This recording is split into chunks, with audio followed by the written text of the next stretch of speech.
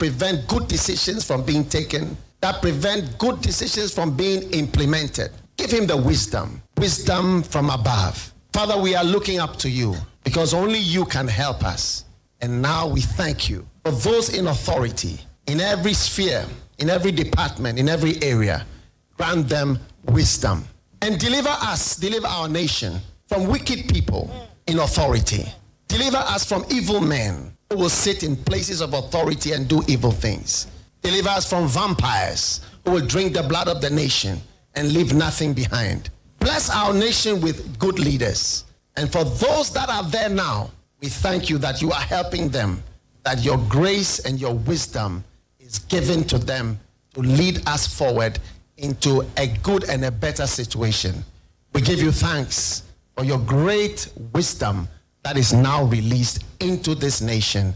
In Jesus' name, amen. Ghana Montie, Ghana Montie, Ghana Montie, Ghana Montie.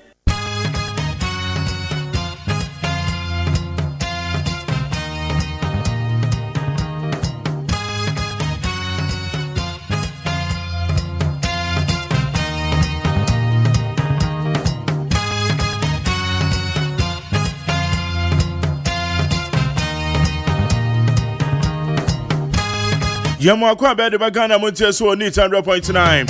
And now you will quarter 16th July the year 2025. Yada trade up on your coupons to sell a boy and hope I know they're not chaying. Yatana see a baby Jumane boy my Ghana. And some I could one echo so my Ghana more and some is here. And when you may release a PA and you never can want them in some bed a womb. MPP, Eastern Regional Branch of the MPP. Regional Chairman Enra also had a statement about Bonte. It's also a Sembe and there was statement anymore. And no pay your bedding in your home come on.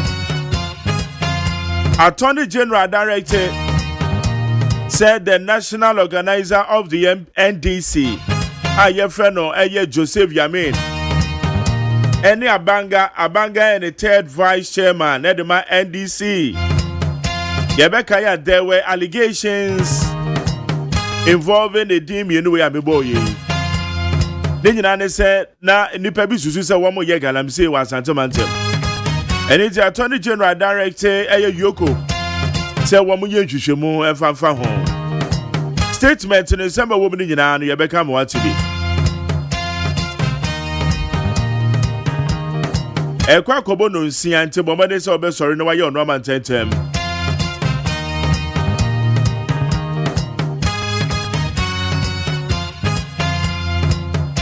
Enkola ne so beko school ite Mr. Jerry omo cyber se enkola nda so da ho dia. Ene na pese omo ye late. Ebi true exams.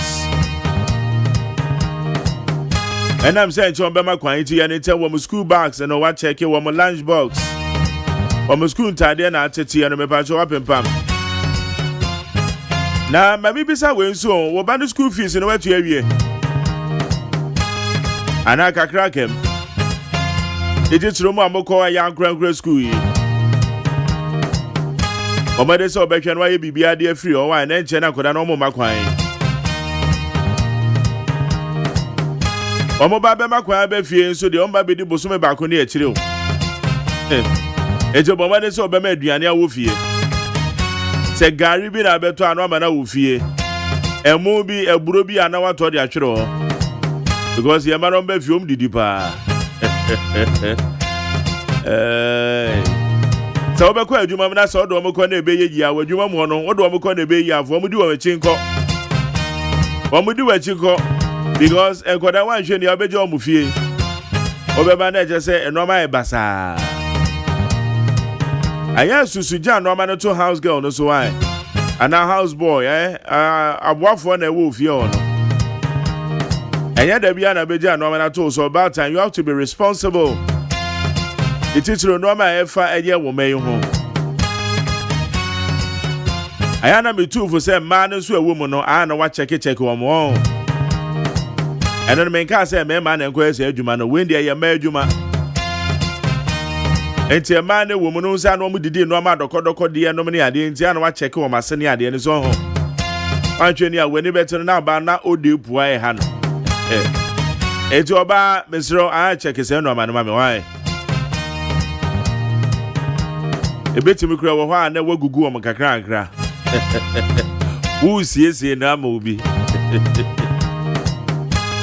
okay need 100.9 within the Mark Jerry OSEI AGYEMAN de friend Ghana Montie ama sancha me kwamna manfoni ama sapoko makoma jese wo me de bebo amene ye de dwumadi ye dawo bon krata mo nsam ne de abro eno siano bo ye be ko peace 104.3 yo kase bo de bebro ansa na no siano be bo no de ba be ni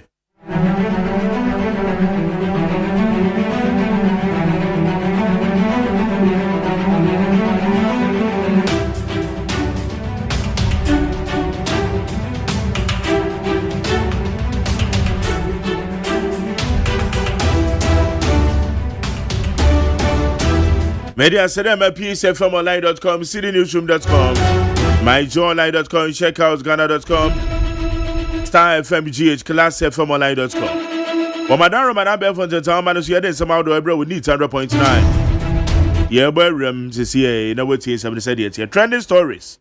Mahama scraps fuel allowances for all political appointees.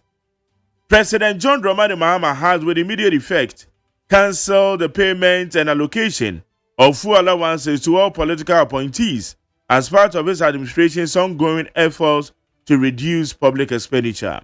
Oman Penyan Rakrate Free Nasu Eba Betudja. Ningana says, we are buying Eduma Yenia.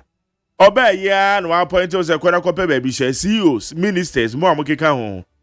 Say ye beka Charles o minor no. Ene ye beto fam nwa ma odi agu ka mu de debe. Beba cho wa na se otowa de. From go no sika de tua wo no tibi anade ato. But they way so style you. It is a minister no yan fan say energy minister o kokumasi a ono na de ne sika beto from go na. There be as a man okay. O kokumasi no enyinam kan ya ho nsem. Eni nti e je so kokumasi kohwe no ono na say to from go no. Na Rose minister. Rose minister kokwa adinde yeso ma yen yeso ma yen ti ne de ma nti Rose minister no kokwa adinde a ekwa kohwe sa kwan na nya a okwen so ne Land Cruiser je ono na de ne botom sika to fam go na no but oto na ide ense cement ase okwa koyo man na djuma no na o man na djuma yeso waje aketua onye ne free enti on fa ne sika na bi na enfanto na wo ye adwuma a woji wakatua sa wo so mo da bi say ya so man ba so mo de mo yeso a wo mo nto wo mo fam go no de ana ese ye yewe enti na okwa koyo man na djuma ono ano fa ne sika nto yo man na djuma so waje aketua nye free enti on tina ketua ni bi enfanto ene ne ebe so si ye nyina because na Rose minister Fani say Rose minister akwanya enye wamonje way more than 20,000 onje more than 20,000 onje 15,000 onje more than 20 because me se me kokumase na me de kai kwa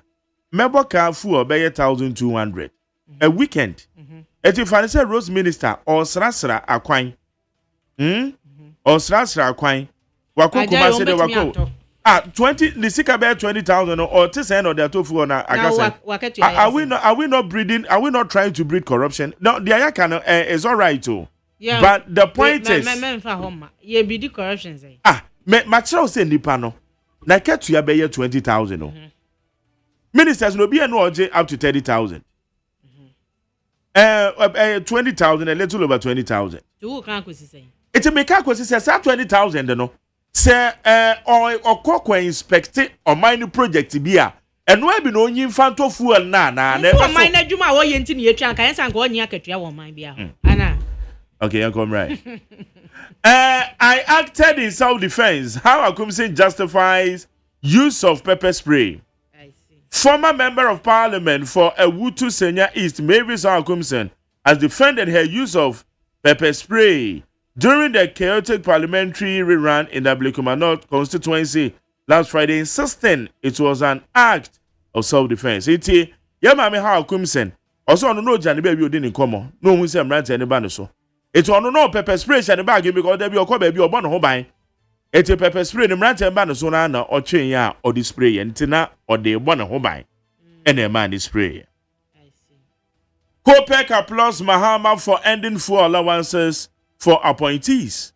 The Chamber of Petroleum Consumers Ghana has described the government decision to scrap fuel allowances for political appointees as commendable for forward thinking.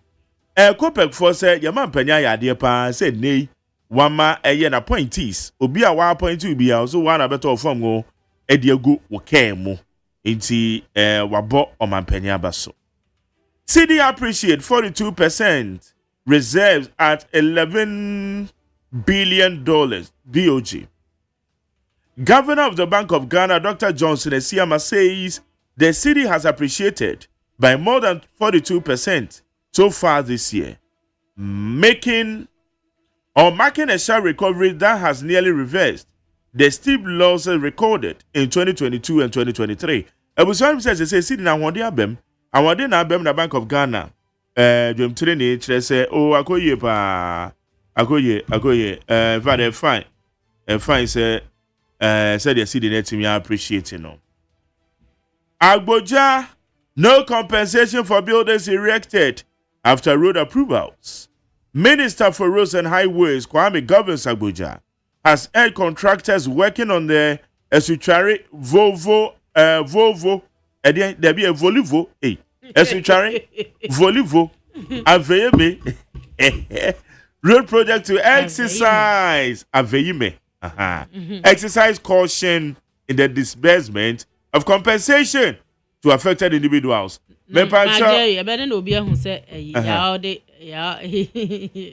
all the contract, the amount contractors and what's the mention? I said compensation. I not didn't account be say. And no say a danya you see ansana so I contract like your mark contract and sana yesi dan. No say the whole senior than obedient who say will be any contract. I said it's not quarters as I say we due diligence because I need a hodada. Man paying that could afford you 2 hours. Hey, say your name. Records in our so assembly why records in available. It's depend share that cries and Tom and Crofobi. A big crowd and no magis can cry Eddie. Man paying that could force you to compensation in records in available. It is a walk or task I see a bank crying was Anna. You have to make sure as I see yen tria because at the moment ye be demarcated say honor your crying no. Obeko Lands Commission no na ho ni road. So they say Obeko Lands Commission na wo. Eti wo so akwakoto asase na ebinim ho a wo mo hyeda. So me to na me si dan na so kwan kro mu nyanye. Ebi na eto nkrofo bibre wan masa man kwan ya wo ye. Eto nkrofo bibre wo mo de court mo di nkugo. So nti enu ti na man kan sa but I think say no man say ye ye. Say ye. Galamsey now national emergency Mahama. President John Dramani Mahama has described the surge in illegal mining activities across parts of the country as a national emergency, vowing intensified efforts to address the growing crisis. Omanpenye said Galana Ekosono, a national emergency issue. Okay, to Omanpenye Bendi. Ibianisa Attorney General Director said, ruling party national organizer, ruling party third vice chairman, Yoko for investigate to me. Inti move na ebi biano no anope yebedi hu komo ye pa NEAT 100.9 mame fans and from peacefmline.com cdnewsroom.com myjoyline.com check out ghana.com star fmg classfmline.com mama dan roma de abel fonten town man so yede nsama wo yede bro NEAT 100.9 ama sapon koma jesi akra de obon krata mu samri ye kadi agum mama mache yeah, new Majay. Maybe I call you hold. Radiadum now. Yeah, Nyamiadum bako right. Yambo rank crata any money and somebody said yes. Yo, Majay me that say. Ebusia for na obon krata be dwaso no sa no pay me boboso e de amamo dia. Na me the Ghanaian point e na A15 asiem. Na Ghanaian point the obon krata e de Yera Osman Abdul Razak mfoni atu anim ha. Woye kanina ka woye DCOP ye ya chese mfie nwatwini obeye DCOP no wabone homoden pantie nam so ama police council no wɔnom agina tomu sɛ ɛwɔ sɛ wɔ free ɛhɔnom na wɔkɔkɔyɛ COP Commissioner of Police ama mampanyi John Dramani Mahama nso ɛde ne nso ano de aso ano sɛ yɛwura yi mɛyɛ COP enti ɔno na basobɔ no ɛda ha sɛ ya wagye ne nhoma egu n'anim na baako bie wa krataa de aba ɛyɛ wɔkyɛ sɛ ɛyɛ scanners na ɛwɔ kotoka no sasa yɛn sɛ de yɛ fully functional Ghana links ɛkyerɛ sɛ enkofo bi ebe bɛtu dwa sɛ wokɔ ɛyɛ kotoka wiemhyɛngye na bia scanners na ɛwɔ hɔ no ɛnyɛ adwuma asɛsɛ no wɔn sɛ enukura bia enim Ghana link ɛna de sansem aba bɛtu edwa ɛsɛ scanners no ɛyɛ adwuma ɛwɔ kotoka wiemhyɛngye na bia hɔ no mo enti dwumadie bia ɛkɔ so enti sansem no a ɔmanfoɔ de bɛtu dwa ɛsɛ scanners ɛwɔ kotoka enye fully functional no omo se eye fully functional ya edi dwuma papa na mapanyi John Dramani Mahama foni the Ghanaian point enim and was say no more fuel allowance for all political appointees yanka se some omu nyina enkofo aban mapanyi na pa omu nyina se omu mra emeka ne ho ma omu tutu oman entotoye no kane no omu kwa VAT na omu de akosi goil na ya fele abomma na hom tanki hom tise tuetuetue se de ese ye mamu bio enti wadu sika ebeto na suspended Chief Justice Esaba Tokonu ensama ewo court no wodi akwa dane ECOWAS court ama ho no wo kyerese maami so wo se ECOWAS se o man no yentua $10 million esem patasika enfama no sanse ye gu nanimu ase de nanimu die atwitwiri efom eno ho asem eni na soafo a wo hwa akwane akwantempo ho nsam so na abo wo manfo kokose se anyanyam bia ye road approvals near the contract sure contract ansem na wo kokosi dan si ho no mo abra onim si ye be ye kwan na ubu apa koto ho asase na kosi dan na dan ni sikwam ne yebebutugu a ye ntua mpatasika bi emma enti monhye ne nso nti woto asase a na wama wani ada ho eno ho asam ya akratai ede ebaaye eno no na meto amoso na abusuafo the Ghanaian publisher eso wa ha eno wo chese ye ka se imampanyi John Dramani Mahama ede atu edwase ene die eyade a wo behwe na porto eto ahodo binim ahu ehia no wa honhon ni nyina ede afiri ho se de beya Ghana de hye ye komu ebetumi ahai yen saso ena Ghana link echese ensam ebeto odwa ese kotoka wiemhyegina bia no scanners wo ho nya adwuma anya no kre enipa bi na pese tu mfuturo adigu nipa bia ne nukra bi anim ni nyina ye adwuma ya Ghana link wo mdu omdwuma se de se ne fata enti bibia ni ho saa ekoso enti otia na wato atwene beebi na wadi Ghana mampanyi dada nana adodankwa akufo adomfoni abetoa ene wo kyese nana ado asibue mi de dabi o dabi mi de mi mfa mi hu nkofo for congress bi ansem o mi interfere bibia mfa mi enko ka so obi nyese anam obi nyese bibia sa anko so nti mesramo moma medina adudi moma me home na the daily gist e dia wode aba se maami hawakumsen Mavis hawakumsen wababa kasa se pepper spray no a wakwatutugu nkofo so no na wode bo ne ho ban self defense na chese obi beto ahyem so a menso me bo me ho ban enu nti na ehye ne botomu a wode kɔ abato ase ebra na ye to abane akenkan ablekuma north majai me ba mato kakra no ayekoto eso de na ewo ho so no na wachese dumso levi no sade nkofo atu dini no be fiti ase enedai ya ye be fi ase age sade be ya betumi de atwa ya ho de ne ho ka ama oman Ghana ye ho aha yen the daily gist edi biaba en wachese Kwame Sefa kan ya waye kokroko morning show host wasan aba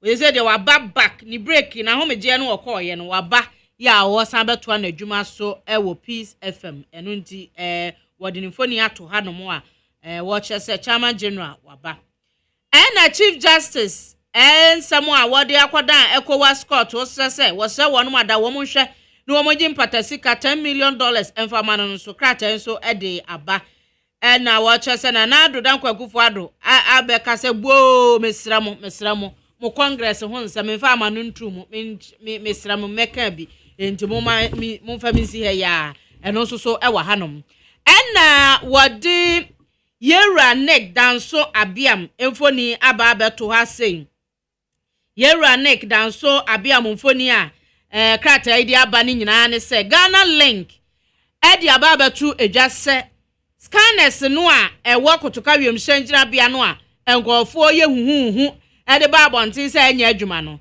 wo mo de Yera neck danso abiam Ghana link boss mfoni ato ha kire se enukure bi anim papa ne se enye nokure da se enye adwuma o mu ye o madwuma yie enti eye adwuma papa ba ku bie wa krata yi daily guide asan ede aba enim was vice president akwa akotwa homemu ama entrance health science varsity ye bie ano ya enya asenketo akra na ni ntie ni atwetwe wuro bi ekoye no wonu matwa omufoni e de abetoa empanyufo bi Yera Samuel Amo Tobin ka ho wo mu egina vice nchen ye twa ahoma mu afei apostle Eric Nyame wo mu nyina ka ho ebi ma dwumadie no koso kama eno wase na nado so won ka ho o MPP mu congress amo komefa ama no ntu mu bi onfa nsem bia me fofo me na se on de ni nsanim enti mo ye mo ade a no ma hweso aye mo ade mo fa hwe me fofo no eno ho asem eda ha and was see businessman be Trakoma Yoko 100,000 Ghana cedis my mining deal be ehonsam watro krata atententen Raymond Acha na wodini foni ato asemi ho e de akwa Yoko nti Yoko suso ebefiase na waye ho enhwehwemu wasi mampanyin John Dramani Mahama wa yifu allowance e de afiri ho amane appointees nyina nyi obi o se appointees ni binom omu nyina na ba ku biewa aba ene se munyai samu bo entokwa ho entwene no musi entwene so ewo ntokwa ho mu kasa nyina ye kasa edi ojamom na eba konti hina owo kwawu abene na sempe redu ena ekasa edi akye ensentwerofo se ye bo okudo no ye hwe yie anya saa ejeta ebi befo obi a ho na wose mine bi ya twene dese ede no akọ minerals commission ya wo chemu a wose wonmo abo akire ede nkrata so akọ Yoko ewo $100 million mine concession fraud bi a akoso ehunti eno ho emfoni eda ha sei and was say rejecting top bottom sign NPP must reclaim its so kotoma me edin mecha magjerry esi NPP empanyufo edi o mani mu nyina ese ase wo ma to mpanyufo na gu wo mu hwehwehwehwe sepanyi bi bu nyu asam so na wo be ka dia magjerry wo bua o wo mu beti bia ma wa ma ho adere papa Ghanaian Times edi bia ba mampanyi ese tax force ya wonu mu edi dwuma ewo ye mining sectors no bua sade ye be ya ye betumi atu ni pabonfo so sana wo mu nye smogre na afei ya kwaye eho ani ye nsuo nsam no sa na ye mani nyina betumi abre na se no my Ghana egina ne ho nan so no wo bibia wo betu anamon a ensem fata no wo se yenso ne paachi na emra no ani ni di so wo so ya tax force ni na so ko je adamudie na de enti ayaso ase kokodi dwuma wo so ankodi dia ene na wa upiga na wase krachi bi a trokrata akoma Yoko se onhwehwe nsem bi mu emfa $100 million fraud ehon sensem enti ono so wode atoa ene wase aban enya $117 million ya wode beboa basic education ama etumi agina ne naso Dr. Clement Apak ene this asem we atudwa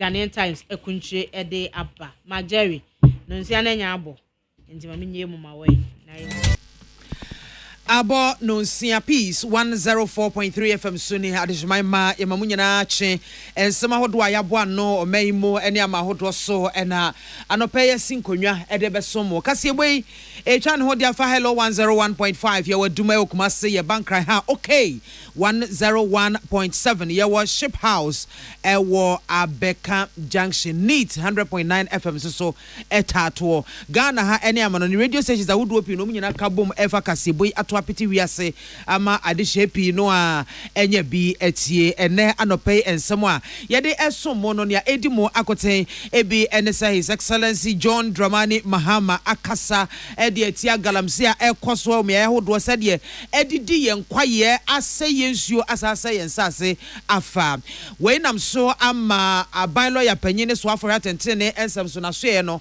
atre krata atentente de akwa executive director ya oda Economic and Organized Crime Officer no say on to an amwenu ye no to sanfre enipa bia Ghana for the subuabo wo say wo ba ban mu no said the wo si afa galamse no World Cup wo mu tu no pokam no ye nsase ehwehwe wo mu emu minority chief whip as afa osan ye eswo regime rahebedwane esoso apeja nsembia kutia enase niema bia ye ya kutia ya tena ye ahodo etu osrese empanyufo enye ho bibi sanso ena pusiga rahebedwane eso akasetia asrafo ne mebu na omde abom ewo bokonsa aseso enam so ama akra binom ahwere wo mo enkwa ebusua we ne sa hodo ena anopeya bobo ni nyina no esinkonwa ede ebesomo ye dia seda eni kabia ema medima for herbal clinic ebusua ayasabia we ayasabia sonko a wo mo nam envidie nwanwaso so ena chese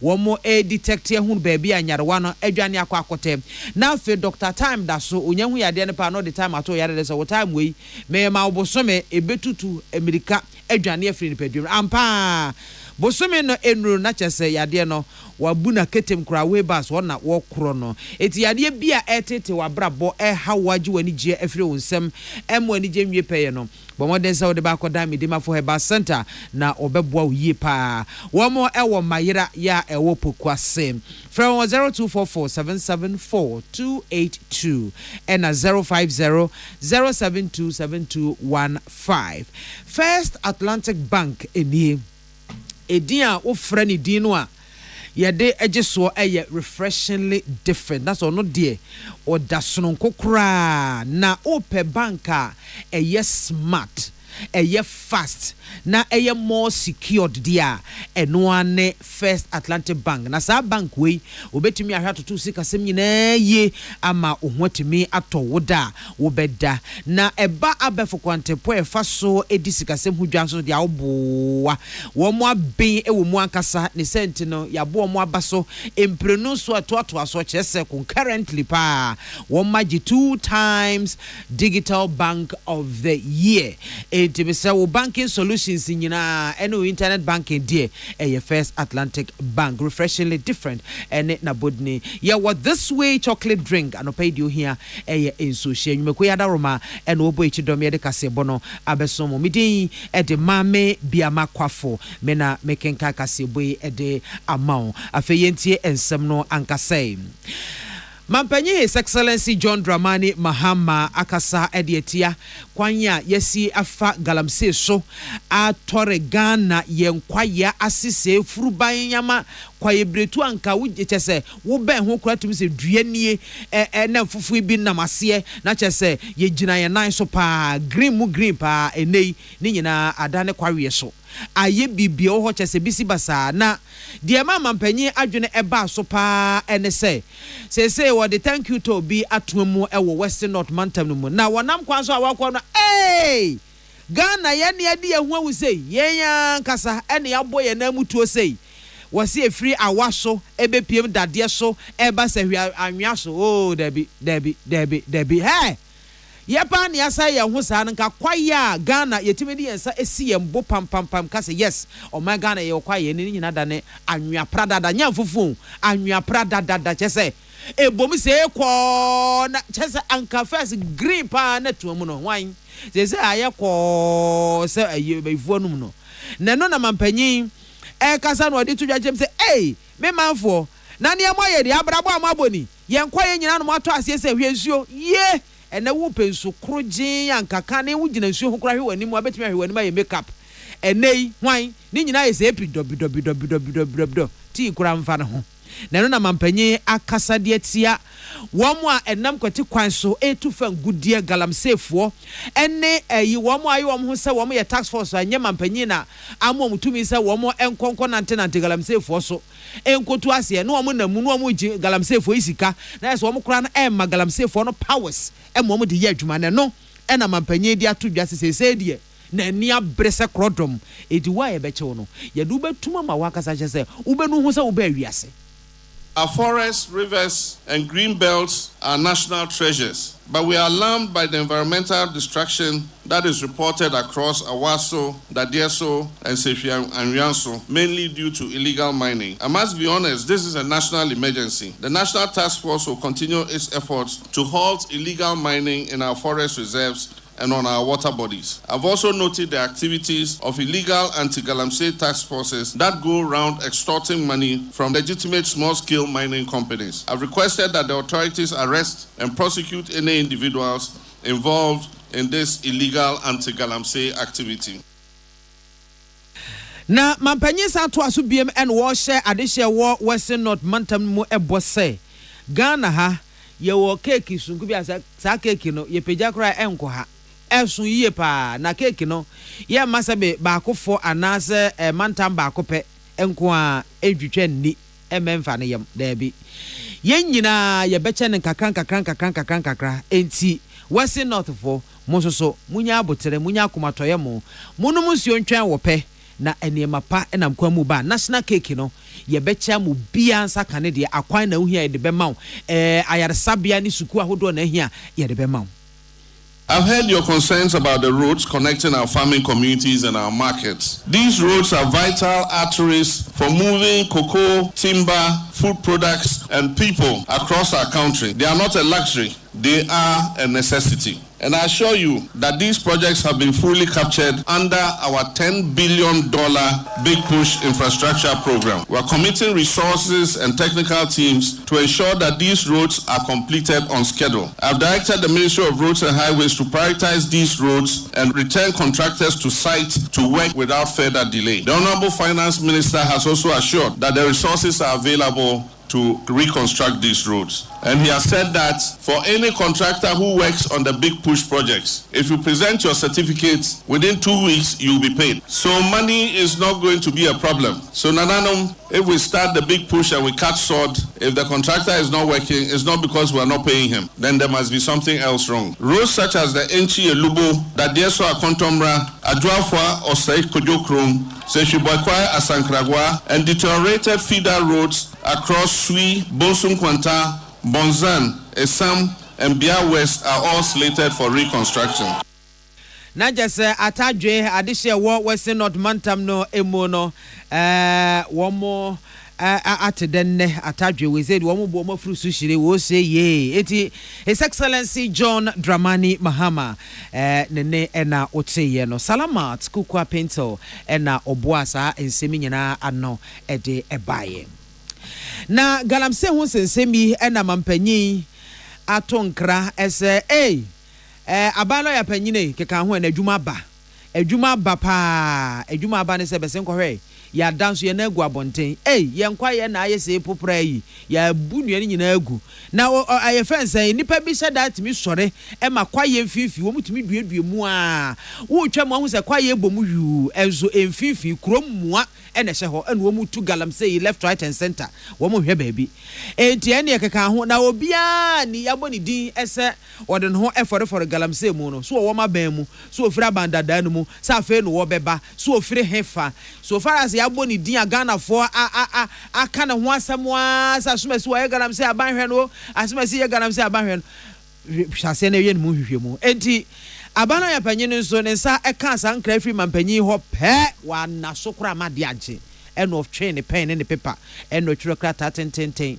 executive director economic and organized crime office number 18 Independence Avenue Accra Ghana and ode to nanim say mede me twa adwene e dia ba besi enema bia ekoso fa ye atena ye eho ye environment eho na ni nyina no ese mi pian ese hyase na ye hwehwemu efa nipa bia wo nam kwati kwan so etu fan gudie ya sa fan gudie a wo etu no mensin na afi mantama hodo binum na wo di sa adwuma no na sa akwankyera mede ema we no ni nyina efiri Ghana fo nsam a wo eka ensantwerefo de a wo de wo ho wo ano atomu bie na afi hwehwemu ahodo a yaye efa enipa ankwankwa bi ya ma wo tumi se wo tu fan gudie na wo nam kwati kwan so etu fan gudie na fan gudie no so kra no wo tu no kwampa so de friend galamsey no eno wo de wo ho agim na kire se emra ye de Minerals and Mining Act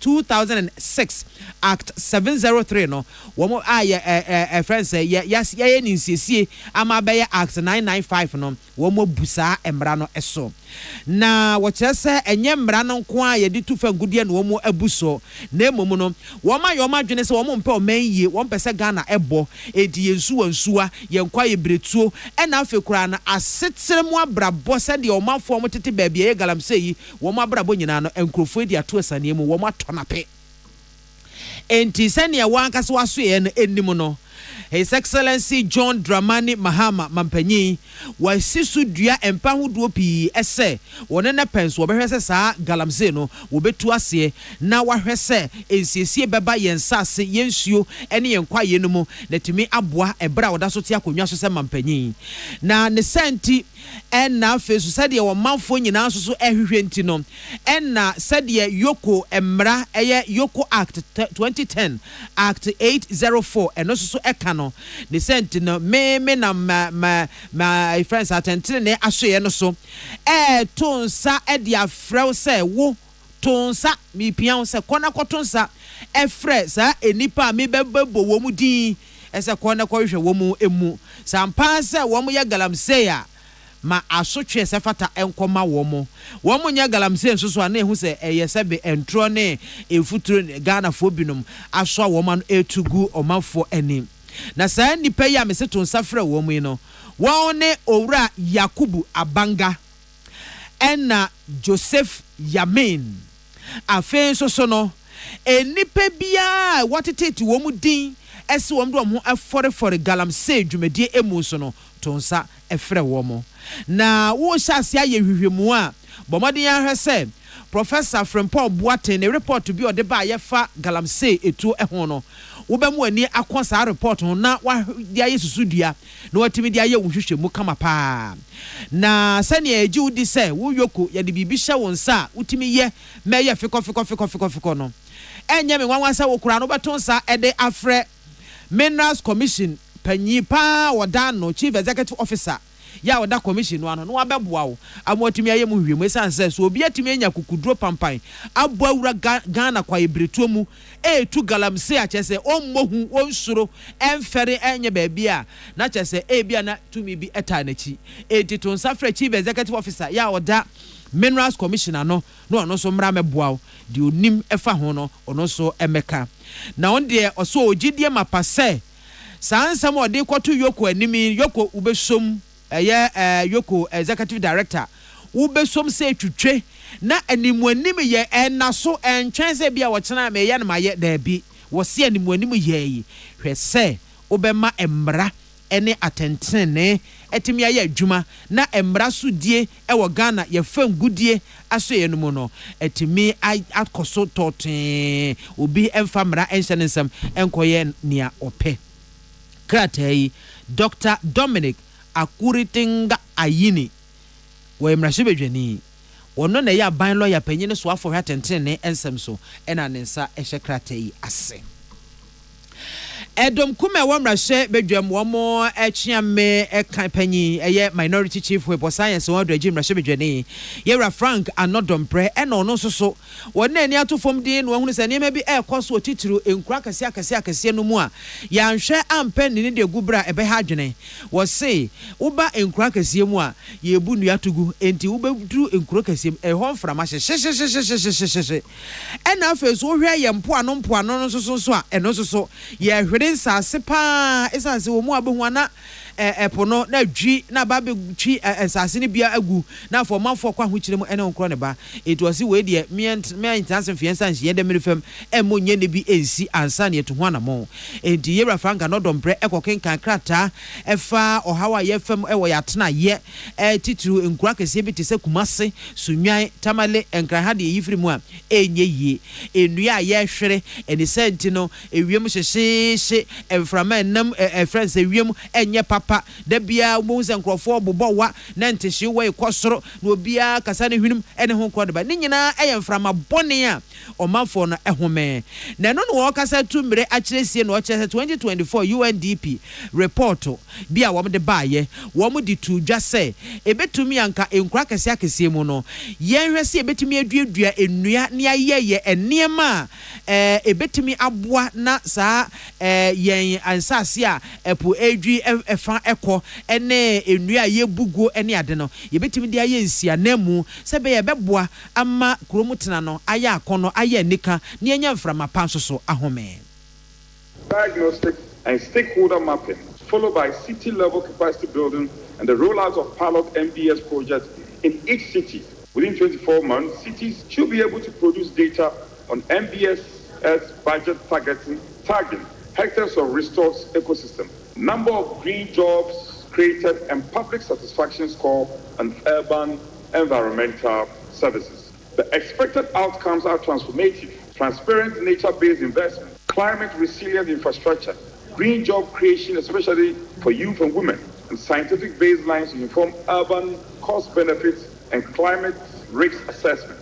By embedding nature in our planning system, Ghana can attract green climate finance and reduce urban poverty and position itself as a continental leader in a sustainable governance. And some Aduajim Rashimejani, Honorable Frank Anodompre, or minority chief whip, and Otese Okase. Na Oye Pena, Afaja to South Rashimejani, Onosuna no Etosa, Asemimu Ebi, Eye Ira Frank, a free ye, and Ochemusa, Uria Quanya, Yeni, and Subabinia, de Essa Yatana, and a hard dream pa. Nititu Kran, one more Titimpuano, Oberhenacha Sepuno, Abichi, Ediafa, Wamosobuan, Cromua, and Asa Potemua, na Epono. Adwini na asai no ama manfo no akwa hoyehia etuwe die enumanu ye mpanyimfo hwe na wo mompe bibi ensia no. It's telling that we have planted so much tree such that in 2023 alone we are told we have spent a whopping 2.5 million Ghana cedis to plant trees, which I believe is for a good cause. Figure. However, how can we be planting trees and be losing forest cover of about 40%? These are the issues that we have to look at.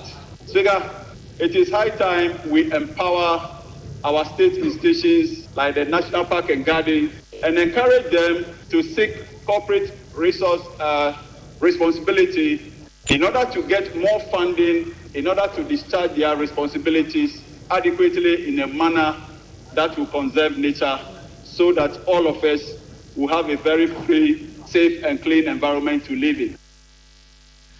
Afa Jato South Mrashebe Honorable Frank Efriye Emmanuel Akoli ena William Gentu ena womo ebwa ensemiano ebaye na pusiga Mrashebe ye Honorable Ladi Ayamba wono so akasa edietia pinten ya asore ewo boko mebunu ena fe asrafo entem ye namso ama nipa bia fam ahwere womo kwa ejapade asoso efri womanfo nsa ogina so friends antwefo enhie mu enra ena Honorable Ladi Ayamba edi etudwache mu se enipa nipabonifo bi yenim wo mo ekodane atuo mu edi egu asrafo bi eso asrafo na wo mo so enema bi a na wo mo de ekoboko na chese asrafo no edi niema na ayaw na esa nipabonifo ekodane atuo mu edi egu wo mo so enam so ema asojafo ni bi na afi omanfo ni bi so wo mo efamu epreprepre ni enyai pa na yera ayamba wo mo chese asra ni ukoka no ntokwa ene egina yie isa so wo ba wo de dom enenam edi asrafo no nso so akoda na wo mo ho aba ma chese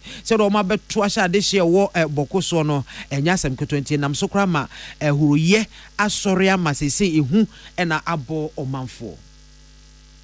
There are certain things that when it happens you tend to become more confused, and this statute is at a place that nobody can go and blame any other person to have come there and done that at that particular time, because everybody was running away. There are stores that you can see that they've broken, and you would definitely see that yes, there would have been loss of what? Property, running into hundreds of thousands of Ghana cedis. And it's not the first time. I have said it, I've even said it on the floor of Parliament. I'm not against any security person or any military officer. I am against the issue of attacks on people, innocent civilians. I am against the attacks on innocent civilians. Or if you look at the incidents that have occurred, look at the Buabula incidents. There was a young girl there, a student also. Look at the Garu and Bugri incidents. Waking them up at about, say, 1 a.m. and beating them mercilessly. Honorable Ladi Ayamba Efaso edi adesede eto bambofo nyina bambo nyumeku ahodo no anim ese animanim ye wo hwese wo bema bambo mu ayere pete ewo boko ene ne mpotemo na afenso no asrafo no a wo epo edi wo ekoho no wo hwese wo besisem ayi wo afiro no de afoforo akoho no se de be betimi aboa ama komye ne abotoye mo kakra etimi aba na yabonkwa ene ajapade ho ban na wo wie ne kasaye no ene wo faso de adesede kese pa atokro bia sante kotoko hina otumfo se tutu ken Solomon ya wotoso emienu enim se wosre no ada bokon sensemi wono ene yede ahye ne se wode nan siso wohwa kade atoye de asumdua eni kabia etu ntwada aba boko ensase so wosre no ada ne kotodwogu fam ne sada ne sayem womma wonye ne ntentem so kakra se beya boko no asumdue ebeba ho in such a way that we shouldn't have people who will come. The Boko incident is such that we must have people who are ready to make sure that they keep peace and ensure that lives are not lost. Even if you were sending the army there. And because of what has happened in a series, I will say that once I know definitely there will be investigations going on. All the security persons currently there, especially the army, they should please immediately change them and have a set of people who the youth will at least know that, oh, these were not the people who were here. Otherwise, we cannot tell. Nobody can tell what the youth are planning. Nobody can tell. Some of us are not able to call home because of fear of even verbal attacks. So the security agencies should please act fast. For any out Pusiga Mrashe Bejeni Honorable Ladi Ayamba Emmanuel Akoli William Gento Motunkra Free Mrashe Bejefie Emaye and Omboa Simiano by Uche Kasibu Peace 104.3 Yeda Yehu Ahumiswa Jenkrato Yeba Yebetwas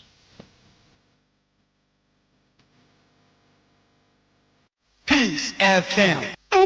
The Amoka Freddy's Corner Home Appliances home or the Abba Freddy's Corner Home Appliances Center. Home appliances are a ye papabia, a biwo home. Brandsbane, Media, Samsung, Kaiwell, TCL, TV, air conditioner, freezers, fridges, water dispensers, and Nidia Kekeka home. Nia ubenya good warranty dear. Ko Freddy's Corner Home Appliances ukokumimle. CCTV a Buama monitor of properties, any business at anywhere in the world. CCTV a need ho. A wood detector, clear pictures. Wi-Fi connector. What's me connect my phone? I want monitor baby. I want CBA. Freddy's Corner Home Appliances. Abeka Freddy's Corner. A Joshua Hodwa or Tom phones. Any home accessories. No. Fresh 0544 959195 and 02079373323 and now so Brako Komemle City Light in Chehwa. Na ya can discounts any achadia. Ubetsia Freddy's Corner. Home of authentic home appliances, phones, and its accessories. What be some plumber? A damn pipe no the boy dumano. Kind of say DPS pipe nkwan no fa mo aduma bribia o. Esan gidia menya wo DPS pipe munti. Ne mfani agro crowd. Enti fre 0543 662 727. Pomechira kwan was Spintex Road, Coca-Cola Chiriwa. DPS pipe. Chidie ashenso die. DPS pipe. Pipe nyina hene. So wakoma ho hyehyew. Ana ebo periperi. De broni kan hardware no a. E de na se wo ye.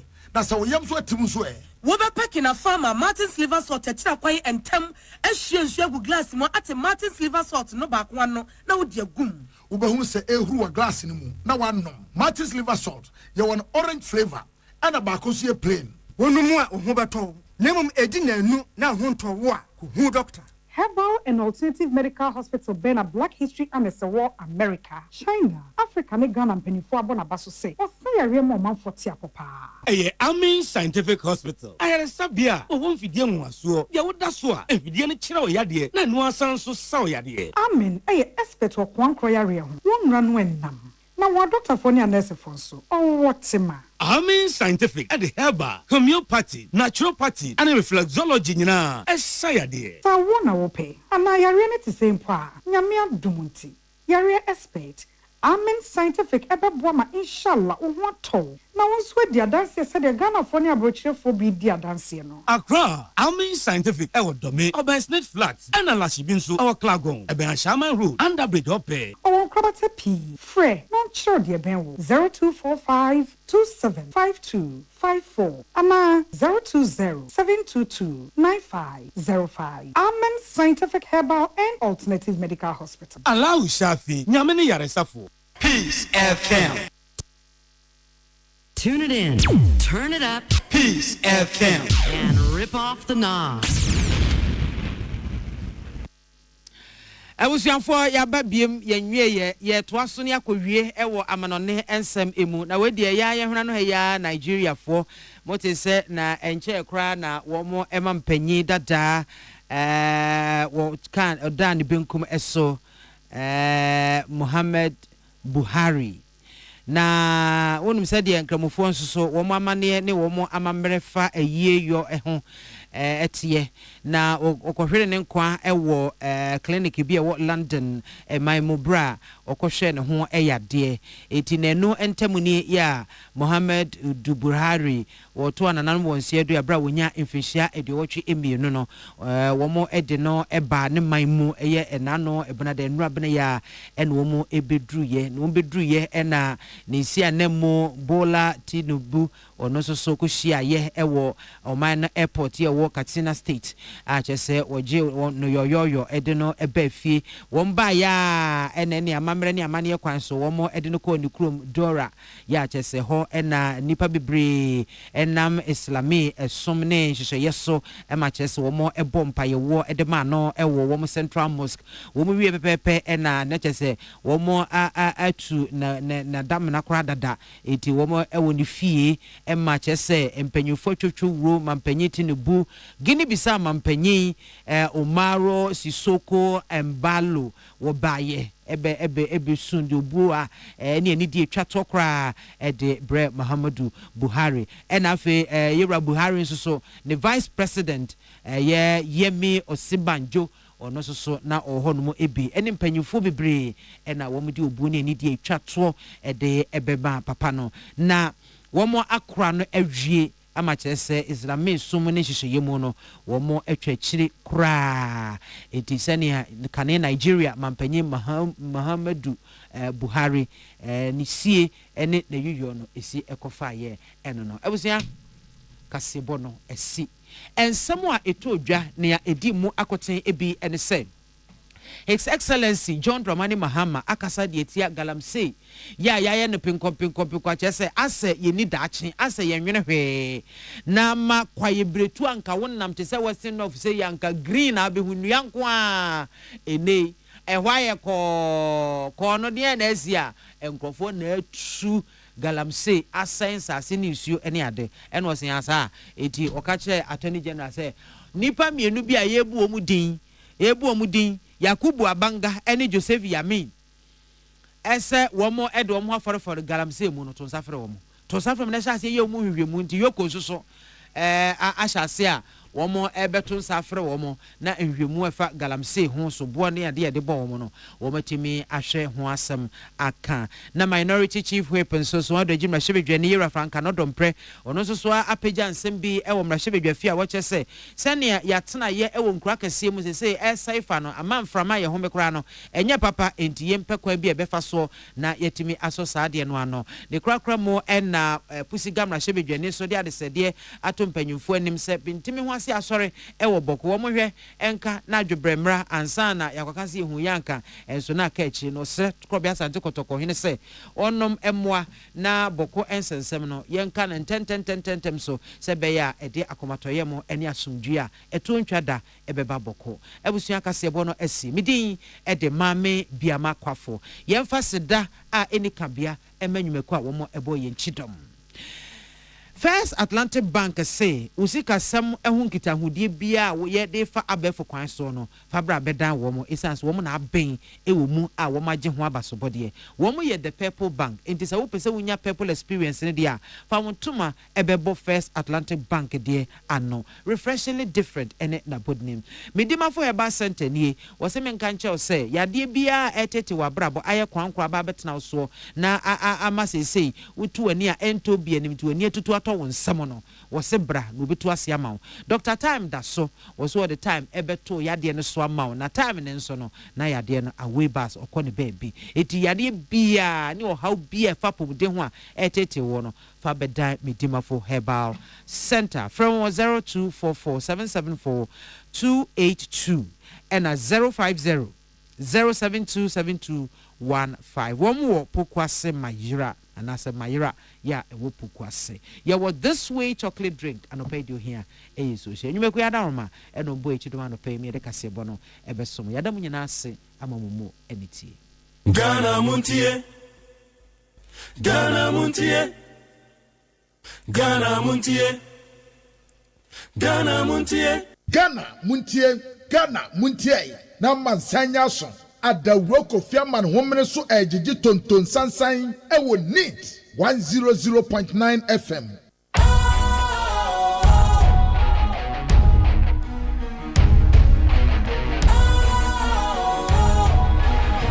What's cool, fresh and trendy with a new look? Makes you feel real good, that refreshing vibe.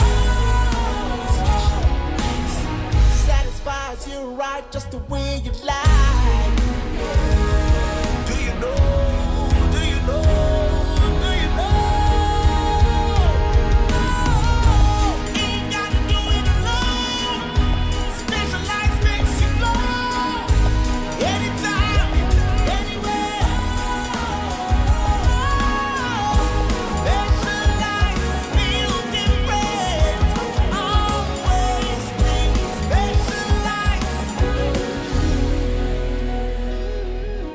special ice, natural mineral water. Feel different. Think special. This advertisement has been vetted and approved by the FDA. Hey, catch it. Listen in here. And you ma beto to dia me baba no hwade no. Twem so betumi a. Hey, asew. Hey, now beka. Ya jon to ma miensa duku portmanteau. This way chocolate drink. Na kan wo hwe afibian so beri ni waware ni a. This way chocolate drink. Na kan sia. Oh, asew. We dan kan no tumu ho. Me be mo anu nso we hye kura dia ka ho. Wo hwade a wapi ho. O ka se batete e da fom won. This way chocolate drink.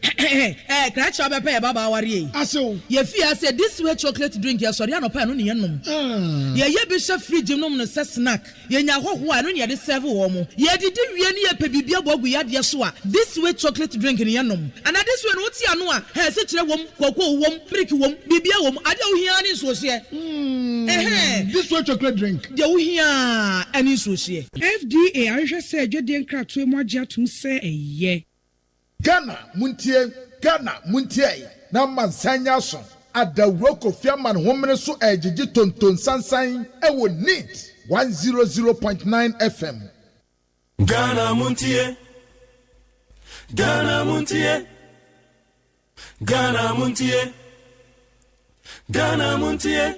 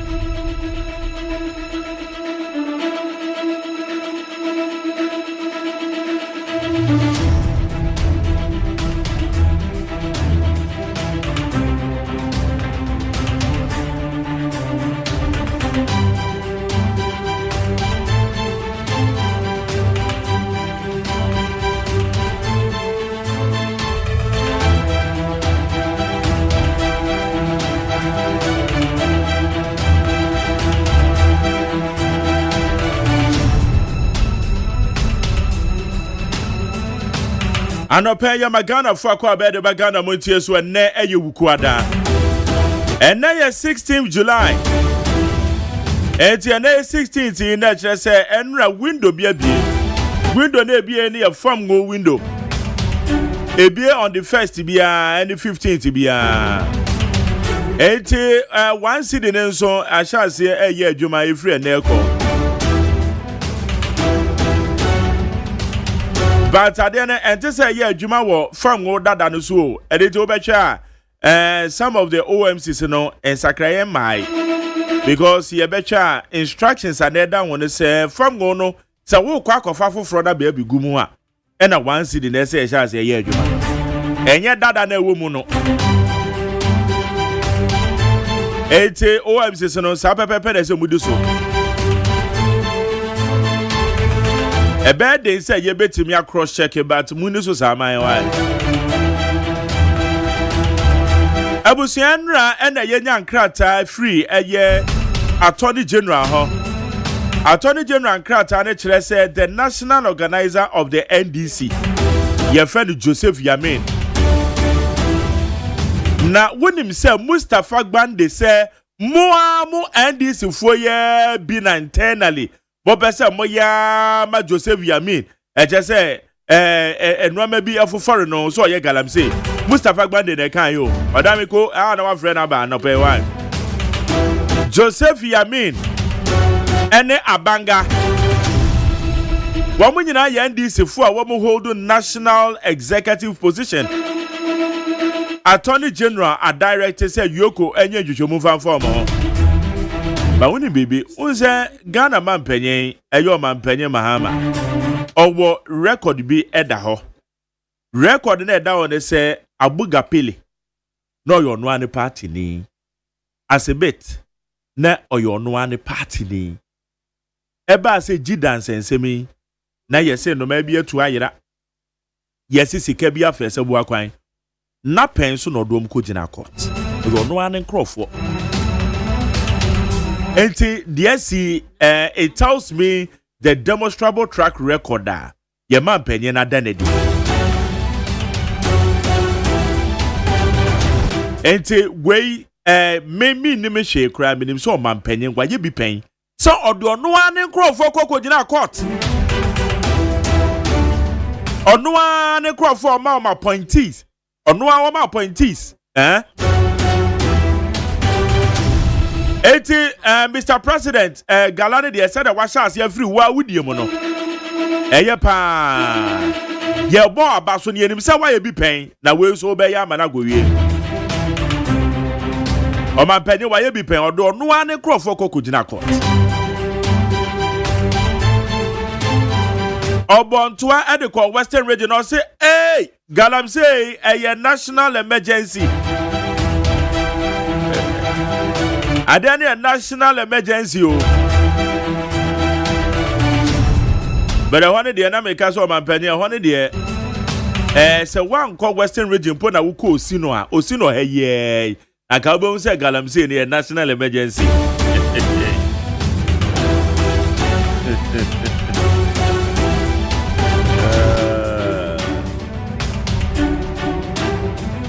It is a say a Joseph Yamin. Any abanga woman in NDC they belong to the ruling party. Yes, Yoko and Yachumu fan form. The Baba can crack an amount. They don't have made trials on man penny. Why be that? It's a drama for an Yakai Yanum. It's a medicine man penny. What as ye say, Nidia? Nay, ye pa. It is also a gala, Nasa wouldn't need this, and be very careful. No one end this for crowns on you. It is hard dear way, Abbey, Bepacho, a bebwa magalam say no. And the whole year Besha Grofobie Muana Kobe Manjare Kobe Manjare That is it. But Kobe, Yatiani Kasa, a Crofua, Etiana Yezo. There be Manjare. What do you say? Anope. Yeah. What dear, my young fa 21 gun salute. Farmer National Security Coordinator. Oh, okay. Yamfa 21 gun salute. Promo to. They say a promo to. They say COP. They say DIGP ye. Men kasabebre. But now that men a promotion remember constable na chedo. Men pe bibia anka ho. Baby a me wona hwa na pe constana. Asamu ama this morning. Yeah. Need 100.9 simple Sabeka Johnson. And the zoo better. Time is 6:40. With me, man, science, me, Kwabana for here. Ama Sapon Kuma registered. My tare was at my in the chairman seat. Ko Odame Ado sitting at the back. That's right. International producer, Fakam, or international producer. I've been talking about this, and you are now vindicated. Greetings from NIT, and all despite media, as you have been promoted to COP. Yeah. This morning, the great Ash. Nano a great ash no muka. Na great ash. Maza wako police da. Okay, so kwa brana ya constable. Me say wako police da. Oh constable na etia. Wo yes civilian. Wo ko train bi ada. Who be say great ash dey come. Okay, kwa brana ka bi great o dey come. Me ka bi. Okay, we no kwa brana ka bi me feel. Ma jani me say me triana me ka kire mo say. Wahu Kwabna no papa ina. Yeah, 3 weeks ago na America ono ana na America. Okay. One will say Uma and their president ya you. But and also say obi ye galamse o. Yen kansa. You hear say enkwofo bi enra binya course bi. Yeah. Oh. Madam for no san fro na. Sisi a one say ya bom ye nudin. Asaka akami enu bi nso ho. Auntie, what ma kan say din we na kan bi? There be. Okay. Din we nkan ho. Aka asaka mienu bi wo ho a. They'll be like Anna the time I struggle na ye bu ni power ha na ye na president pa man the president ka semen tu fomu agudie o Osefa kwan papa so National Security Coordinator ka semen tu fomu agudie o Ghana for ka say mamu tu fomu agudie o Basa ubeya do the right thing. Yeah, exactly. Kwan papa so never. Do the right thing. Sa we ya de ya ye nyina ya sumba to yen adentina ade ya kwan da ho. Wo se wo mfa so wo be fa nkwachi kwan. Wo de wo be fa kwan bone so na wo de aye. Kwan papa da ho, kwan trodo da ho. Wo se wo mpe. Papa yin so o de ye campaign kire Ghana for say and you send the campaign kwa wode ye ma jade ye nim sam dada say sisi a yensuo say oh any dey say no ya get water asay ye takoko ogu ye tamfudie tugu ye dini nyina ye gala me say ya tria no ma jade yeah ebe kakra na koko ye nibi na ba koko na ye ni koko koko nua ni nyina no mu tagu ya galamse ba ko to koko ma wo China bedua ama anya me wanwa se wahu si ya ka se ma jare wo frɛ wo mu a wo mu nim agriculture na anya me wanwa se ye koko no 10% ya ye tamu 40% atoagu ade ya galamse Ampa ba ku bia me se me copy so wisi sana koko wo ho me call weekend a particular weekend ana koko no wo ho the following weekend me call na koko na yera wo mo so wo mo the 30 minutes wa 30 minutes 30 minutes Majari men na nadeɛ na ɛwɔ so dadeɛ mu. Yɛde yɛ news kura wa ha. Sɛ kɔkɔ afuo yantamwa da wɔnom ɛdɛm fiti so dadeɛ mu ɛde bɛfa dama dada ɛde fa nyinaa se akɔmɔsia so. Yɛse wɔn akɔtwa ne nyinaa tuagu ɛm wɔn de yɛ galamsey. Ɛnyɛ sɛ president tamu. Ɛnyɛ sɛ president mpɛm asɛm o. Ai mo bre no hu yɛ yes. Ebra yɛ campaign mo kwalent bre to hu yɛ ai wo hu yi. Yɛ bro mo udru baabi wo petro sa yɛ na wo yɛ hu sie nye ye na sika ni hɔ ne nyina president kai. Okay, but also do the right thing. Adenti na wo pesa wo bɛyɛ de yɛ. Do the right thing. Do the right thing. Eba ne sa na te say mo man insesi fom. Majari. Yes. Say dru baby na se wan ka no kura nkyere nipa. Eya na anya se na wo mpena ba tete wo che. Dear president ya ye. Eya den. Ha jene but he has to do it.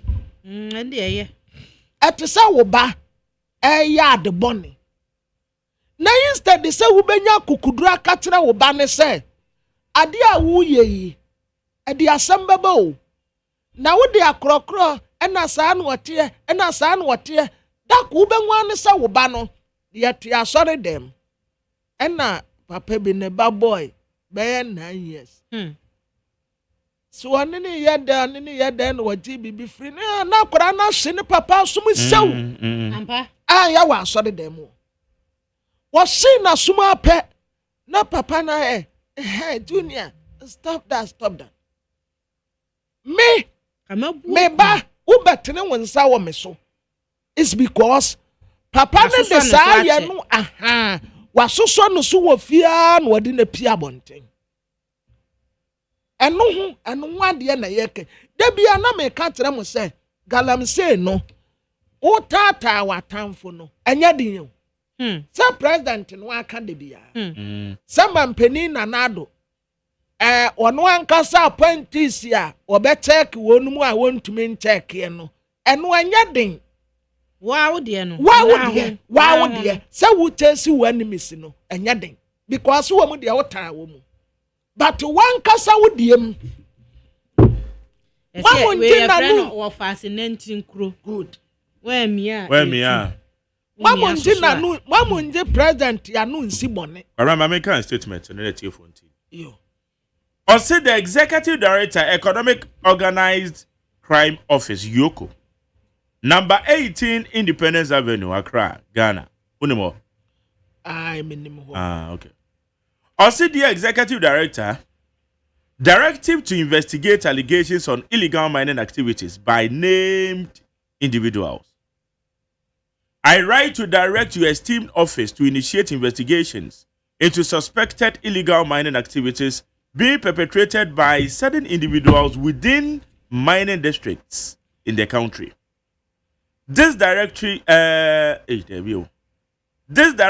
is born out of growing public concern, corroborated by media reports and intelligence regarding the involvement of some citizens in authorized mining operations, generally called galamsey, that are in blatant contravention of the provisions of the Minerals and Mining Act 2006, Act 703, as amended by Act 995. These activities not only flout our mining regulations, but also gravely endanger our water bodies, forest reserves, and local livelihoods. As your office is aware, His Excellency, the President has consistently reiterated his government's firm commitment to eradicating illegal mining and restoring sanity to the natural resource governance regime in Ghana. In line with this national stance and pursuant to your mandate under the Yoko Act 2010, Act 804, I'm directing your office to invite the following persons named in recent credible reports for interrogation, namely Mr. Yakubu Abanga and Mr. Joseph Yamin. Additionally, you are to investigate any other persons found to be complicit in these unlawful mining activities. The scope of this investigation should include the matters highlighted in Professor Frimpong Boateng's reports in illegal mining. Furthermore, considering the regulatory oversight role of the Minerals Commission, you may invite the Chief Executive Officer of the Commission to assist in the investigation. I trust that Yoko will treat this matter with the urgency and gravity it deserves in order to uphold the rule of law and ensure the integrity of our extractive governance framework. Yours in service of the public, Dr. Dominic Akurutinga Ayene, MP, Attorney General and Minister for Justice. I don't know what I say. But I'm glad. So you're born to top and the theatre Sir Crate or one or directly Yoko. Sir one ton some frere Joseph Yamin and Abanga. Joseph Yamin no aye canasemono. On why NDC Amanyoko national organizer. Yeah. Asante Mantem. Debbie, national organizer. Yeah. Sir, where did be war Asante Mantem? Yes. Sisi on why national organizer. Yeah. Emma NDC. Yes. On one national organizer. No, see, yes. Abanga no. Majority Abanga they say. Oh yeah, vice chairman. On say NDC mono. Vice chairperson. Woman tafo. Really? Yeah. They are twins. And abaku MPP na abaku NDC. It's one of the woman on my bomber jumu podada. But yakoya ni mono. Abanga ni vice chairman. NDC. So say NDC mono. One need third. One need first vice. Second vice. Third there be. At the moment, you have to Obama as a vice chairman. No? Okay. You are a vice chairman. NDC mono Abanga a vice chairman of NDC. MPP no national. They are national. National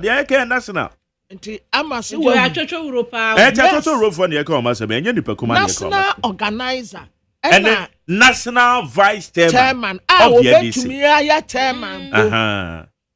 Woman almost a McQuay to move on from the woman coach woman said woman walk on Yama. I said money ya home. That's the same young Germans. Okay. Do my daddy and say one resetting agenda no president. You know. At our fancy nenting crew. It's a way one could you more. Yeah. Sidi pana ya mpase no kra.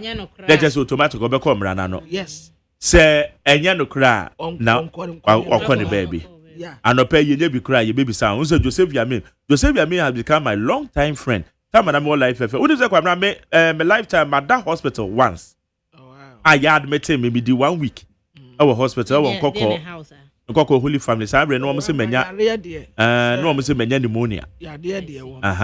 Enti Joseph Yamin na o twem into Drew life no call me adwuma mo say na call mama surprise visit okay no so tell ni pa no other hospital about hospital ba besra ma ade pa e wo Holy Family Nkoko somewhere 20 the bed Professor Mills time no oh there be any 80s my daddy dey so Professor Mills time no remember the 2013 I believe 2013 war so it's asemi about to dwen yeah can say ayadin but on my penny e dey next for yeah president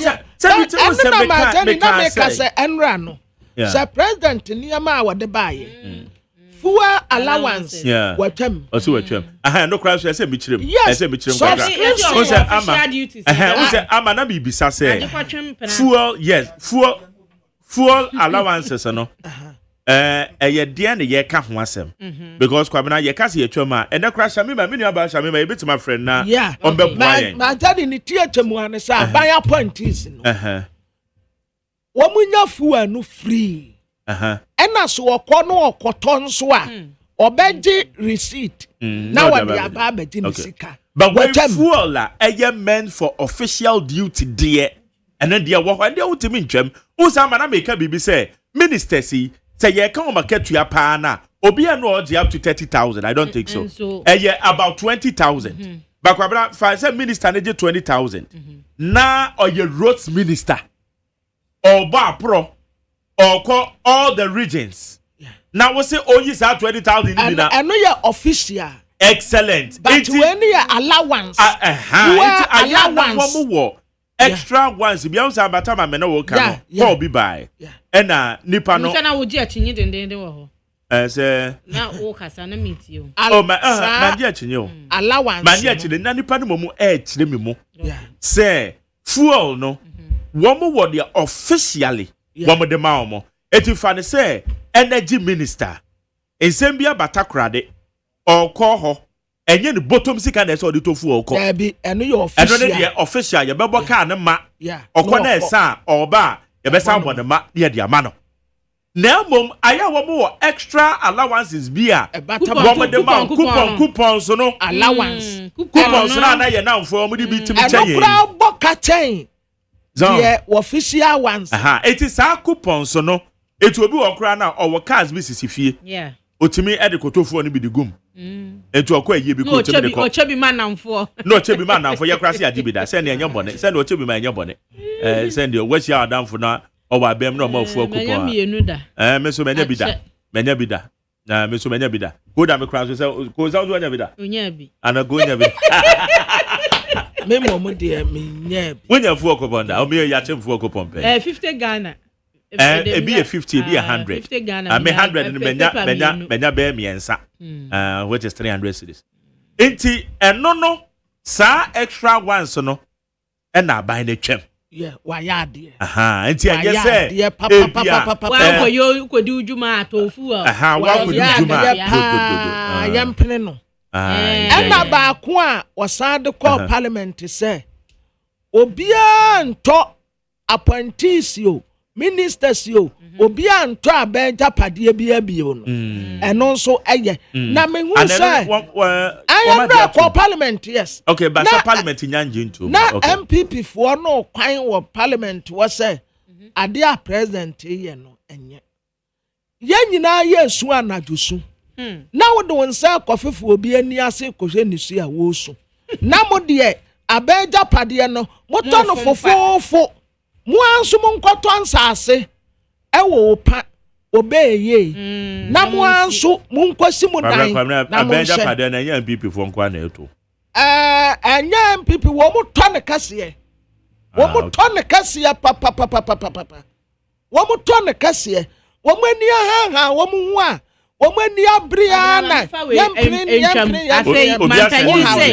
mampanyin say wo mu a omujiji sika o mining companies no in the name of National Anti Illegal Mining Task Force no task force so yen so mo pa echi na mmara ani omuni yes ko ye task force that's the way problem is say ya kan nyina na say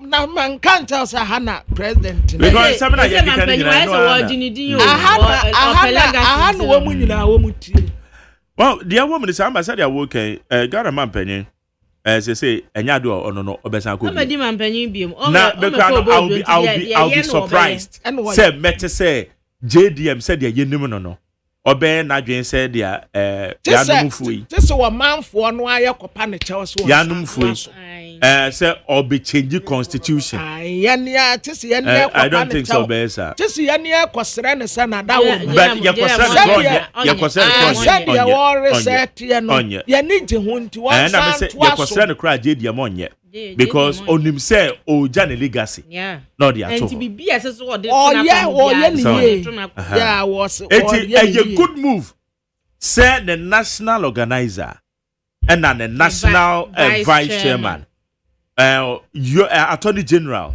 I directed Yoko say woman chisho mo fa galamsey ho. Very good move. And I make her say JD and why be paying? Because Jida won sense ba na buga pele. Now you on one point T.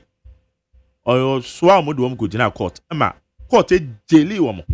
Nti dua murumpo na epan. Na wo dua wi. Nti mejume di say we no enye me wanwa bebre because why be da. And now ora no so. Ma jade. Yes, no ora na go say. Say ora no wo mo put effort wo mo kakra. Ora no say wo mo ma hoden a wo mo de be ye first no esa ba bie. Attorney General no so the press conference ni ye bebre dodo on take action kasa tenten toponko on take action obi a o man sika akodi ni ntem bia yanye yade action now yes thanks of God for me manchia action or say now action now yeah. Oh, okay. Edra no padia, my Jerry need assembly a beka wa habia. Edem. Assembly a beka wa habia. You can ye. If any Ghana, Montie. The Ghana no sweet here. A higher the drano pa, ubia fidieda. Ya no omutie de ekoso na Jerry ya de srediako. Ane den. Bra no a ogina MP wo. Suhuma NDC no. What they say? What the Prince Kojo Adu Tebri. Okay. They didn't know. Tebri ya wajina was Suhuma. Okay. NDC. Parliamentary candidates. Yes. On no parayansa. On no parayansa mo. Protozua. Na wano way. Ade. Only and so bad. Because Najadi, I said, maintain the dean war BBM.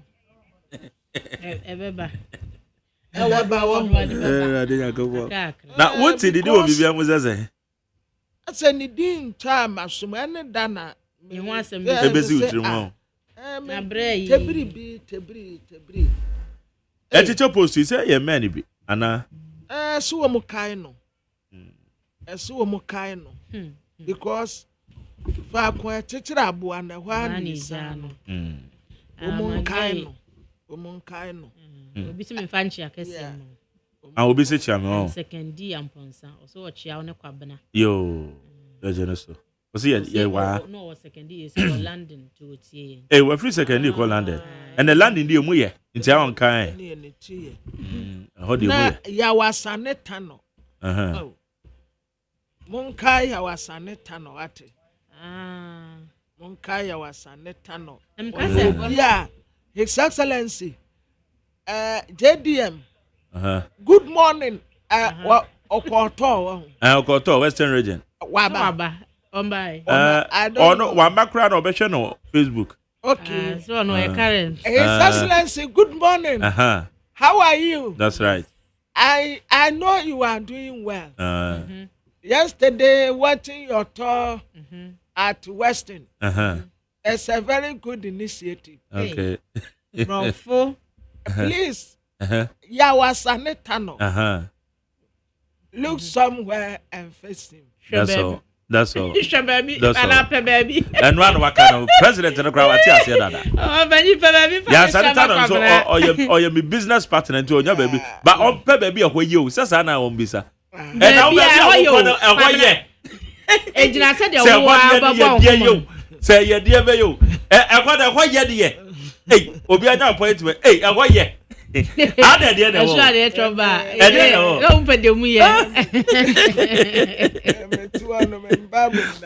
the president made me Yakasa Hoya. Me said that, but say, yes, and eternal. Oberman baby, I send so I'm about for Bisase. My guy is saying business pattern, Mampanu, man, baby. But baby, a minimum, say what you minimum the crop. Oh, man, the office, that's all. As a woo. Okay, you're quite anyway. Higher needs, I drop point tonight, crack out as well, ready. The interviews in the better also. I'm going to be move in the uncle. I was here for your mamma, Asa Mamma Quaba. na de obokrata me de sase aye daily guide de obokrata no na daily guide yanim ha and what say Professor Jina no Opoku Agyeman and na wonogretie entrance health sciences varsity entrance health sciences varsity I want Tobinko Tobinko dia oh wow wow Ghana ni this year why ya de kase ati sei aye ni onyam said maye ma sawo huye bibia bokoje mentem enkofo no wansam na awo kano awo taw baby na dwo awa empewo wasam enyo oni ni nua fancy na kasa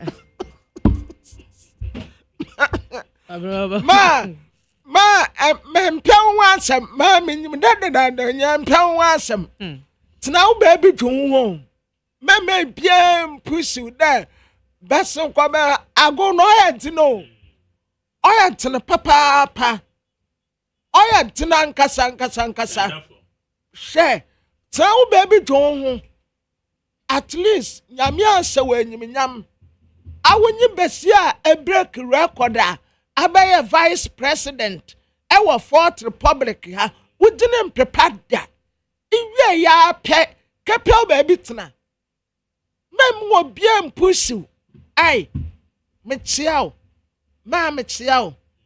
unwiye yo nhuye papa o dressing to ya fiao a dress mo ya fiao dodo o ye rubber atu anwa ti pencil kakra baby wano sen kanekase pants no sen penny p pauna ta beauty na babna enu ye rubber dress no yes hi rubber I say rubber for na ana emma na wo makusu akwa enimu pa no wo mo pe life o be pe life akopem se be nyame beto nsa afre no wanyini se den kura na bibia so mu ye ni models na mewe ye friend say me auntie me se hye na me ne ko mo college na okopem paboa bia o de bekọ ayie na yedu edwom ho se emaba wa no mo nim se abrewa na je se me na hwe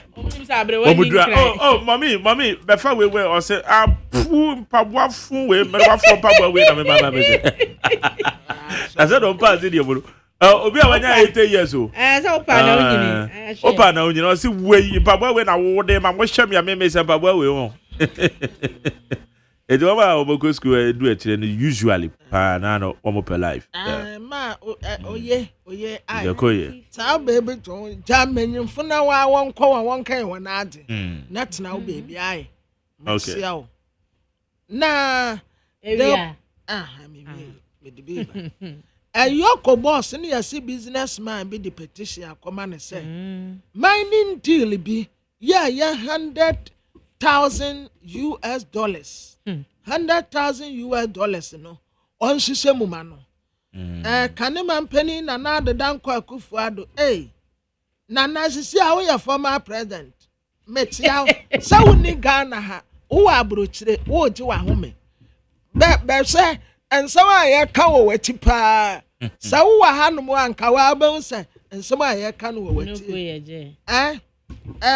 Majari yes MPP for na wo mo atiasi papa kofo so wo mo nya careful ade wo mo keka bi sire no wo mo nya careful omo to bi mane no se eye papa kofo asem na o kan ye no wo bi nya bi do akwada de obi aye bi endo aye friend na bi wo ye TV station so ano ka say I was shocked na bi Ede no kan ye ma yes o mente.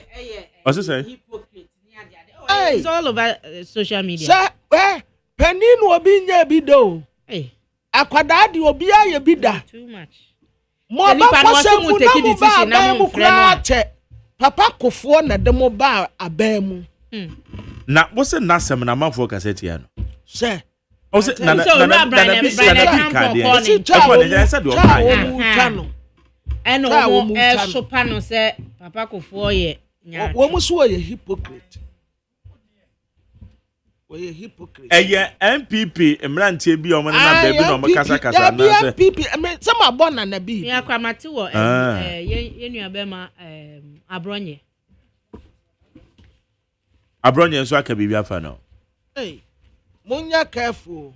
Namunina Mubenini. Na His Excellency John Dramani Mahama allowances now was scrap one and also a teleguide at the Moasamua by Nimuanum say ya a teleguide and Mobos one Nidi. Okay. I was for me so much Ghanaian Times the Bokrat had Damanim have. Na Ghanaian Times at the Nambi Nankwasi Dabi Muaba Kwabana. Na eho fim paane kufu ogalo yellow ibi aye twetwa ne tie free so na fom ne yekum mu ano onya asanketo a eho se tantantantan be be yekum nam ne ye de abadwa so ama wo mu anu anuane ama ye nso yakoto bi akoye fi akono anuane yekunu fom tantantan eno na expert akwa akopie ho akohunu sa de o mu kum nam no kyese entwaye etu om so o mu srayem si e beto nam a ye nhwe se yaje atumu ansana yato enye saa ube wiase na woto na makofie sa ode koye aduane nso na eye kotokokuma enti yenhwe ne ye papa saa susu no mampanyi John Dramani Mahama ede atudwa se anti galamse tax force na yatie no a yese mo nkokọ boban na wonu mu a etu fom agudie ese yensuo ni akwaye no munsi won kwan ya mo akasa mo de mrasha mo nsam obonkofo apo eche se emi asmasi me ye anti galamse tax force member enti wo mining company asmasi se wa ma misika se ya menya de amamu aye adwuma modumani abom hosafo hina modi gigi sika wo mining companies no wono nhwe yie mampanyi sisafo nyina ye nche omnu ya mo omkwadu yes efata eno asem eda ha na wo bo amane ese businessman bi atrokrata de akoma iyoko se wo se wo no mada wonye hwehwemu emfanfa $100,000 fraud bi emfanfa nipa miensa bi ewo minerals commission ho sanse wonu mo anam sabu akwa so aye licensing deal bi ho fragadam nti iyoko nye hwehwemu emfanfa ho no asam da ha sei wo se abai enya $117 million ya wade beboa ye basic education no ya form no primary schools no ncha se omo susu eba benya abase ebeso o masene na agina ne na so ye sanse ye ka fapem no a eno ane eho Dr. Clement Park ena de sa asem wei atudwa Ghanaian Times bokrata atro abeto aha na Ghanaian Point the Bokrata na mede to ase National Security Coordinator COP Osman Abdul Razak Ghana Police Service ye promote no every DCOP sisi a wo se posifo rank no a wasase efri nkakran de aba besi gban wapem enti baby a waba bedru sisi ano baby a posifo sase efre a de frosra bedru no wanya ni nyina bi enti akoda bi a ye bi sanse wiase nyina hefa ne twato en wase baby a twato ni ye gban apem sisi a wono nso aduru gban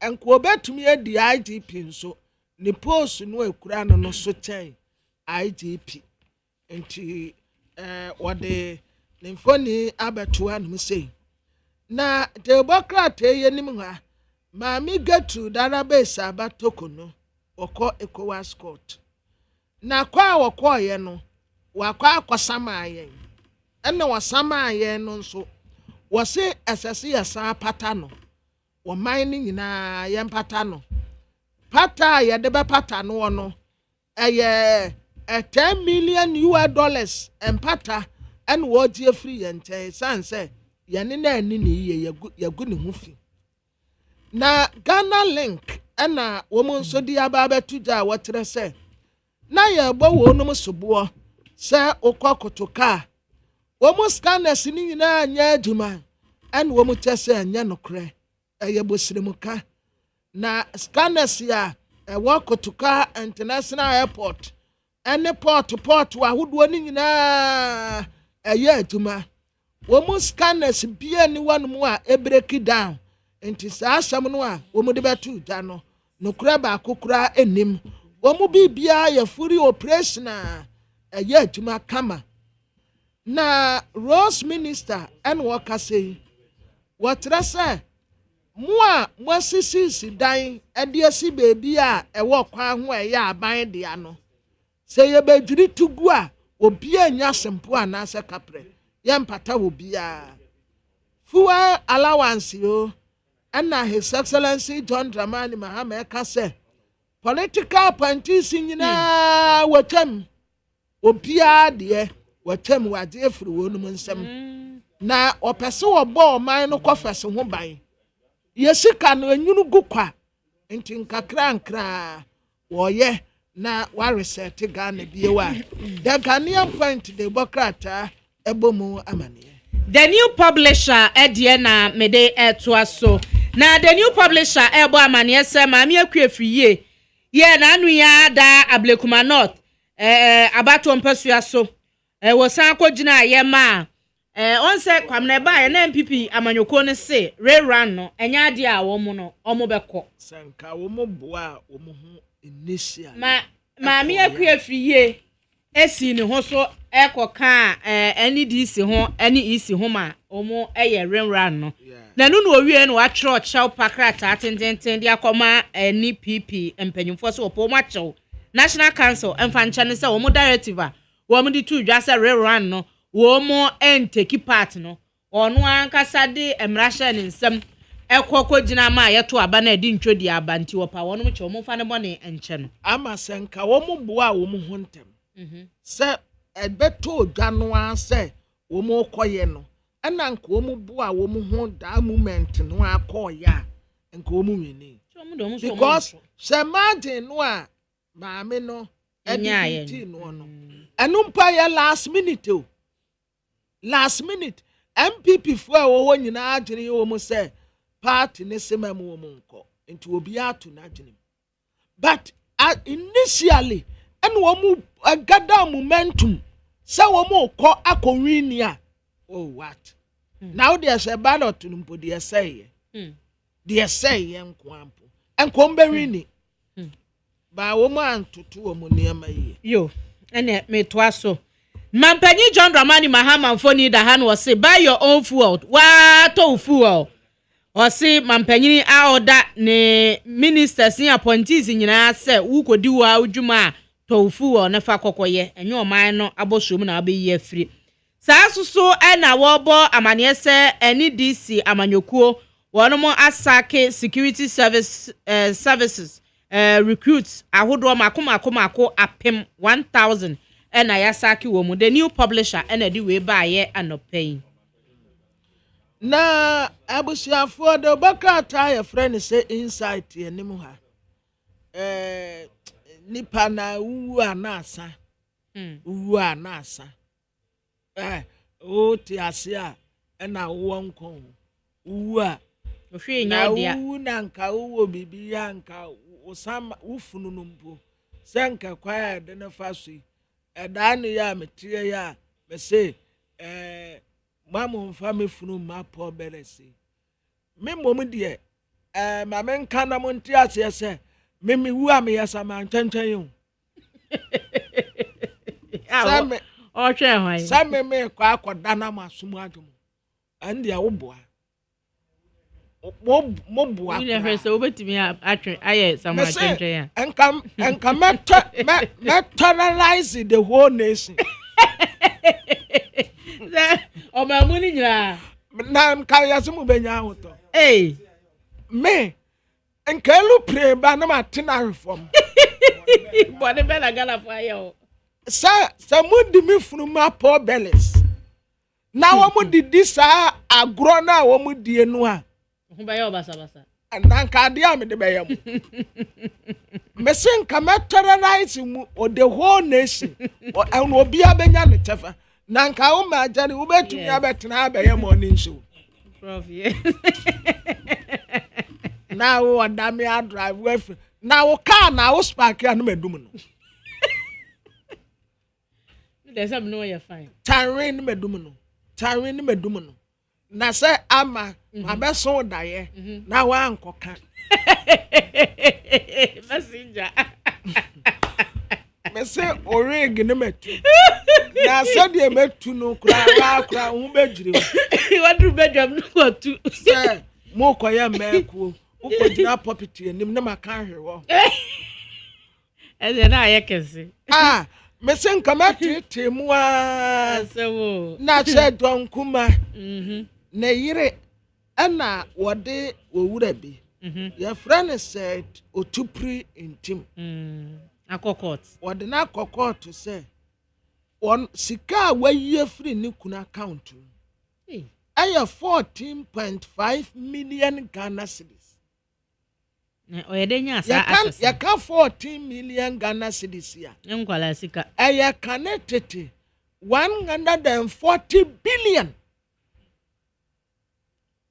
sika waye free ni kuna account eno no wase ya na omu ye business partners ena sa samai ni ho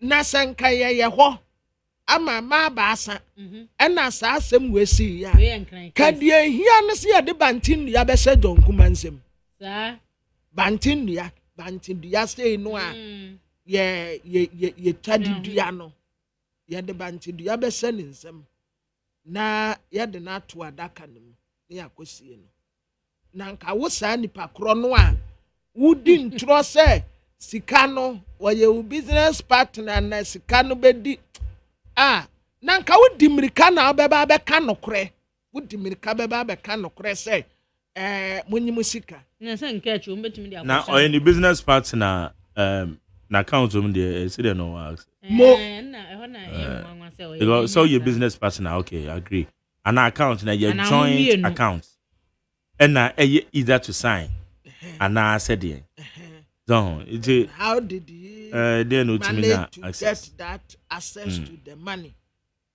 we said no man need to make also so obi free man enipa bi to me collaborate with bank officials no you nkofo sika no me bi ato me pen ebra me wofa no your police officer no free ba me na me di na de okay it's immediate na de no letters of administration na me ye no let say na japade bia no be hwe na me bon ho ban including the sika at that bank you say we are crema so including the sika at that bank now could you believe say the sika at that bank no me call no na o yi scan 60,000 every so mbeyi asema me kan the one for 2012 amna 2012 and I me share process na say 2013 it's 2013 asema na me kan and the sika at that bank me call no nipa no wu 2012 no na as at 2013 August yeah withdrawal August near withdraw 60,000 many bere ye no bank na court say bank for na me the bank no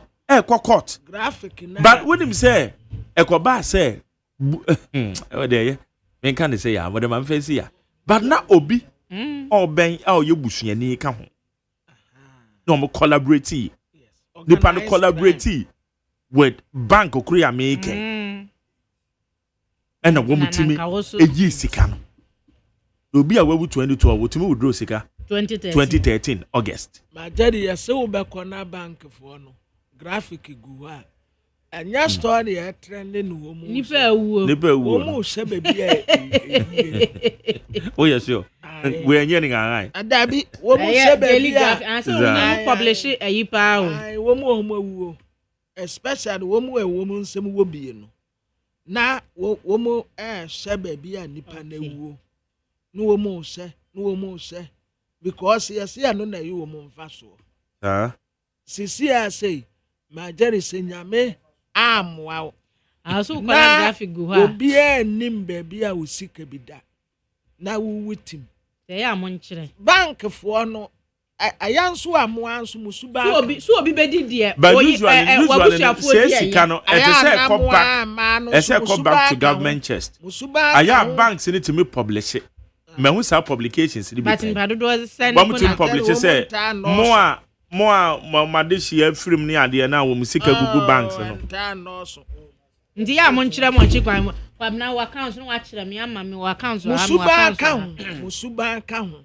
Ena obi mu kunu no mo ya. Na ukra se nipa no na say o check won't me go use ka. Enti manipa no nya aware say me save wa ha. Asa Mame kwa ma no so e. Dr. Frambano economist. Osan chira de ye Ghana Institute of Management and Public Administration Gempa. Ya no any come. Dog ya mo acha no pay. Mini amejogo. Me ba chora poverty say. Ewo atom ye. Ye dan yakopon ase. Dog we de na no pay ye frɛ wa. Ye man panyin directives or the ababetu dwa say na appointees. One more kwa baby ordinarily a wama beto mu fuel. Sa directives see ababetu dwa boa ebetime dia boa and say na how effective na ebetime aye. Medas anate minchia wo ne na minchia ni te fami chefu nyina. Emi se asempapa fise ye nyina ye nim se aban foforo ba ye no ose Bobby through the Minister of Finance Honorable Dr. Atufosina the two and the vetting or the two just say Ghana your maya you be to me I increase your tax revenue without necessarily say you the tax for about to say yet try a DGI a work for no bro fan say oh fan say a yisika butchina yenya Ghana nyina no na oh fano e de atoto etoa ye gi efrima na say e wo fom ya say wo hwe eye data e wo ha e kire say tax to GDP ratio no we are doing below 15% say obi say o ha chi mu edunai actually pokakra be say 14.5 thereabout e ho na tax GDP ratio no ejina the other compare eye ebibi man ha na say eye ba ko a emi say e wo fom kakra. The Yura Finance Minister Eddie Tuja during the vet and then you bet to me at Pijama Cosro a win here say a little for a 12 of rubber but a bread at stress Sastamana Yura kind and to me I'm to say any Yaminu can say a year fuel levy a year 1 Ghana cedi no per liter of 1 a take effect a BM so and bank for ya insurance, yet tax VAT on non-life insurance. So we renew car insurance, then you can home property insurance. And also no 12 floor aba betoswa. Tell us say the ekoba a year sika 7 enkomode na. I say a year ya den kakra ama aba no. Nuntino say ya that's already. Let's say say omampenyi for Yura John Dramani Mahama. Eddie Atuja say a fuel na appointees said the enka yedemo free no. Send me a one as our kind no. And yes, sir, you say fuel for all activities. Name of me, I say, Adia enye essential maybe a banjume di who poti a ukakudino. The why amount a bank car, that's a why be and fantasy or they call Ukrum, would they call ya Adibia, and Sadam far direct benefit Bebra Banadia, Sa, Adiano, Yamau, a year fango, another fully, a man fango came and say, Yura or Manpenny through the communications minister at the presidency at the Betu Jana. Some of the members of the government and so are.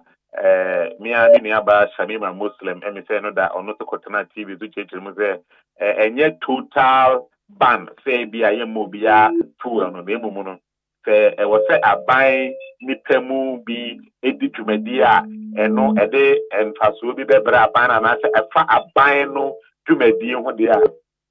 Say, you media no side panel, and for say a buy no Akasazumina, Sani Pakun, said you media day. Yedi eye fuwa no ebemano. To say them a kind no. Politics is about optics.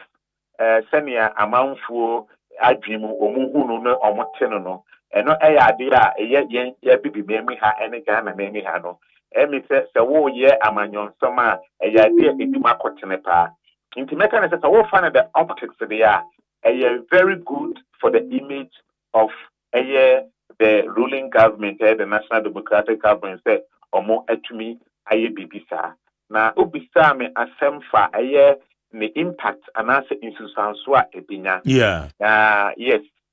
Na si betumi ehu insusanswa ebinya.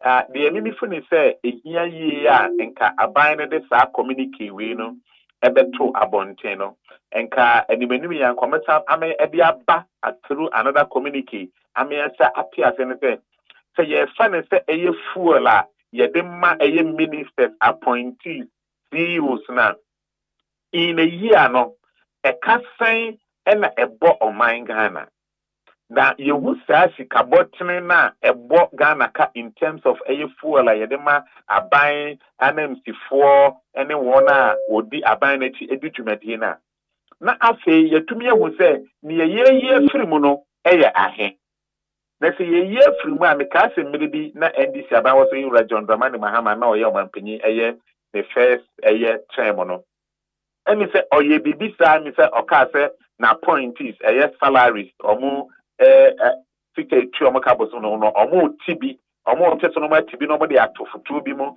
na enka omu de si chips compound many se o mekai papa ewi asiye no publications bi mu sa ba se sika na etete ye no enipa ni bi eye ministers ne abanjuma ekoni bi efechiri esa akofa sika na ba ka mi say there are a lot of publications on data eno eso be ye ensem bebre enti sene be ya sa presidency anase ade a etwam mbre bi a yetete ho nsem sa ba na yese otu anamon tue bi te sene ene wayi ya ekowi ase no entumi ankowi peye te sene yehu no nka ehu behia se ka aban ebe mi ehu mu pefi sika dodo a yesiri na ede foto na yete ne bi se sika yatum na se yete foto na bi se sika yatum a se sika a nka fango na nanka yede ma aban dwumayefo ene namsifo no ene wona o ya aban panyifo no ede ade pote na se sika no yede ekwa akoye eno se aban no etumi aye saade na nka mimi fu ni se eno ebetumi ama eye nipadodo na enya gidie ewo saa ensemfuyi a aban no ede betu dwane mo because said your working aya na a significant impact no minim se ye filia said that wo sha se chip compound na wo hwe said na do kra ba ye o say 30% salary cuts eye na appointees and also one we try to mitigate said the economy in America and on a significant impact ben and the yetiminya ye and John Dramani Mahama and also Ababeka ye fuel cut alongside fuel cut and the crown or scientific appointees ye one more salaries or the bibeko yo bata pake yumo near the na how to feel the significant impact and only as no mini ameda se se ne wa kana pepepe no wo se wo kana na do so de 80%. Wo se we nyina happen ye na emi se ye ko IMF ana se ye ben ye nam kwana so eko IMF and anado ena sa ni ba we nyina ba yo irrespective se 30% ya semi a ye kan ye ni nyina no na chi no Ghana still ano ye ko IMF ene. So what's one of the reasons in here, your economy no ejina ne na so senia ye nyina ye tutu ye hona enye any other policies in you nemu IMF ye call ya sebio ayire so abosume bi yesa mi nsane na bia no ye nya a little over $360 million emane begu eye ye mfoto ma anano ye bi say last week ya senya another tranche. I think the fifth or sixth tranche amanaba eno eka hu bi ena ama ye economy no ejina ne naso ebi emu nso ye debt restructuring na ye emi sa na no na me kan article bi a aban fufure ye ba ekura no omo ne the French embassy signing agreement on how to restructure certain external debts and say France for esika omudi abesha Ghana mo so nti sɛ nea woka impact no saa nneɛma nketenkete wei no ɛyɛ na ɛnsɛ dɛ ɛnya nsunsuansoɔ kɛseɛ ɛwɔ ɛyɛ yamamuo ɛne yɛ economic management no sɛ wohwɛ mu a sɛ mekae no ɛte sɛ ɛpo nsuo na yɛmfa ne sɛ bi a wode nsuo kaapo ahwie agum wohu sɛnea ɛteɛ sɛ wohu sɛnea de ne te asɛ wobɛka ne sɛ borɔfo no mo sɛ ɛyɛ drop in the ocean so na sɛnea Ghanafoɔ bɛtumi ahu sɛ wei deɛ ɛbɛnya nsunsuansoɔ bi no ɛwɔ sɛ yɛtumi ho sika no bɔte a yɛsi bu so te sɛnea ebi a meyɛ adwuma bosome na makatua yɛ ebi a 5,000 Ghana cedis na bosome bi a minimu sɛ me spende ɛmfa ne sɛ bi a 500 Ghana cedis ɛwɔ ɛyɛ fuel ho anaasɛ lɔre fare ho nse kɔbɛsɛ me ntɔ fuel bi mu na anaasɛ me mfo car bi mu na sɛ saa 500 no sɛ me nnusu fa ntɔ saa de no na mede yɛ na ɛde ba adeɛ ɛna metumi de ayɛ a ɛbɛtumi ama mehu mpuntuo ɛwɔ m'abrabɔ ɛwɔ sɛ metumi dan saa de no ɛde sɛ maana saa de no ɛde na sɛ saa sika ɛfra me sika mu na sɛ mede totɔ bibi anaasɛ mede yɛ bibi foforɔ a ɛnsɛ daa ma mehu savings a memeki ne deɛ a na saa sika no mese masave no sɛbi o na buroni bɛka no sɛ indirectly no mansave every sɛ ɛbɛtumi sɛ akɔba sɛ aban sɛ watwam na mmom no na aban asa direct n'ani de ahwɛ ɛyɛ expenditure foforɔ bi a saa sika no ɛkɔm a Ghanafoɔ ankasa me ne mmienu no watiefoɔ a yɛtie no yɛnhyɛ da ɛnya nsunsuansoɔ papa biara ɛwɔ so sɛ ɛkɔbɛyi no ɛna nka saa sika yi a yɛsave yi te sɛ ɛna a yɛintroduce ɛyɛ 1 cedi per liter of fuel yi ɛnam saa savings no nti aban ba bɛde to dwa sɛ because of fuel a yɛde ma aban dwumafoɔ ɛne wɔn a wɔdi aban adwuma adi aban akyie no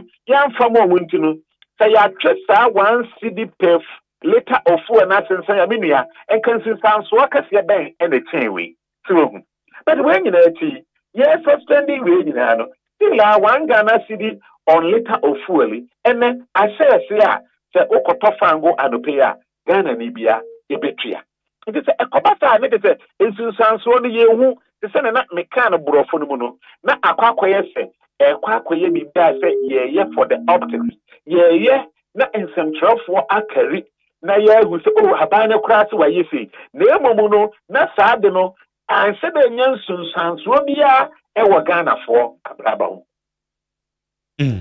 na yɛka nso sɛ yɛbɛ monitor sɛ bibi saa na betime akɔso sɛ deɛ woka ni nyinaa no ba bɛbisi sɛ yɛbɛnya sunsunsuasoɔ yɛbɛtimi a monitor sɛ ampa ebi a aban adwuma yɛ ne because when ɛnyɛ outright sɛ nipa na nɔpɛ kwa na me ne ɛyɛ me colleague ama kasa na me kasa ama ministers yi ana appointees yi wa maketua yɛmfa ne sɛ so ɔmo gye bɛyɛ 20,000 kra na wotu be kasa sɛ 20,000 no bi no fa ntofu o no fa nyɛ ɔman adwuma ɛyɛ deɛ na ɔkɔyɛ ɔman adwuma deɛ yɛn ne ɛbɛtofu alama no so what is the guarantee so okay ɔkɔ central region ɔyɛ rose minister ɔkɔ akɔhwɛ kwan bi wɔ hɔ na ɔkɔhwɛ kwan na afɔ beduru baabi na so mi wura ha no fa kwan ni business so how do we monitor Minia, what bisa asema mu do papa.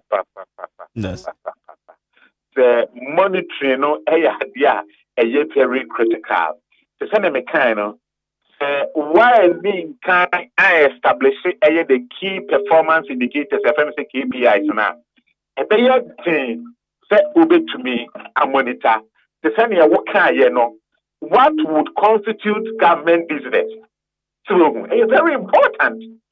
Any panel ABR or man of fuel. That is any okay. Or me commission and answer me share a project ABR abandoned and a matter say yes, and cause me and no. Sa project will be our quay.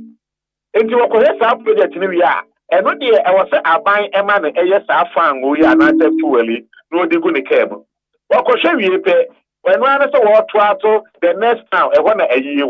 How can government monitor say I am passed saa fuel no yɛde ma saa minister yi no ɛyɛ road ana say chips compound a ɔkɔ infected no ɛno nti na ɔde kɔ hɔ na nyɛ yie nti na ɔde kɔ ebi asɛnkanya yie no kora ɛnka ɔnsɛbɛ fɛ saa ɛyɛ chips compound no anaasɛ saa ɛkwan no ebi a ɛnka ɔde n'ani bɔ akɔhɛ sɛ sɛnea ɛrekɔ no saa ɛna teɛ nti adeɛ baako a mesi mɛka ne sɛ ɛyɛ honesty among the leadership of the ruling government and an appointees, and also an important ingredient. Sa policy and another directive ya abano ede atujano. Se ebedi mu amo mankasa amo Ghana for enya gidebi wo no. Dodo na ebegyina wonkasa no kredia wo bedie so. Se ne wo bisa no. To say, in terms of measurement and monitoring there, from where I sit, I think it will be extremely difficult. Yeah, it will be difficult because but unless to say over some institutions some of the private firms or say in a month, and also in a week, there is an average fuel be a for some number of kilometers.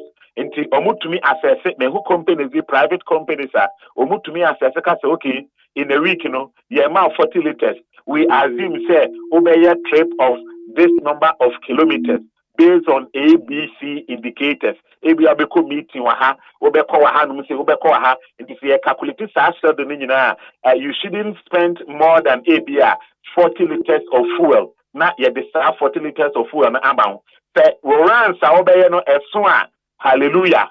And so whatever difference at the bros no, it was so find ways na odikita for. Minim se ebia and also be another route ebia abai no person okodia and no dey mean to mentre abai no e dey betumi akyere. Okay, but the monetary and work and also your hakra dey say some time ago. Say abai cars ikrano yamano specialized your friend say number plates. One more number plates different. And on you say green beer chama that just a buying car. And just say you use no depend be out the quay year no many idea. And so a year Yakobi. We will be do when a banker easy. And so now you say there has been a directive say a buying say and just say a buying car. And the quay ye. It may be quite a baby no more day a buying car no air train a year in Niane a year na see Niane and Konya.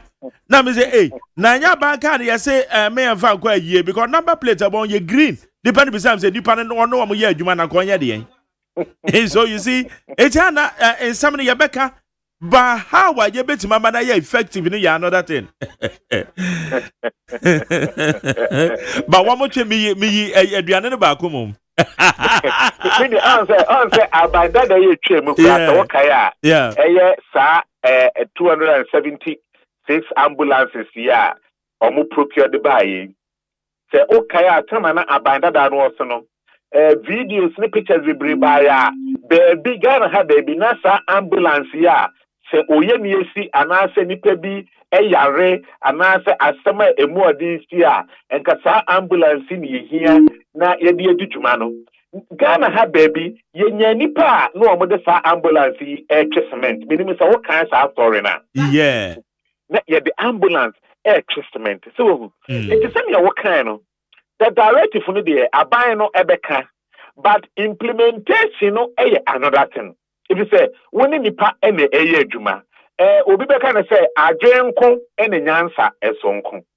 Abai ne de ono ni tribu po de enko firi say ade we ntina enka ode sa directive no eba enka opese enka juma na enka ono onya yemfa na say political capital be out of it. But the nipa na wono mu di juma no so no won wa dwenko obi wo ha wo campaign ma NDC be wini ye e ma wa be minister and as CEO simply because of sad benefit here obenya as a minister and as a CEO enunti na man ye campaign ma NDC so in the ekobase sad benefit we no abanye na den se obeye firi ho a say nipa no nani enkoje ho menka se obi a nani enkoje ho but the woni pani bit say aban da etwem no so the same thing tama aban da etwem na Akufo-Addo aban ka say wate appointees na appointees nyinaa salary by 30% no minimum enipa ni bia na omo eni nye ho especially ofa MCs ni DC fo ni bebre na omo ni nje saa directive fo no ho if you say ebi mo kan pay etre me say omo akatua na emu no emi say enu emi say 10,000 or 12,000 po na okasa wa hwan 30% afiswa na de say bosome so a ahen na odi ekofie Tell people say your woman example say ye ni ebetwi eyiase enkonya ne eyiase abiane. Then it pay so enipa bebre na grassroots for no form any a won wo eno mbeko. Enti se na katua no ye hwan so na benefit kakra to say fuel allowance ne ne keka ho yi no ebia eno ene betua na ho ahehan no. Na se eno so aban no eba beka se we ye firi ho a na enkwaya ade abem omede yaje eno kura no mini ase ya hwe ya eno so betumi akwakoye disincentive enka semi ya nipa ne bi ewoso woku wo mo ye adwuma no wanhwa na wankwa nkoku wo anye adwuma no sene etie sene yihu no abanda dan no mu no bi. Okay, it is say yakwa enemy yemfa ne say obi condition of service or you see you ewo eya ban adwuma bia no na the condition of service and as part of condition of service no it is only fuel allowance be create james say your fuel allowance your fuel allocation I don't know say education be or between the room say you can say fuel allocation fuel allowance is so never them na say nipa no was condition of service na the president here free na nya the condition of service no we breach ana you and no correct me who say one so eba eye embra nsɛm ho a woni mu di na my kind bi start say one lawyer bi amiki start argument no say part of the condition of service na dey say eno ye contractual agreement say contract there na dey say the government is obliged say odessa ade no ebema say nipa no eno ne sa allowance ya woka ehu asemi say eno dey it is part of a year with benefits. Officer who hold I was say winya to say but some I will see pia wakase say utumi a year a juma mani do baby I was say a buy no be a performance allowance I will say be a the mount say to kwine every Ghana memu ako amanania enya Ghana ha yawo eye sika bia I will say you pia at the mount send be a do to me aso son wasen ama also udumadi a wokodie no onhom atɔ and not a part of the contractual agreement say ofa obi adwuma eya odemano. But as far as these CEOs and ministers and other appointees are concerned, me not privy to sa agreement. In the first place, me minimum say letter na ayana abide out mostly green letters na communicated so you've been appointed as minister and as a CEO for this institution. So beyond that letter no minimum says these appointees ayana ye more contract time you mean ya state woman and no ya idea mean but minimum say some of the state owned enterprises and as agencies to say SIC and then ye keka ho no de aya minim say ye ma omo saa eye contract dia etro omo one benefit no nyoma they are entitled to and the ekobane say aban no kasa cut across say obi a oye aban adwuma bia whether you are a CEO whether you are a minister whether you are an appointee saa die no ye di through nsam dia not to extent one a contract muno to me I can say there is a breach of that agreement unless ABA abano any fair pan etnase na sa contract almost vary some of these incentives that ya capture our contract so ankoba sabia any kakra bi ni say na say ye akwa breach of agreement unless ABA because ABA abani fisa ono ena appointee wuntino ebia at any point in time obetumi ayen sakraya say nipa no enu kan say okasa efa ko say ankoba na sade a na say ofa no mra kwan so de a na eno so no ebi say ye ne say nipa no entidi. Okay, Yeah, dear, nature said ye hear further details beyond statements na eba ya yin na ye kan ye no. I say ye tibinya kwan aban be fa so monitor so ka say wakate sa allowances any allocations na e de na aban ne pa kire. Em say we num nyina na say tibinya sa details no dem be ya adwen. Pepe answer me shame in common as na me kind no. Yeah. Beyond that nimpono, I was abiding to be trade the savings ye free that's right. They're very important. If you say what try your plan be for monitor, what try the KPIs how do be go kwamuntia enunti no obi enkon to be breaching sa directive here. It is still not enough. I was say saving because many are savings no sika ye free side you no. And not a bit me a young fast wa Ghana for a free so. Say to me, a musika, a bino, a same way free side directive for Webudia. Now you're back on a side directive no, and Kamakra and Kaye. And in terms of savings, no, and you're very important to say the further explanations that are bino at the panel. Or may oh, because of a fuel allowance, young farmer will be across board selling the first in the neighborhood unless amount for undertaking specialized activities for the government. And number do sintino, be a Ghana abino as sika in the tune of so and so thousand or million Ghana cedis.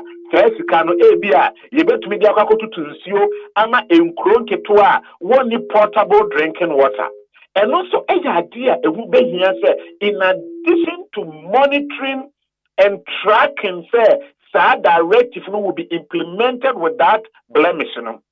Important, in terms of the savings, and then near abandon this savings in the ya, a binyam and fasodia, and Wakana for Abrabuno, and also no, Omutumidi and Chimua, Emupi, and Tuja. Yo, Dr. Frank Bano, economist, lecturer, Gimpa. You better say, Barubekwe, Udi Cambo, so dear Bamenyo, quick thought. 1 CDR, Ebabeka, your petroleum product, 4 CDs, 50 pesos per gallon.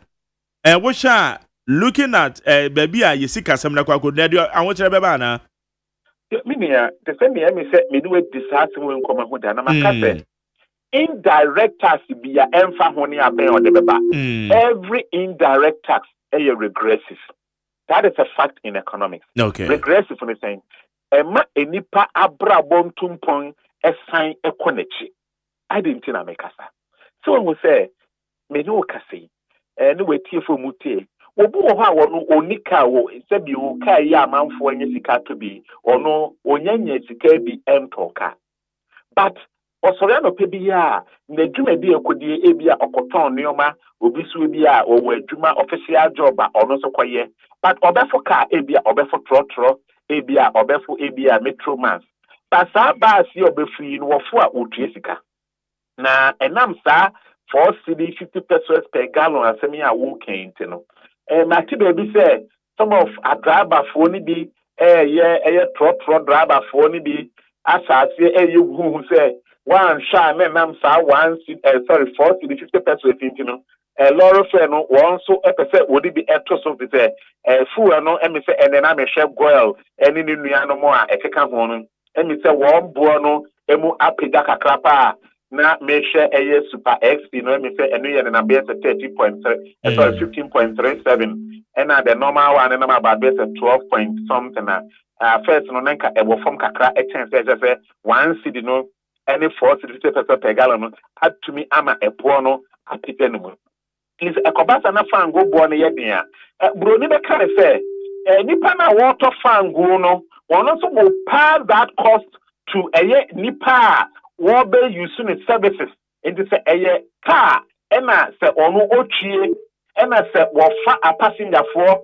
and say wofa enyoma ono so na mo say open fast one intino sa cost you know go different say obe pass me on to a final consumer no no why any ya maame mo ne ya papa ma wa kokwan so akwakofa enuane a won so de be for car e bi omode aba enkran kumase hu tamalita krade koforudia eni nkron kase a ekeka ho no saa ebono or the man of its affairs no na ebi anko general city baako a wobeka se nam step petro na ya tumu na ye de toa beto so no ebi a meji city baako etirupo peswa no aduonum eye 1 cedi 50 pesos se ekoba ne saa nipa no no nso na aduane anase ni dwedi a wode Africa ya tumu ntino wono so beto a eye ade a ono nso wanhwa no wakwakotuma eno nso ede ahotre kakra ebema the final consumer se mene wo a ebi a yɛnso ebe kodwom se yakwakoto saa nyuma ne bi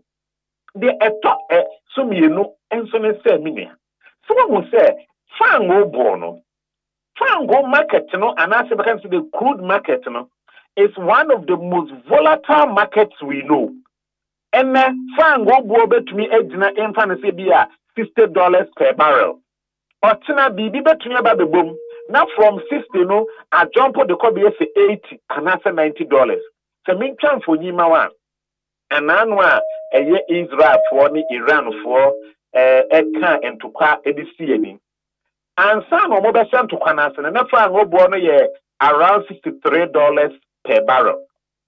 Time almost says time to quit penche ya se within there se enamiensa na adia na $63 no na apeda no akokogina almost there to $75 to $76 per barrel in less than 3 days. And now enuntino nanka ewosenka abai sa tax ya ye ka ho asem no na enka ewosenka sa bre no enenka omo implemented but the now how afan wo bo no pagya ni mu no abani wo sese o implement sa tax na enka be ma fan wo no bo aye dimpa wa ha enka be ma Ghana fo bebre na no atwa agyaadwo enti enuntino na ewose bo twensensan a ene ya entokwa no akofom no crude oil price no asa ababe tina bebia ne ejina dada no wasade eto ne ba enti asemba akwa mi bisa me ho anope na mi bisa aban na anope ni se ekoba se otina ye da sore na se fan go bo no asa pagya ni mu akosora wobetwe eto no asensen ana se wobekoso na waje eto no okay donc en anope ye da se mini ameda se Jenny Dr. Frank Bano, economist or lecturer, Ghana Institute of Management and Public Administration on the Yenno, Edin Common NEAT 100.9 Ghana Muntie, as we need to also abide and no man penny directives Saudi Aba, send appointees, fuel allocation, fuel allowances, wake them. Bepacho also who says significant impact bang and na ebitime ede abreye. For our channel for 02011627746 02011627746. Mene eye lawyer Henry Nanabuache dodo na freno eye Nanabi or ye national organizer edema NPP. Nanabi mache. Jerry, many have been so. Number 2 point to say. Oh, Trade and Pondarama, Yoguso, and Yoguso. Yeah, then I could pass. Now, where the America straightforward there. Yaman Penyen that could for SMB or the 2 ja, and all can say party no. Quack say party no more in a yipemu. Wakasa dia fa ho na ede na ukade fa ho. Magdalene Mishawanka answer the beshe kumoya seno mamintia oti ko no asofo na mete se mi ameni abema pabla mafu na kusua kansen bi sanke sha ama ene ama okay ye sha sefu ho asema sakwabna ho ha kwabna wa enitina mama bisao me pese ye sha from that premise okay so they know what tea something and I hear from us what tea is something and I don't know tea something and all right kwabna wa ha na dia kwabna ka ne se oni ama direct comment on mo pass ye ne se omampen dada kofo asemo kaye kwakwa se MPP fo bi twabo no ebi kura ka se oye hypocrite no na kwabena ka se onu kura otie nanabi na oye shocked it me bisa ne se ade nanabi akasa e dia fa no se wo kasa wo TV bi so eno no said ya wo kasa no according to kwabena no no hu ni se ente sanka e ne saa aha bibi sa na oka kwabena na mu no wa ha aha kwabena omu bisa no papa kofo asem no yeah ewe he UTV da ben say enye no kre okay say omu a sideline no okay yeah sa na okay all right na bi chire mu e wo no lo kwasem ni menkasa o UTV asemi bai baby amakasa e despite media okay FM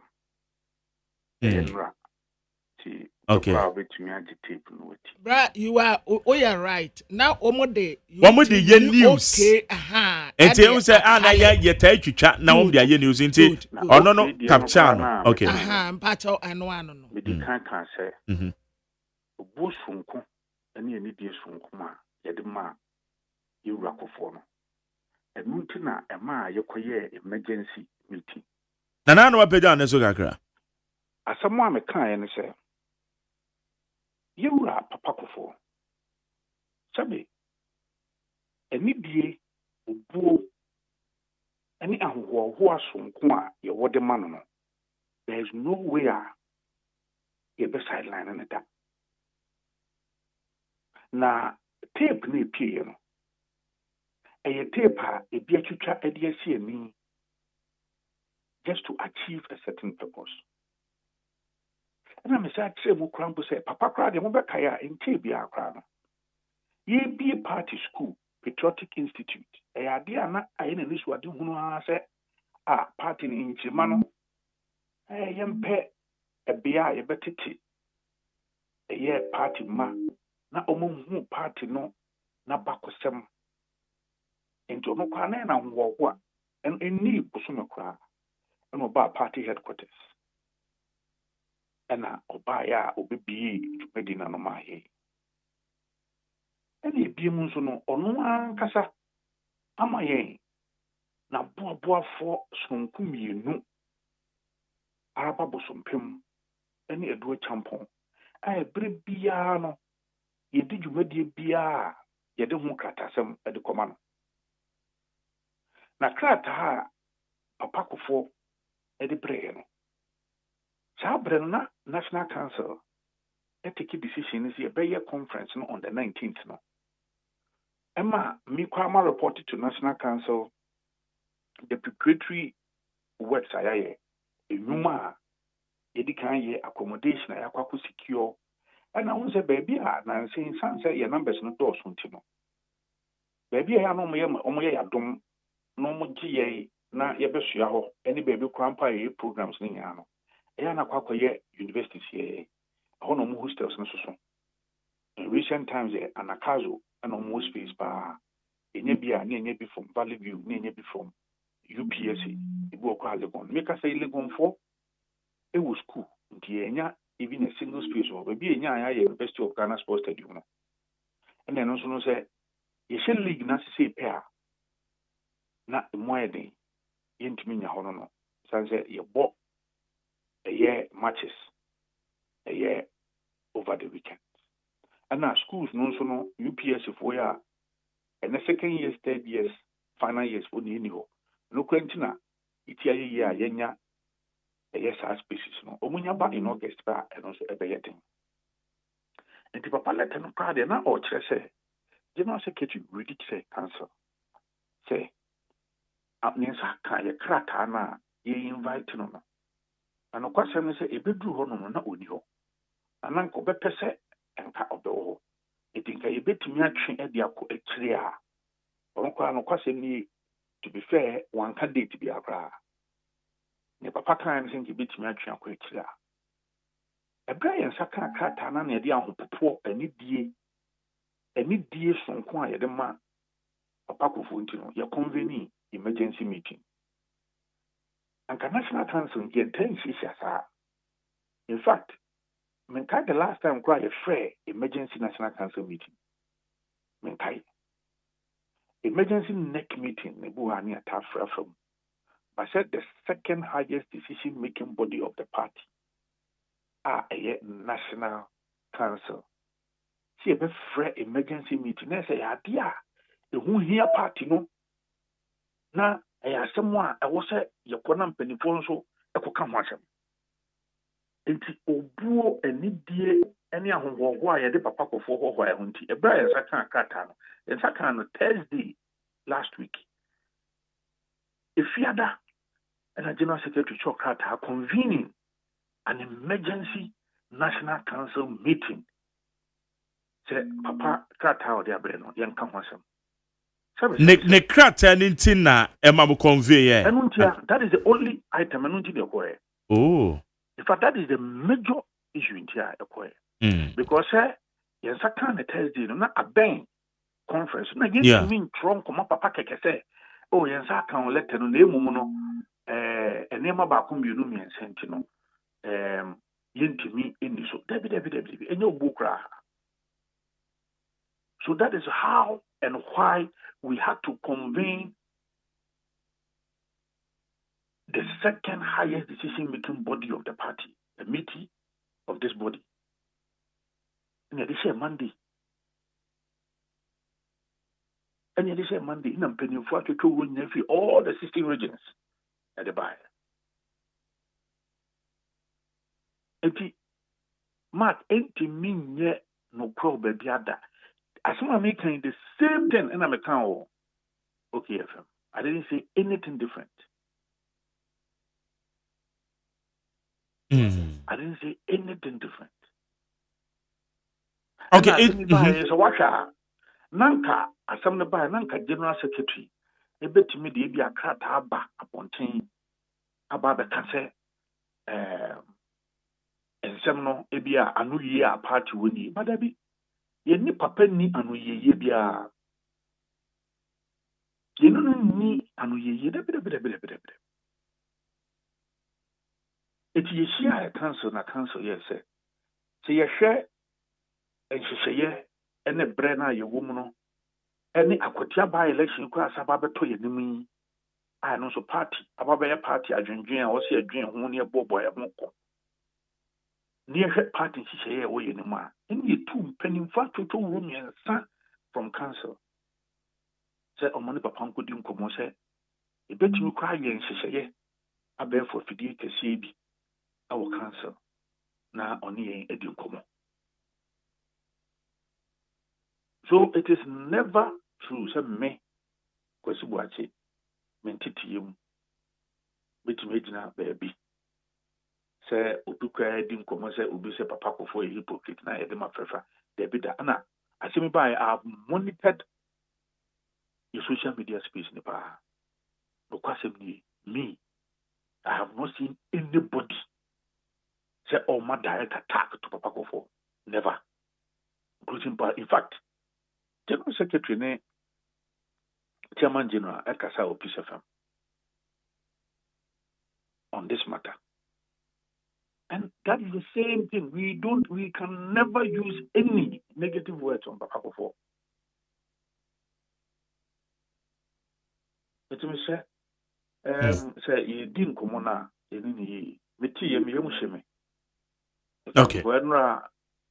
Okoye adwuma akoye rounds bia do feel very late and was yana do feel the mo honen ko for fra say say me nua kwabra man for say maka asem bi ba cho na bi wadara wa kwabra yeah wama a report to ma wonu momu no so na wama report ni ye honestly kwabra say ne o kan ye no say hypocrite say me be mu hypocrite be mu but ekobem ha but wama nkasa wo okay. All right. Okay. What is we can hypocrite na kwabra say ono so ti BBC. So the people did not report wrongly. Okay, I understand. I understand. And thanks that we clarify. Eti say no akwa say papa ko for conference no ntimi ma ase won. Oh, I say baby adunu dey. Or UK say what to kwan. Yes. Exactly. Okay. In fact, Yura Agufado. And so a bra your call council meeting. And I cancel date, and you say be I say no, now no you. The last conference, the last council meeting, I think said 18th June. That was the day I said. So more than 3 weeks mukurani and I share sad date no because near who said a nema away should be brave.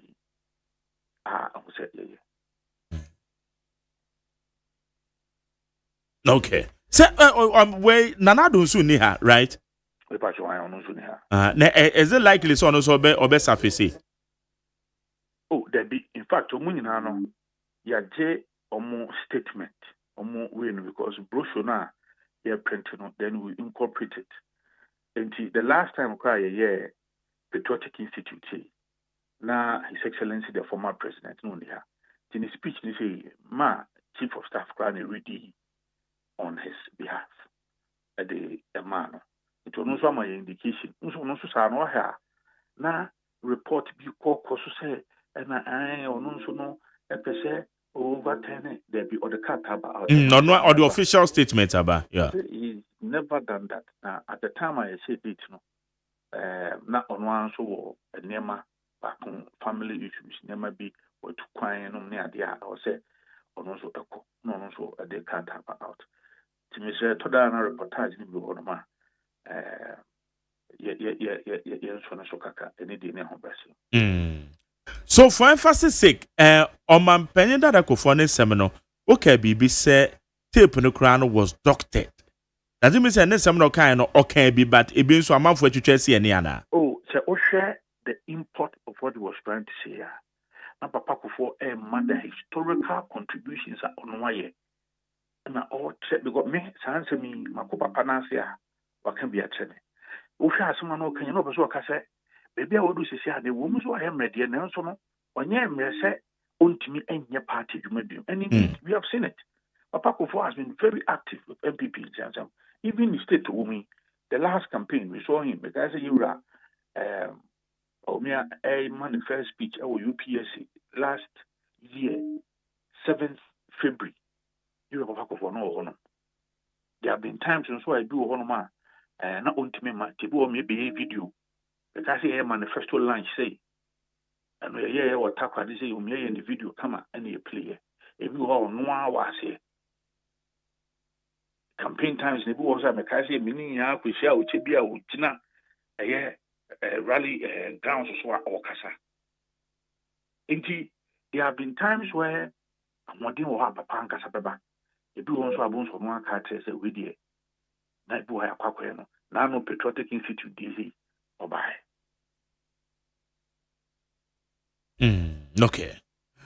It's all is set. Importer na person train say onye mre sa say o si yi free to make the enema yedu. But then yes, a party ni take a decision I be a woman corner and so koje input. In fact, you are Professor Michael Kwe committee. They spent close to about 3 hours with him. Frank David's committee. Frank David's my report now or council. Also according to me and Brino. Back on one and he spent hours with him. Now the second one, so only the entire committee members, Nina Nekoi, and also they spent close to about 3 hours with him. How many in common parties say party constitution say no see no and Nina Moko and I say. So the import of what he said was that yes, why Yenyama, and indeed we are grateful to have him. In fact, so we share the UP tradition. Senia, if you free more 2000, and I said to me, am I a homeless why you rock for a dear buyer?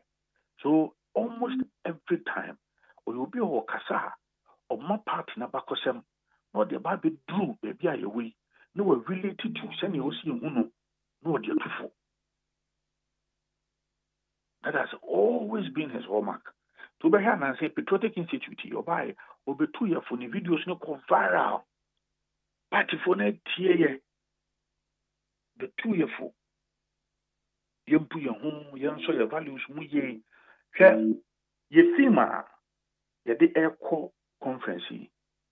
I can tell you, sir, the inspiration of this team is free, Papa Akufo. Now I know only a Casa or Patriotic Institute. Now all Casa about your values.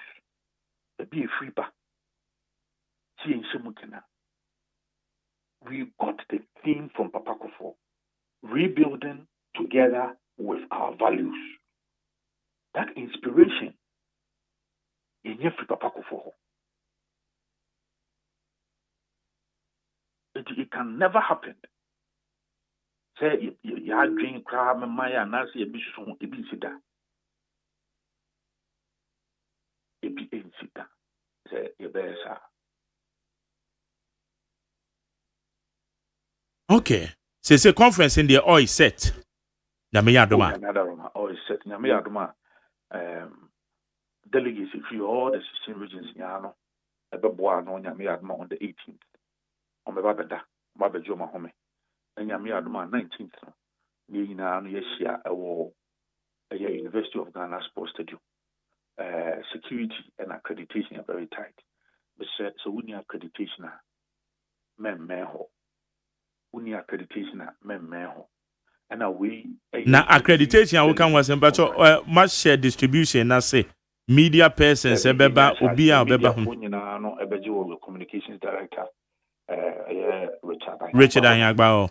Exactly, and all other delegates, so no, yeah, the Bemo through their leadership. Or more regions and constituencies at the Bemamo. Yane, a police for a dinky town. Baby, I also for Cotran, or not Cotran Hoboko. Jumedino, Yashasia, a year and a pa, no more chair. Yacha now, no, you know, a remo. Yapon. Every year, constitution resolutions now. Yeah, you be reading it out to conference members and a better. Mr. Or aspire to be a regional officer, national officer, or even a presidential hopeful. Mr. Moanidi move beyond far a billboard and bobo a crown potential and a baby a year a year. No t-shirts, no flyers, no banners. You pay any campaign material via near paying MPP colors. MPP colors. And I told you, Medina, Mr. Wabe and your tax force, I any police for no collaborating. We will pull it down. The Mr. A month as well, so Besika, and the any campaign material via na Ibia Sena, Yaseno. Okay. A 1 day program, na. A 1 day program. A Saturday, na. Saturday, na. Okay. Saturday, na. You really are not delegates as at now. I'm about this more. Oh, okay. Number betting me, you manage resolutions near the SM with you tomorrow. Beko fast. Oh, Nina, your Constitutional Amendment Committee, no. Council, or more consolidated, Nina. The kind class split to members at Sana on my background for them. And they say they can go through all of that. Oh, okay. All right. What can I say? Yet another be. Yada say no pay. Health team. Almost no led by Dr. Okubo and Dr. Nsiansare. More put in place very good health and safety mechanism, more emergency, or establishing emergency line with University of Ghana Medical Center. In case of any emergency, piano or more dedicated space or more a day every if you maintain the answer near TSA now COVID back you be at TSC, a University of Ghana. They have assured us. In fact, before Crown Sana on the banner, we are even engaging there. University say and now it's now can a be fumigation or honor. A better say all protocols be was a yasum near Juma. The fire service so I war university also no a bedi Juma in case of any unfortunate emergency, which means say nyame a be year free say honum. But ni na me no be di ikita ho. The Ghana ambulance service so akasa. I do more AD and South.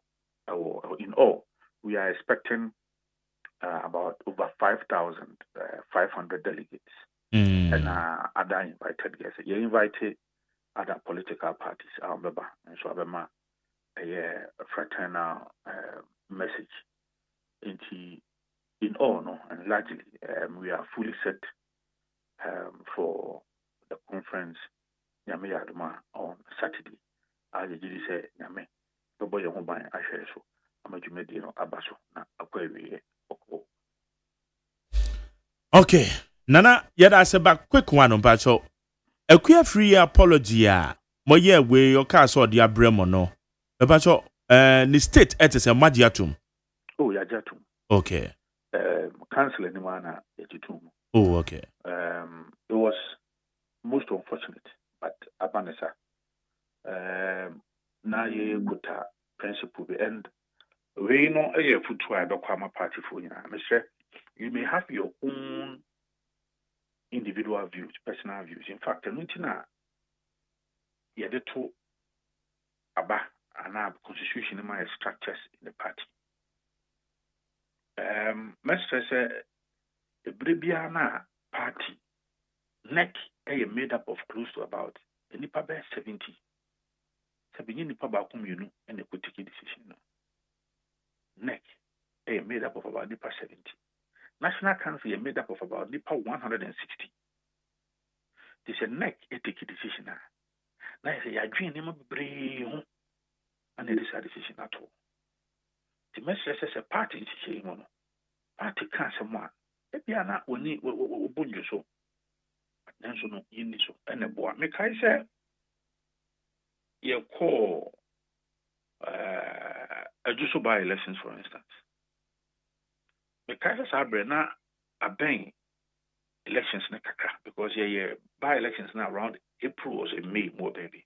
And that NDC for to about the year or candidate the year before. Two constituencies no ridiculous no no ridiculous now. All comes who the billboards or who the posters or who the flyers near the all constituency. But the brand here by election. NDC for by out because they are not going to contest by election. NDC for bet me argument nipa ye candidate. I didn't echo abattoir on what I share all man who publicity. I then am fan on gain popularity. And in the Quincy DBA will be an obit me 2024. And so be no boa, candidate amoa. Candidate Nanga so there be. We require the bit me a preparatory grounds for me to know. Mako, near near the year 2024 December. They all complied. It's a message party for. You won't be a free ayabano, opian one in the June. Then so no say, is yani a boposana. Near teen and penny for acre. Nana Mincha no, Bepacho. We share instant to say Josu and this for you among free mo. Sa by elections. And I'm saying, ya non qua, a poor mantem, a bra ye JB, and the Paboni for Quajan and Quafrin is and also much among free mo. Instances are much from well, merits and ye different. Say, baby, a yamo stronghold will share the vote difference. Me personally, my dreamono.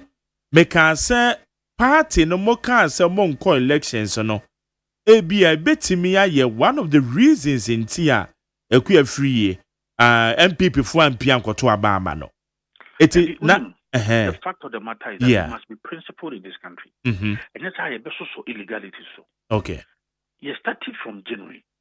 Electoral Commission on Air and say a 3 polling stations pay. In fact, Okaya officially show Kata the Bray. Say, I do here a court protection, police protection. Yeah. You were bossman's hack of parliament, they could try to parliament. In fact, Makasis had time now. Honorable Dafiama Pobusana almost about 3 times. So, Dr. Bossman, you are saying there will be no rerun? Was it no? We don't need any rerun. Rerun is not even part of our constitution. We are done with the elections. Or responded twice. Our parliament. And you say, baby, me answer. And you see police and my protection. No one collect you. No one declare. I say, young got here. I said, don't get say young Pamo Electoral Commission penny for or kind of Monday now and Wednesday. Easy for say, 19 police stations. So it is a principle. But yeah, so follow our principle no so. 19 police stations sabio yes if one and share them and over the Montie. It was agreed. No, it was don't do that. We never agreed. In fact, in that meeting, we opposed it. Why I agree? But in fact, your reps are no more Ebenezanati and Evans Demako. They vehemently opposed it.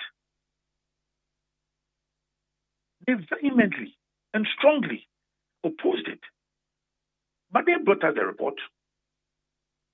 Based on the report, our party to take a decision. Because our position was that U-turn illegal. You don't, for 6 months, you have maintained your position for 6 months. In fact, 37 police stations. We a coalition declared 34 police stations in Maneka Trepe. What the one report at Parliament was try under oath. Easy. Deputy Commissioner Tete Extra officially the Bray, Sakami and Sape on their letterhead. And Sana, another deputy commissioner, Sako Parliament under oath on Sako Council Assembly. So, on a matter of principle, we cannot be part of an illegality. So, that was the next decision.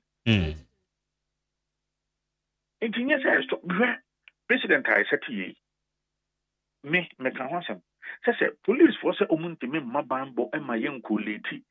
Only 3 polling stations. If you look outside Abiyokumanofo, how can they give protection for 19 polling stations, rerun of 19 polling stations? And look how it happened.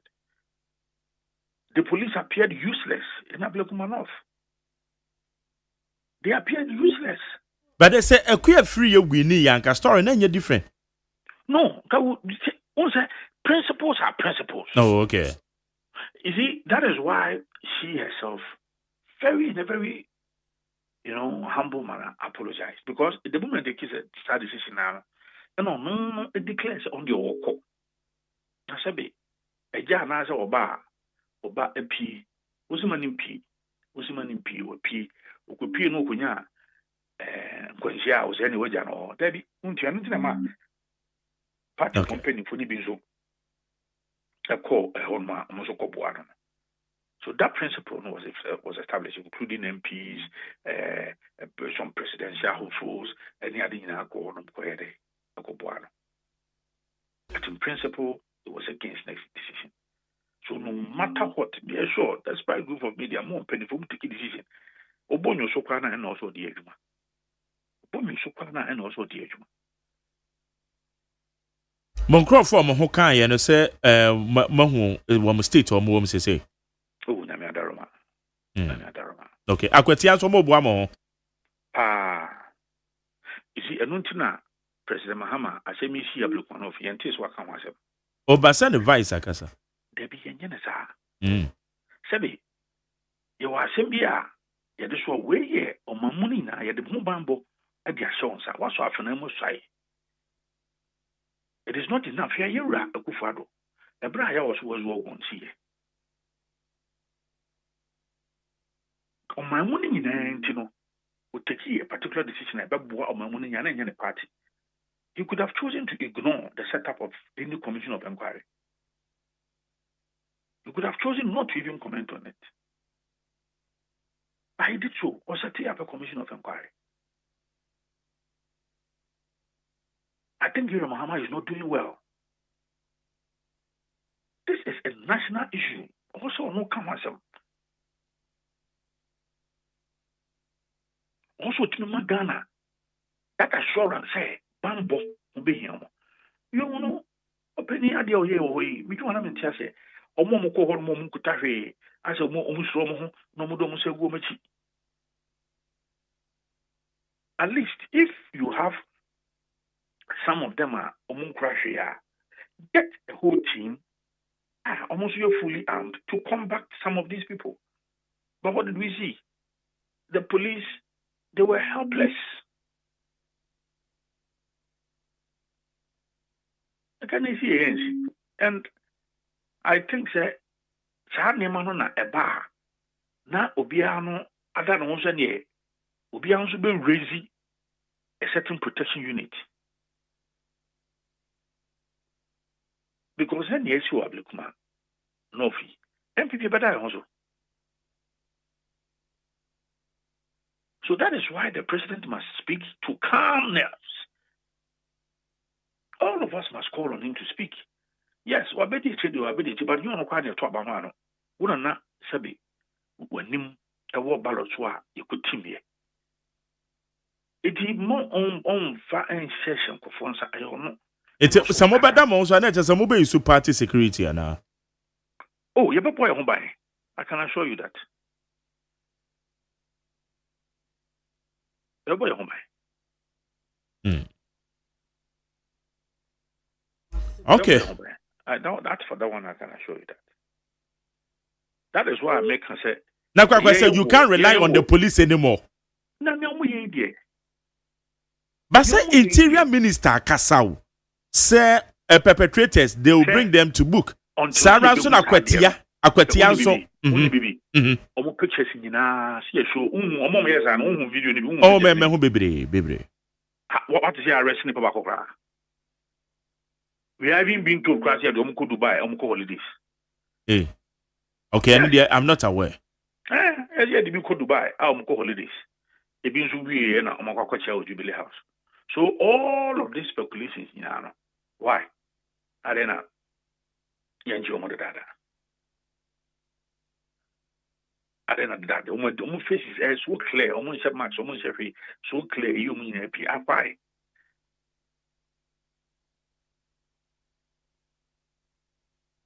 By now, some here arrest omo dada. Yes, it be known. In fact, omo tete ma ebi kwa here jumo passport office. Omo ride motor ho. And the omo national security. They are known people.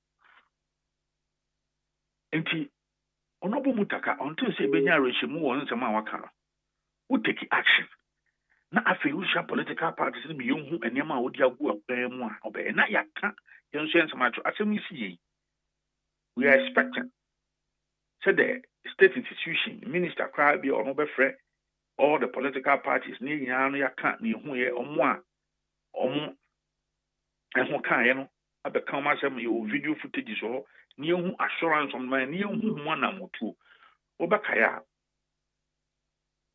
Abraham Hamabaya am say January muna or the cat about electoral violence situation we are also was work on police and saying me you know him be wakai okay no say no dey ewura amanya ho kokodo mo no na choose akata so why is he not writing to condemn this act and then telling the interior ministers to be serious and conducting thorough investigation. Why? And as I was when they said that even Company and all was set up commission of inquiry. By January, it was at Rokata at the command IGP and all than Paris on the MBM knows I him. The garden and the AC weapons so the own Rokata see you. The Interior Minister Kasa, don't you believe the president and actually saw Umrana? On my Megasana? Symbol of Honoma. OC free, I am quite never. Symbol OC free or any Ankasa whatever. We are dear. A fat, a bamboo fat. They also President Tangasana Casa. And to Casakrana, what they say, the Interior Minister said, on you want to Macampona, Ghana for Quenya Russia, Panamona Kamasam. I think that the president must speak, and it's important. And all of us must call on him to condemn the act. I see you. Akwatiano, mo follow principle bi na mo de be ye adwuma wo ho. Oh, principle say. Said your work say ho no yenim mo be biem say party ne toto. That is why I'm asking. Say mo follow bibi ho ana. Follow in terms of the candidates one more ebe you omuti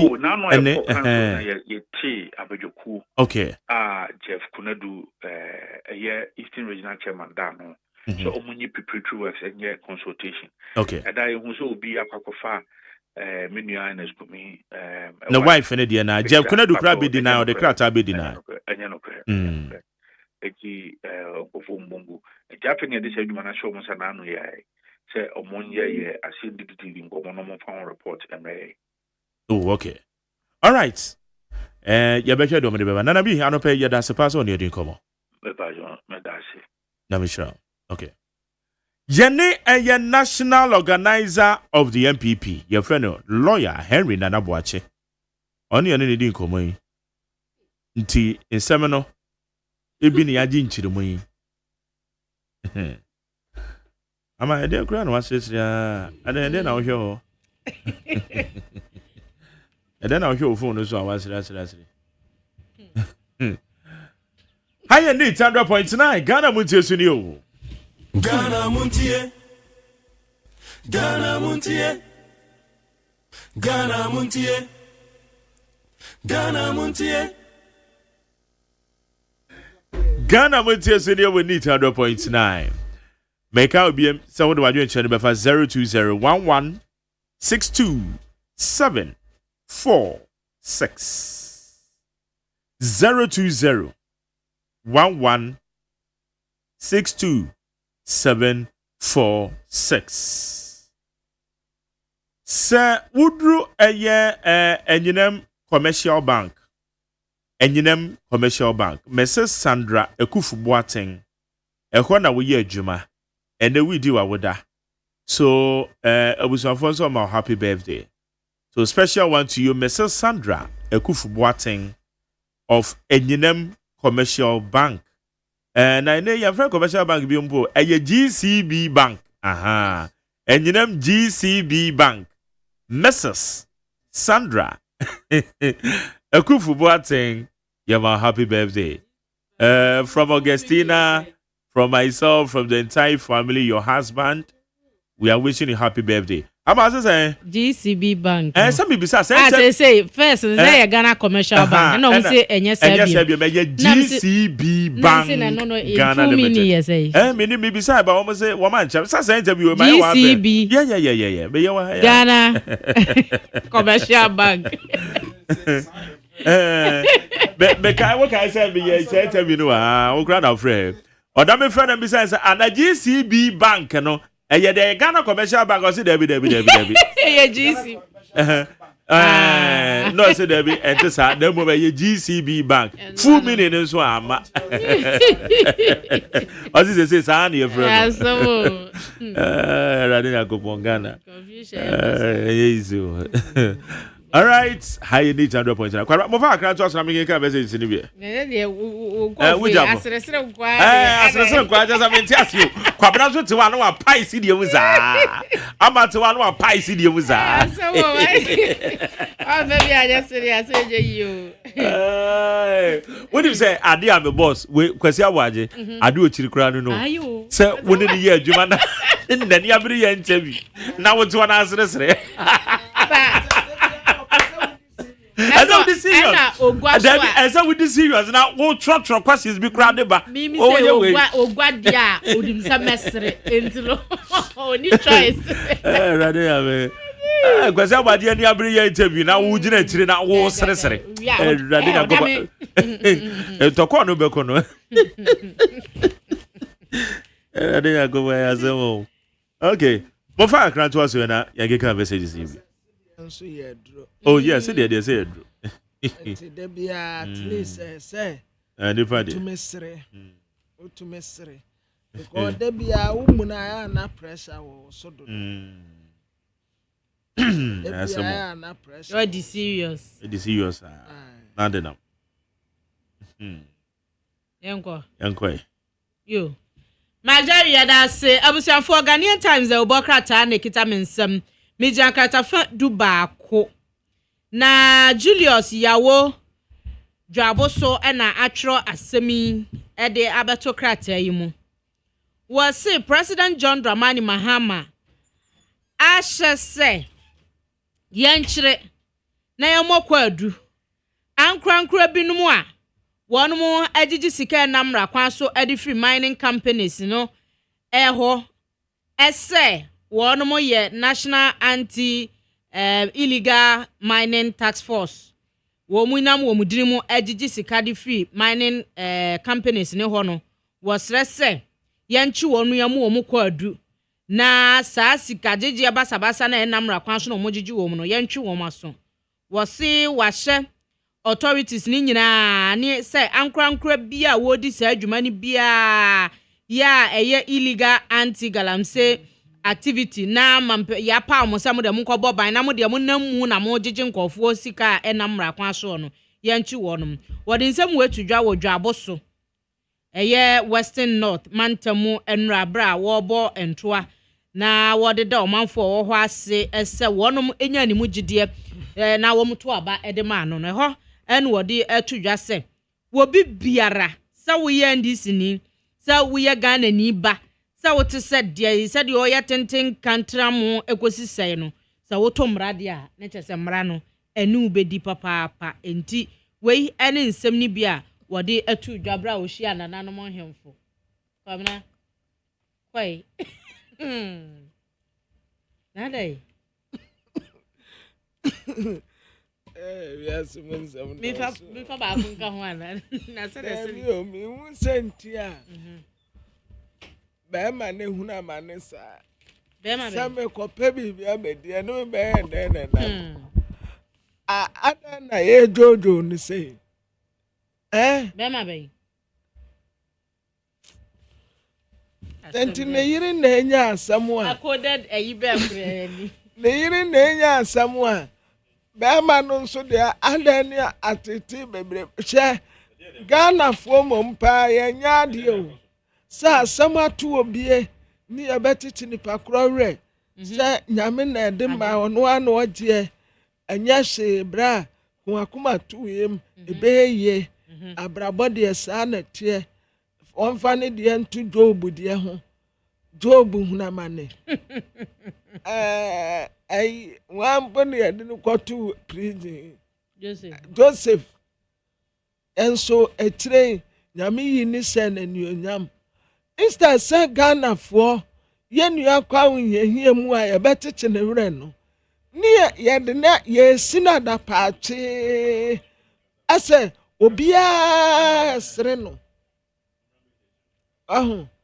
na nso ben na brantie mu a nka wo ye yi a na se afeni me ai na ada na mutesa ada na mu ye nipa de ma ne ye yasa ebisi afeni nyame ka so obedi ya obradwuma nka ho afeni na saka na kwa brave de babe to ba sa busa wo ya numa no yimika menko abusa fo ama I ain't to you to na ba no for say at the 4 day at the 4 day pebre na ba no mo pempenyu for do wo mo pebre young boys ne pebre na say kraketekete no akofa ne maame size so wo mpese wo bekwa akofa ai no one aba behwe no maame wo mpanyfo ne mom na fa boy oda me se maame fo mpanyfo ne mom na fa boys na boy small boy so ubenya wo hu ne wo de wow ubetumi aye control no ko ba kama wo de da bia tisa mo ma no mo kwaye nkwa na anyakura ati memeti wanu say wo na be ma so penkurai and they say and they better na enya papa mama normal ama na enda na abrantie mua say kofa wo maame na papa mua ukofa wo yemba and they normal be ye normal mema wo la normal esi awo ama say sa wo kofa young boy una wo behwe no me kofa young boy adede una sumidi una wo behwe no because wono ana boys na aba no omo mpa so de bia o na okoye uti ɛna wa fafa ukoya acrylic ɛna wo nails ayɛ nya na asɛm mpanyimfo no me ma nso amofa nkora no nso enye enkwa sɛ wahu sɛ wo mu me de me nka ho ba ya mba 16 years boys ne sɛ car dada wo mu de battery mu no na spark enya sɛ maamefo no so de car yi na spark David ya ni yi David ya ni yi Abraham David mu hwe yi o David Abraham papa ne hwea David Abraham no ya akokora poso no a wɔyɛ no ho hwea enye no yɛkɔfa bibi ne baaba yi mi gyina katafa du mienu wa Ghanaian Times a wɔbɔ krata mu tu ne kukum ɛna na ɔyɛ ɛyɛ ɔkura no nkakra ɛno kura wɔn sɛ abaya no baa na ma David ne nyini bi ka ho sanka na yira bi ga no ano wane ne ti anko wu ntem abusuafo Ghanaian Times nie katafa du mienu ɛna mi gyina wɔ se Ghana this that other mo say do me mic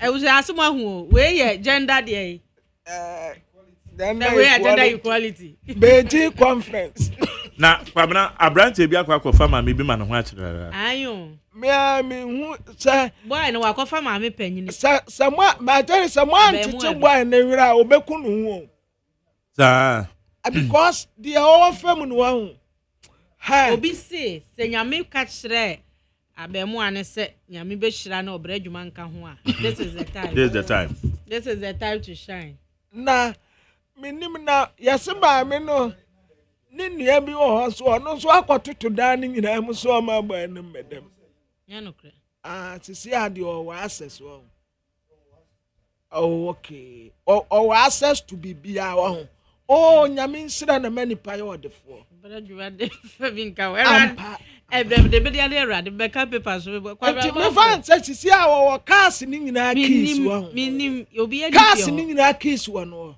nyame yes na de ni pakro na yirewu na yirewu my daddy na wo kodem 20 years abusuafo Ghanaian Times kita me nsamo o baba na o tse bi ansentre ni bisi na bi ayesesa abra na anya sa pa na semfan se ama sa wo 40 ana wo de mfan so wo 45 wo de 50 na sa wo sa kodam 25 years aka ho 50 plus 25 ebe say anya 75 75 into 75 for beba no na akade bio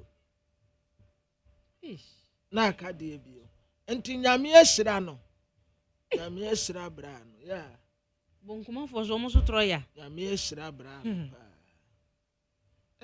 sana nyame mra na ye mre pa pabna ma men kan bia ofa no bo a wonto ne pabna ye das amato aso wa obami nya asempe labsafo ya to aboso di akatafa du mienu ewo Ghanaian Times mu ni na animdifo ya wo mu abene na nkwasefo ya wo mu na se yekum nam a wo mu etest hwe se aboa wonya aboa ya afo entu betumi awe ya Dr. Francis Kunadu Ampratwum eka ho ye rai lecturer ewo School of Veterinary Medicine University of Ghana and Professor Joseph Atawana ono so ye senior lecturer ewo School of Veterinary Medicine KNUST and Nana Prempe Eduhine Executive Director in charge of mediation and arbitration wono so akasa na asema amageri omo de atodwane se omo se Ghana fo enye ba bia na kopaake koto nam ye ka nam anya ye fish no we nam no ayekum no na nkwase de no ma yanka de na mokoto no we should be very very very careful because emuani bi wo ho a wo yare yes wo mbato na atwene no ya ntwene ntwene o mageri na yakuno na wono mo de abadwaso no o mo ton ama meme tientie skan kakra na me ama kwa akoto na kuno ne kwa bena obi a na betimi aye So won't find a boom. We are the ones that deny. And then Kraman, I ring Kraman. Sir, I must say, and Kraman, I'm near hot cake. Ponja, Ponja. No program be a coy Palma or Ponja woman. Omo pen Kramano. And yes, said I yen special spice. Yes, so we Kraman, one of my Kramipu. Now, me, and I'm a yampa. Eh? I so we Kramaya who happen whoop. I always Kramaya who are no whoop. What the opa, mamma no. Yamfa baby and Kramawo. A bear will be on one son Kramaya do war barnage. Ah.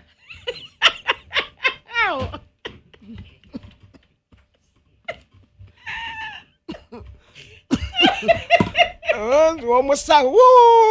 I can't be your balance. So ring cram.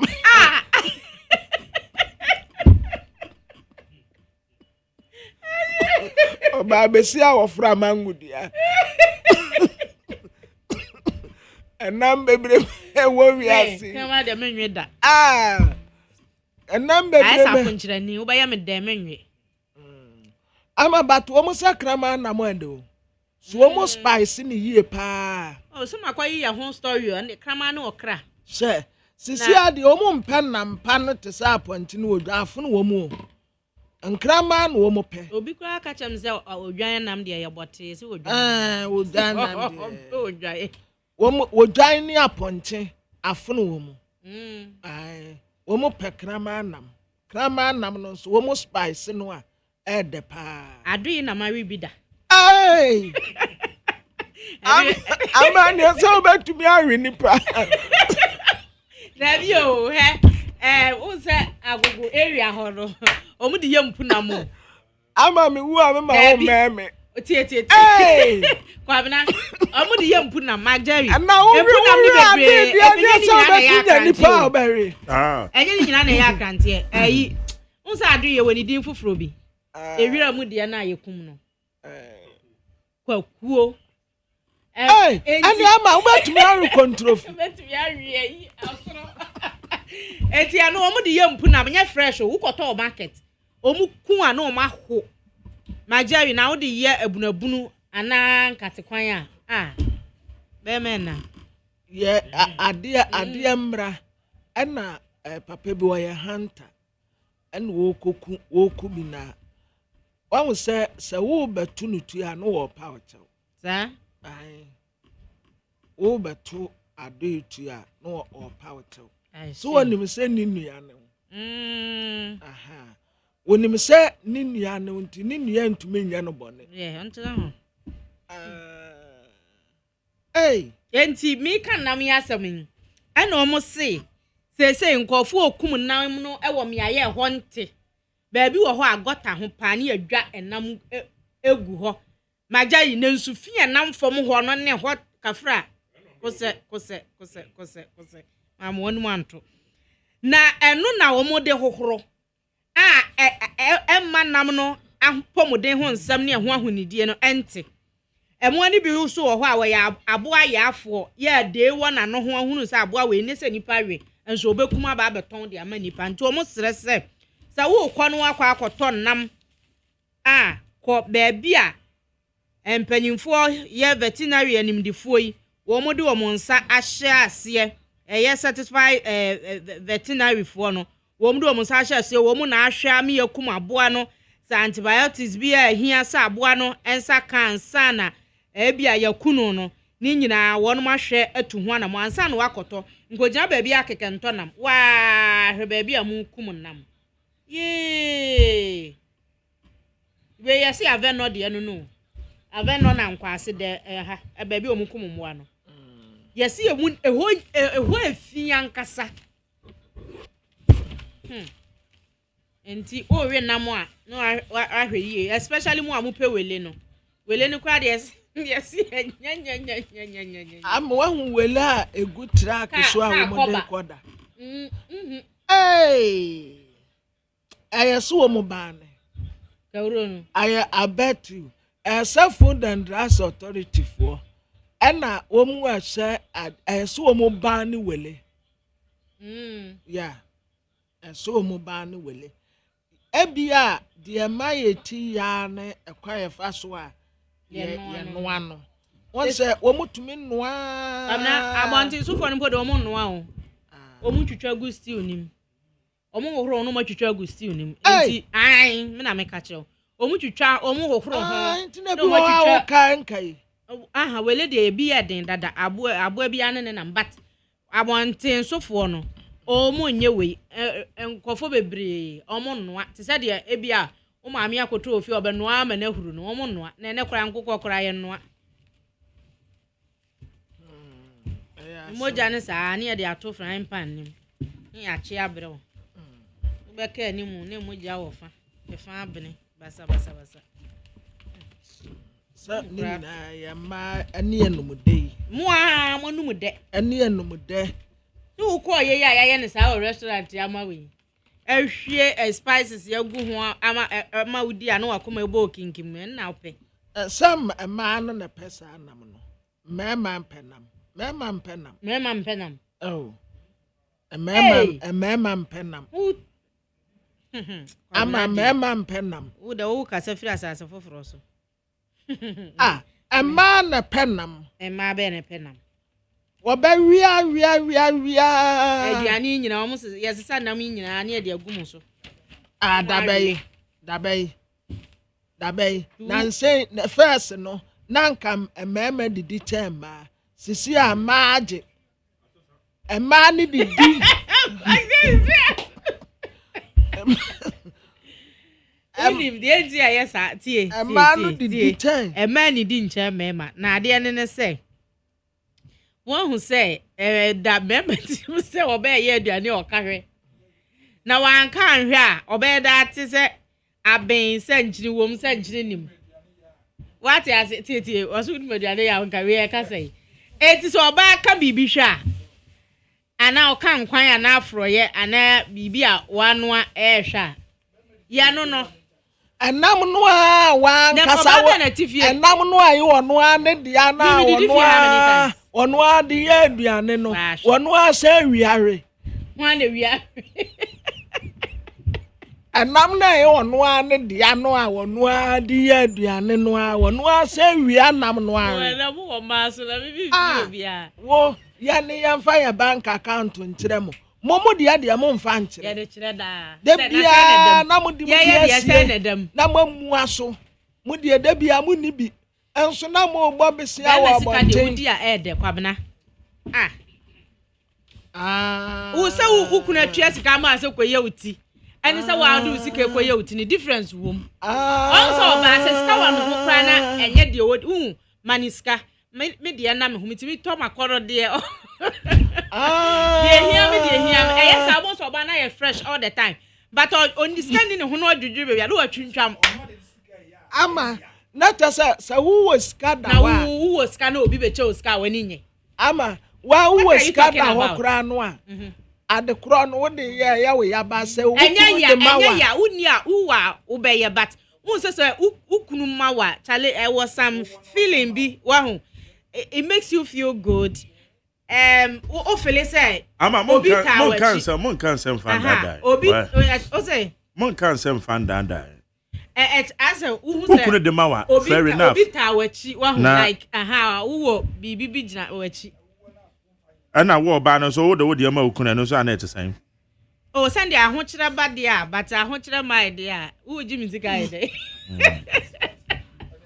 that's yes. There we have to answer, but won't chill over Jibisika. So I want to now say, Ebi Aquamana Basama, then and yet the cry. There be some in studying his cabin. What the other never late. My guy, yes, back on my own yet. Some be master yana pay his scammer, said my Jay Mikuno, Jeton, Obaji. I'm a meshawa, I won't mean yes, sugar mamma. And it's a grass no one, you know. That you want to me yet. Spirit in any minimum. Sir, on 1 man, some mammy. I woman a pillow. Then I'll say back on watch training. I tell for your boy. Yeah, but you see,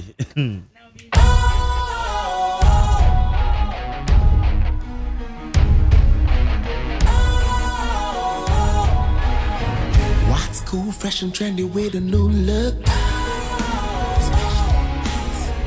Makes you feel real good, that refreshing vibe.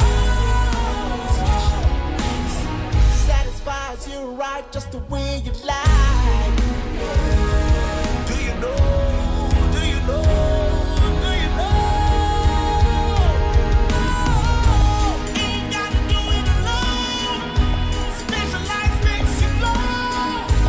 Anytime, anywhere. Specialized feel different. Always think specialized. Special Ice Natural Mineral Water. Feel different. Think special. This advertisement has been vetted and approved by the FDA. Hey, catch it. Listen in here. And no more about to todia me baba no one dear no. Come so bet to me. Hey, I say, hey, now Becca. Ya John to mommy and Saint Duku Portomanto. This way chocolate drink. Na can watch she amphibian super renew our renia. This way chocolate drink. Na can see. Oh, I say, we don't come on to more. Maybe one wants to share crowd ya can home. Who had your weapon home. Okasa battetia at the form one. This way chocolate drink. Crash up a pair, Baba Warrior. I say, ye fear said this way chocolate drink, your Soriano pan on the enum. Ye bishop free genome snack. Ye now why don't ye the seven woman. Ye did really a baby bob we had yasua. This way chocolate drink in the enum. And at this one, what's Yanua? Has it a woman, cocoa woman, brick woman, baby woman. I don't hear any social. This way chocolate drink. You hear any social. FDA, I just said you didn't crack to more to say a ye. Ghana Montie. Ghana Montie. Ghana Montie. Ghana Montie. Ghana Montie Sunia 100.9. My main phone messages in Ibina Yanko and Richard Eddie from Asaman. On say President Mahama is making things very difficult for the MPP. He has scrapped all the full allowances and allocation for political appointees, effective immediately. This bold move is part of cost-cutting efforts to reduce government spending and prioritize national needs.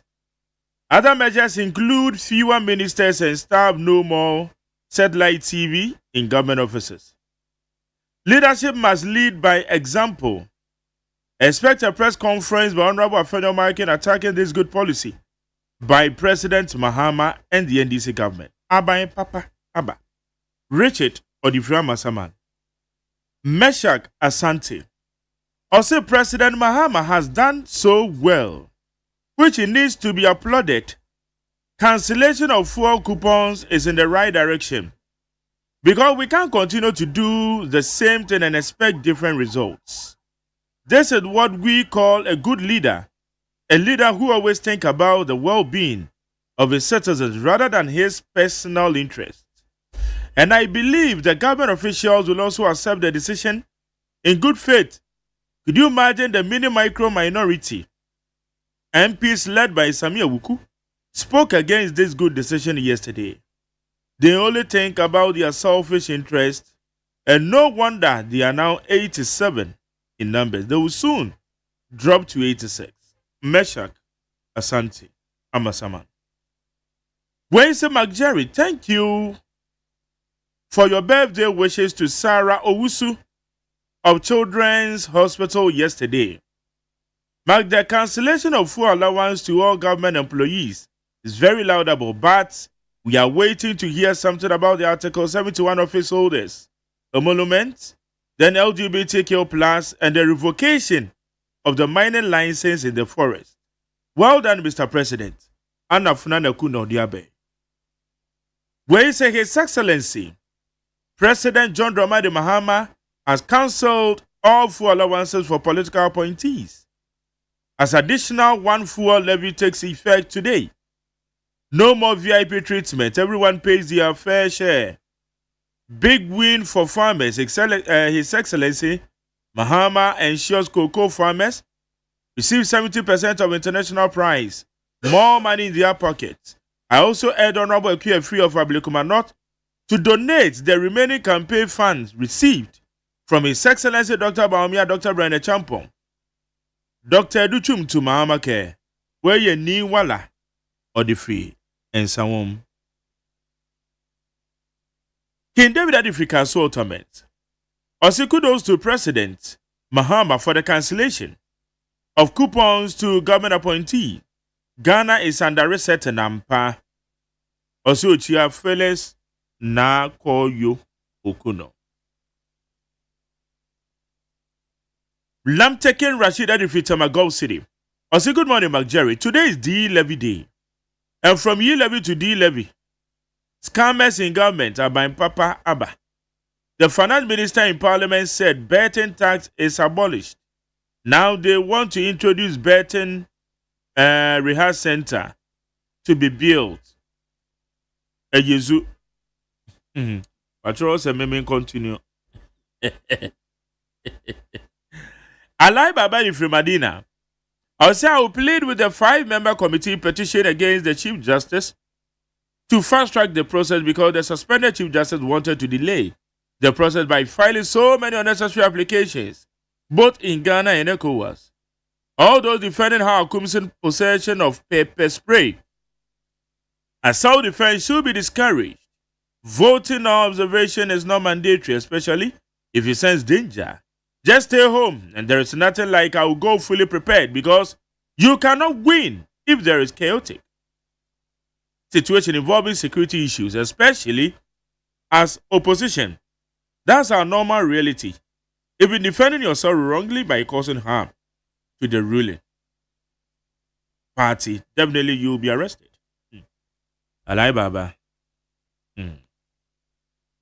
Where's the McJerry? I'm just applauding the President JDM for scrapping the allocation of fuel for appointees. As a worker of Despite Media, don't you buy your own fuel for your rounds? I mean, tofu and fine your my juma. Mean tofu and cancer media directly be your mind juma. But me rounds the method yet.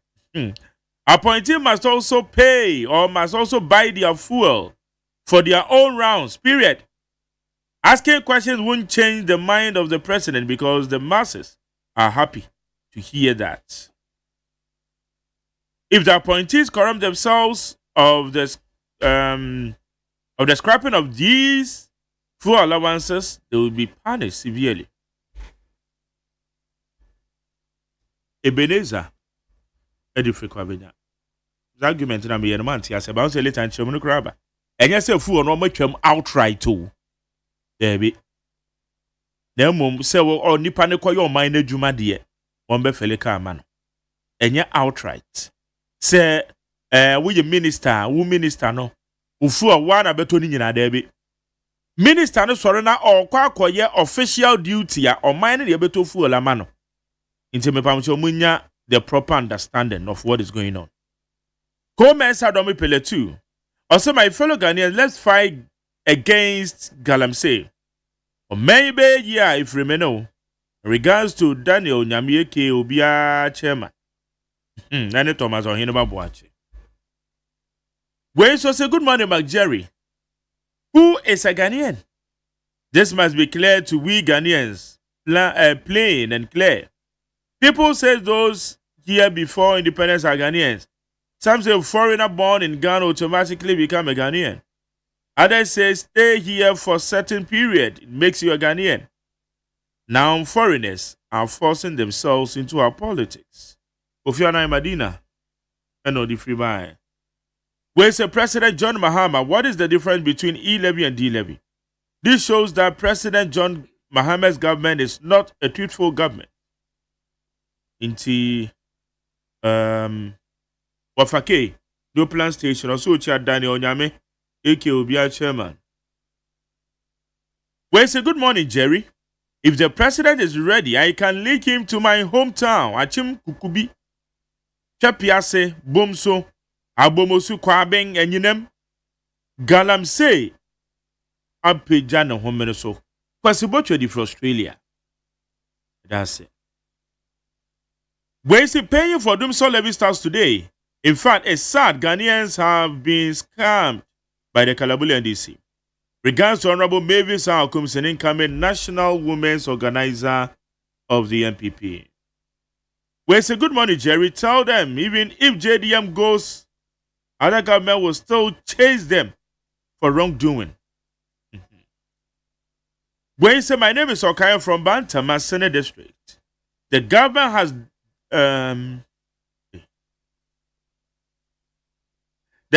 has dumped about $1.4 billion from our dollar reserves into the market. To help the currency appreciate, two questions must we the two questions that we should ask: did those reserves came from where? And how sustainable is it?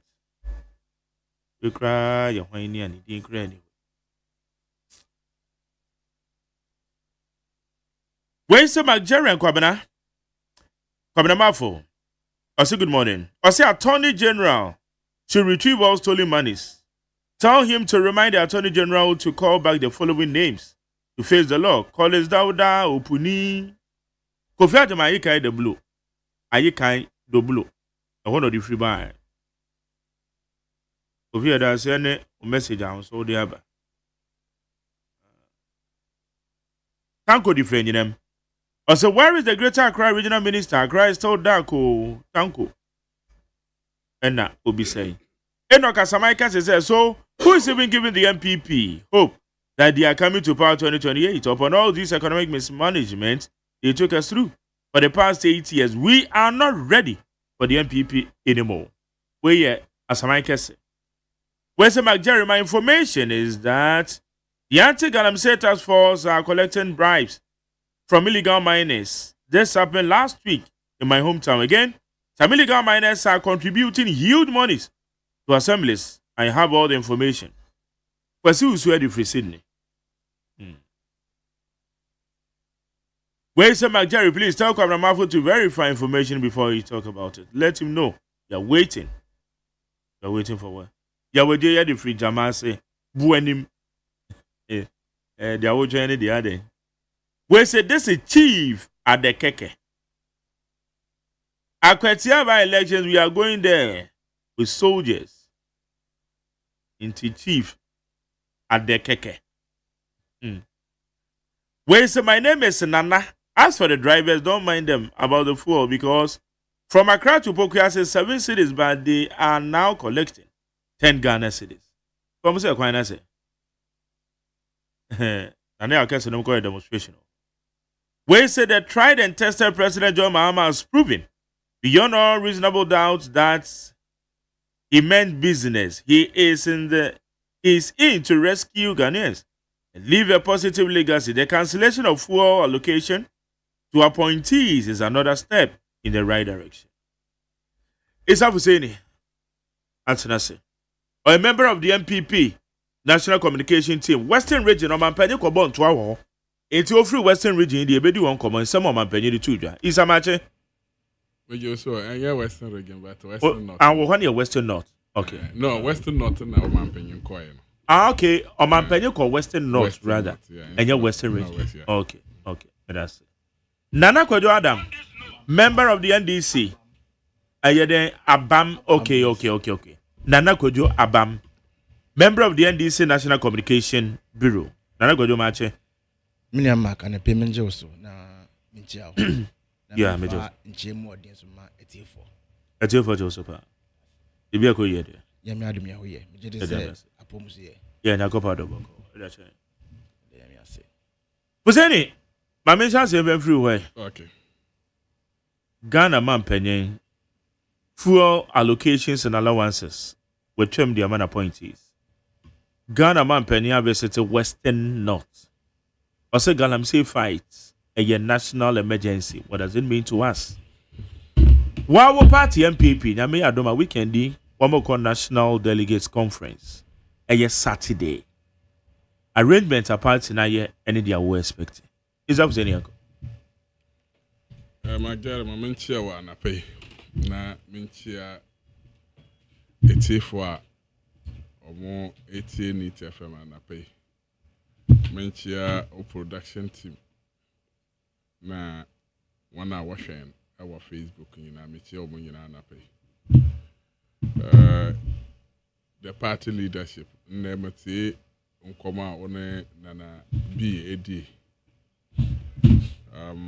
the Ghana secretary of the party Justin Frimpong Kudua na party mpanyimfo no nyina menchia o nyina anapay ya party Congress Yaboko Ewa University of Ghana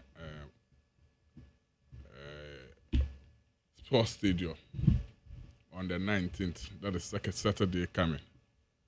Yabasre all delegates ningina say omombo modern omombra embabwa na yempa party no na yen reforms. Said the ebeya yebetum ede party constitution no abobra ama party na gina brane ya party for no so ya ma directives basra say obi ambo modern on the directives no do oba ho no ma the best thing to do is to wear party t-shirt obi biara o support no say obaba ba flag bearer of the party no nipa no the time and swing ewie na ya bie game na ono ebetumi akaye wo ejuma eda amane pakoro no but for now no party no na ye pese ye kabom na ye ejuma and say ejuma wa University of Ghana nti e basra de obi a obaba bia no onko port no ho na metie na bia we restricted by invitation nti only accreditation how who kura na emba honomo because Ghana dama intruders between aba no wan aba yebasabasa bi etia party no Nigeria issue on board no the fuel price and I say president cut fuel for appointees na galamsey ebinumu share mask say sisi ade galamsey no ya gya boso no mo ko galamsey site a omo egigi galamsey fo sika no mama nsha semfi galamsey side no galamsey de na me fi de ya ka ho asam wo ha me no edi ho komo about how regulations e koso na aban a nhihye a order to ho promise a order ma galamsey fo my girl say aban we air fight galamsey yes. There are two things in confliction. One, aban share galamsey football time na omo opposition no ana walenke national organizer ne national vice chairman attorney general directed Yoko to investigate them. Joseph Yameni Abang. Ono me ba ho. But me part say the promise aban we edema galamsey yes. Mekai omo opposition no. Koku boy he na ne team ekọ Western region. Na sama omo ko promise galamsey yes ne there any day bia e better there President Mahama by president pe they should go back to the galamsey site and start galamsey. Nobody will arrest them. They've given them that power. And then it was a promise to them. Until the day na President Mahama is sworn in as president, no. Nkofuna ambu mraso omo de promise na ye na omo ekọ back to the peace.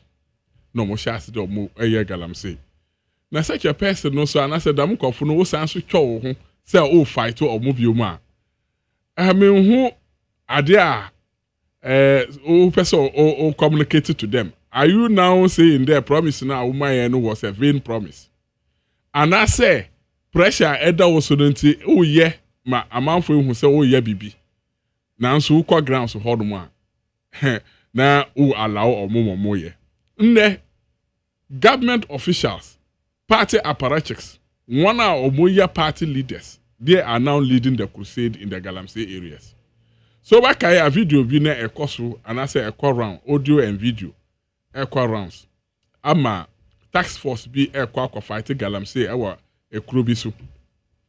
na yekoduru ekuro no da the party chairman owo kuro no say yambo na amane say tax force ne eba hod mo nto omma tax force no enye omodwuma nto o block road no the youth are block road no nde o kwa akọ fight galamsey say obo party chairman amane say me ba na ma abaye galamsey nti munya den muntwam nti wambo ma amane a they will not allow you to operate. And this is the kind of government that we are witnessing today.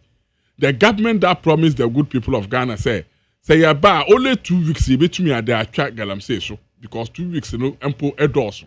Then aban here say about declare Ghana a state of emergency or declare Ghana state of emergency. No obetumi a fight ama galamsey no enu ebrase. That is the promise they give Ghanaians. 7 months down the lane, they are still troubling themselves in terms of galamsey. And the okwa yet say allegations are the two the national organizer of the party. Na our win guy our win your friend and no no po guy MP no Abanga. These two guys collaborated and they are moving Galamsey side to Galamsey side. That is the allegation they put on them. Metie say Abanga no ba out back there. Or say allegations. Allegations are all the two almost so even newspapers capital friends saying so oh no, but it doesn't matter. It doesn't matter. You have to find it, and that is why you should have even started this particular one to tell me why they are doing that. Newspaper reporter free okra na say the Attorney General direct you so investigating. Exactly. So if you are not involved, why do they direct people to investigate you? Let's investigate too. There be, but no so just will be investigation. Let me pass say me see ya investigate too. And to allegation be ambo. Until I me put in there allegations are right. I'm saying what put it yes, of course. Until the American there, if a bibia and sawa yam fans you, the regional, the national organizer of the party, the friends and Dama Abangano, Omunko no mo executive so NDC ma. Obande na the regional organizer and the national organizer na involved in the galamsey. Them kofu nyina the party chairman I just mentioned. On your party now, on your party chairman, and you don't know say you ba operation a yambo omo amane no. The MP for our win, is it Oscar Labi? Or no so on your NDC ni, on your member of parliament for our win. To the point in there, chief sa omo hold mo baka say yam here no work room or ya ban no work room or no. Or no so won't ye. No nature no. Amanfi East parliamentary this a member of parliament. Galamsey yes operation team koya or say Jeffo no na mene nka say young guys no no mo ye omodwuma na ya boys ni nyina wa video so ni nyina wa social media nti the echo so ni nyina and I say reporter I capture member of parliament for Wasa East say no Galamsey Kimping na mo say nsu ewa western region ono so kura so nti da me nyina evidence ben na aban ehia say all the back to that and I say aban here say obaya prosecution ni nyina ya nyama bia mo pian to nchen bia ya investigation you go investigation yi ye ka de nka your opposition party nka yanko anadwo nko fa ne pako nko yoko aya allegations keke yanko yoko fo no enko arrest nko fa anadwo da so ebinum wo ho no mpo ayekwa ando omo to there rambo efrem you do one call Yoko, you keep one for a bail of 50 million Ghana cedis. Obandene ya report ya to the data. Yoko for enko ramble dam kofunu say omuso yakwa kwachi omo ekwa Yoko. Nti say aben we ya packaging government.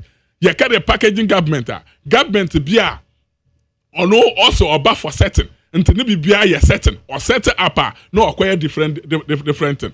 Nti Galamsey there is no way aban way between a fight because NDC one under President John Dramani Mahama ebaye omo fight Galamsey ya omo fight no mo ntumi anya anodru edru because omo de enu safose ne baye oka che ende adwuma no edin ontumi ye no opaja no sase ontumi ye na ye ja Galamsey eto hormo ono na ye set operation cow leg ye do won call ye kwashishi excavators ye CCB ba ye hu bibia excavators na FI na NDC too asan babaka. What different do you want the President Mahama to do again? Nipa or the kind by your fight ya you know. What's under the babioma or fight or better no I succeed. Until you can't say NDC for they are just packaging, they are just doing this because Galamsey site no all the Galamsey sites in Inano. NDC for no more Jaffa. Say a center again like this. Baby will hold more grandpa. You say Galamsey Obia one right a concessioner. Nankasa register or one lances no. Nay the national security aka pam damu kofuni in if you hold more. Nay the party na cut in a hold more say one year nejuma because NDC party upper power. Na damu kofuni in a yakade ya kwako fight Galamsey no. Daminya meye amu package no mu kache Ghana for say mu kwako fight Galamsey no. Yeah, the same Galamsey yes now so yes also bro omo arrest omo abra President Mahama ba prestia ba catch NDC Ghana for there. Fighting and arresting Galamsey yes no is not the best way to solve Galamsey problem. So arrest Ghana for one ya arrest omo one omo ekope bibidi ya for omo as employers omo ya laborers for almost say omumbra no omba yeduma but the main Galamsey yes na nkasa no omo ni pitch hall mo omo nyina wa Jubilee House nne the main Galamsey themselves are now in the Jubilee House President Mahama ohun ya nto oba ya nkofo take over concessions ni nyina won hu na nkasa nkofo omo wa Galamsey site omo take over omo bru nkofo omo take omo concession by force no onu kura so won hu ya nto regulations na okade oba ye promise in his manifesto no onu na AI Kenya Oba ya okade oba repeal LIT listen is it 264 okade oba repeal dam LI na till date want to me your majority in parliament anko betumi ade dam bill na ba parliament obetumi repeal say yam pese friend saying obi buy mining forest nde forest reserve na nyina before President Mahama will leave government in the 4 years no na forest reserve na ya wo Ghana ha nyina ya say na nyina ewi because President Mahama no nkofo no mo take over the forest reserve. And the forest reserve no kwa down desert de bia oya virgin forest bia obi anko ho no mo da no NDC for air mine with them forest no mo sisia. Na dam government na eto abadama no say ombra no omba save Ghana ya water bodies na ewo ho no mo nyina no. Ko na kohwe nsuo a ye kase nsuo no both a river pra na ankobra no nyina. Ko na kohwe there nsisan bia aba President Mahama abanti ni matwa na say den meanwhile ya wankofo bia omuko nsuo no mu ekoye press conferences wo hodo sami gemfi na nkofo nyina bata krade omoba friends river pra batina hono mu ye press conference there ye nhwe nsuo ni mo so hote nne journalists bia na ye de nsuo ba radio station and say TV station ye display ye kira nkofo there nsu ni nua onani because MPP aban asay nsuo a woga na ha nyina no ndeni the nkofo no nyina yi dam so ni fi ho. Is it that we now have a clean water in Ghana? Is it that the water bodies in Ghana are clean? Here say about advertising so TV stations be mana. Nti minia packaging aban we de bia obokoso ada Ghana for. But Ghana for ehun de ekoso. Hwe videos a efi Galamsey side eba no. Uya hwe the kind of people who are videoing themselves and they are saying it. What the NDC government is doing to them. And yet don't promise in the more. And see, your feed and they will put a ban on every mining. Nanka declare state of emergency on mining. Nanka ya make sure there you about regulate ye ya manko full lances. Ne ya make sure there one omuba ye no ya tse o kwampa so omofa so aye den ayo mujuma. Baya ba no den ehu. Minister baba fresh on trafo agene ho na nsamtrofo na aba na otisamtrofo no nim no oso. Just because or person or catch the public sympathy. Nti me no dey ekoso no dey enye mo because na minim President Mahama no so ban minim there na wo mo na bazo so no ne nkrofo na attorney general direct say wo mo investigate na me bisa say attorney general direct Yoko say o mo yada me investigation na dekero Yoko fo no mo akwa che o mo ana say afi na krata na ba nti o mo akwa che o mo Until your opposition, no, they must be investigated. No, me pass investigated. And yet the same investigation that you could pick on Kofa and I do that. There was difference between arrest and you will be under investigation. Now, investigation, what do? You arrest and investigate. We don't arrest and investigate. Why? You investigate me. What crime do those people, the opposition people, know? Crime ban opposition. Crime ban opposition for no I say you arrest or more and investigation. Oh, crime ban or committee. Now, they are what they for them. No, maybe so. Say opposition, you go arrest or no, maybe say the crime ban or muya. Na you go say you chill. Can they also? But can they also? Don't arrest. I understand. It depends. So the opposition wants to know. Can they also investigate without this arrest? They are under investigation. No, me see. Can they investigate before arrest? There's a wish when they said something. Exactly. That is what Yoko is known for. For now. And I want to say Yoko investigating. No, what to say Yoko investigating is for saying. Those we know their investigation. No, and no more investigation. It's all part they say. And my part isn't and Rayana President Muhammad to say a friend saying a national organizer involved in that. The national organizer also on your mind. Meanwhile, 3 days today, the the operation, the deputy operation director at the presidency, not one radio station, Accra. Mustafa Gbande. Yes, you heard him right. You heard him. Says how do we don't find MPP for or the best on one NDC for say woman yes how do we director of operations for President Mahama at the office of him. Everton hon market nkofo say gidie wam your friends national organizer no there on your part of the operations and then the time the pan investigating abade no baba what will be the outcome what will be the outcome no yeah juma with Yoko if President Mahama nankasa nipa before even investigation no about out back at say nipa na boni what investigation are they doing on your boni does it mean on your boni and now why your bonnet? It's investigations in cost. Investigation no will arrive and conclude. And what did you say about it? So condemn this one too. Now say this one on your president. And your president. On your deputy national executive. Who employ him? Not deputy, not executive. Now he is a deputy director of operations at Jubilee House. Exactly at the office of the president. You underrate director of operations at the Jubilee House. May compare to the president. No. Everything is not about president. Why is it that the president is not? Why is it that president is not investigating the matter, but rather direct them to Yoko? Oh. So everybody has everybody has a responsibility. You are disappointing me. No, I'm not disappointing you. You understand me? Everybody has a responsibility. Everybody has a responsibility, So director of operations at the office of the president has a responsibility, Or on behalf of the president, President not signing one. Exactly. On behalf of the president. The capacity as a director of operations. Did you ask him? I wasn't the general. And so why did you ask me that question? But pay some kind of there in his it's capacity. Coming from somebody who is an official member of the office. General Secretary of the NDC. No, Jerry, let's decode these issues. I'm decoding it properly. Not you. I'm saying let's decode it properly for the listeners to understand me better.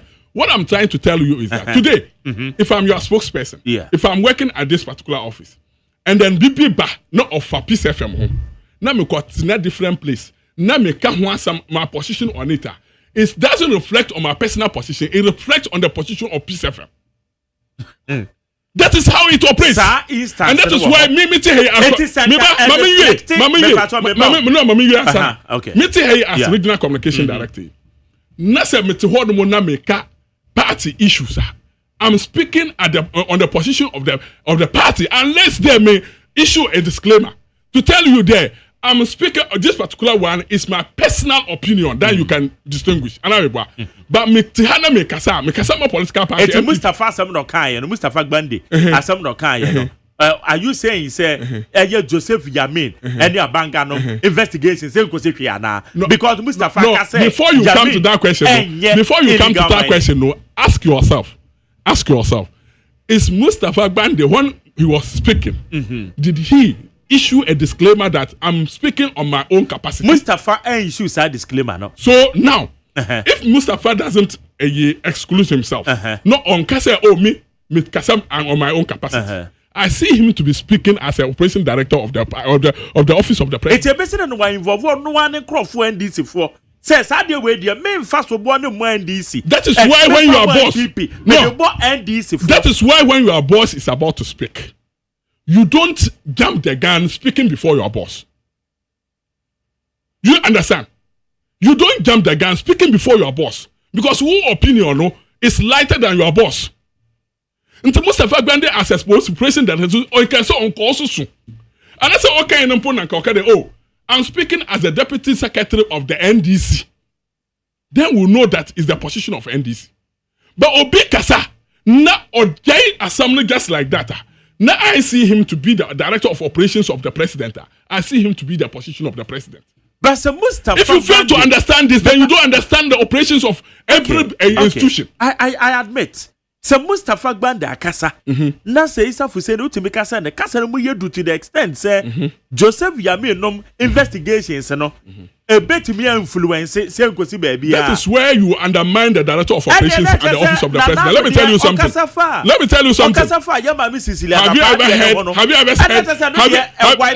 you ever heard Lord Comey speaking ahead of the president? Have you ever heard Lord Comey speaking ahead of the president? Ever since 8 years down the lane, from the beginning to the end, have you ever heard Lord Comey speaking ahead of the president? Have you ever heard Lord Comey contradicting the president? And to be any responsibility, me cannot. Okay, it's open source. My partner say, yeah. Director of operations, do you know that the director of operations at the office of the president can give directives to the Yoko? Deputy director of no, me say, right? You know he can give directives to the Yoko. Really? You don't know? I don't know about that. So you don't know the power of operations of the president director at the office of the president. If you know, you won't tell me that Mustafa Gbande wears were Attorney General direct to Yoko. Attorney General direct to Yoko, no. No, me patch say man can say no direct to Yoko. But when Attorney General directs Yoko, Yoko is about to act, and you come in as an official member from the office of the president to tell people that these people now invest me wajidi so mo yashi. Are you not putting the Yoko in a very tight corner? Tight corner. If you don't understand, I will decode it for you to understand me. In law, you remember a justice now, a vet in a parliament. Okay. You have been about, I mean, forget it, I'm getting after. But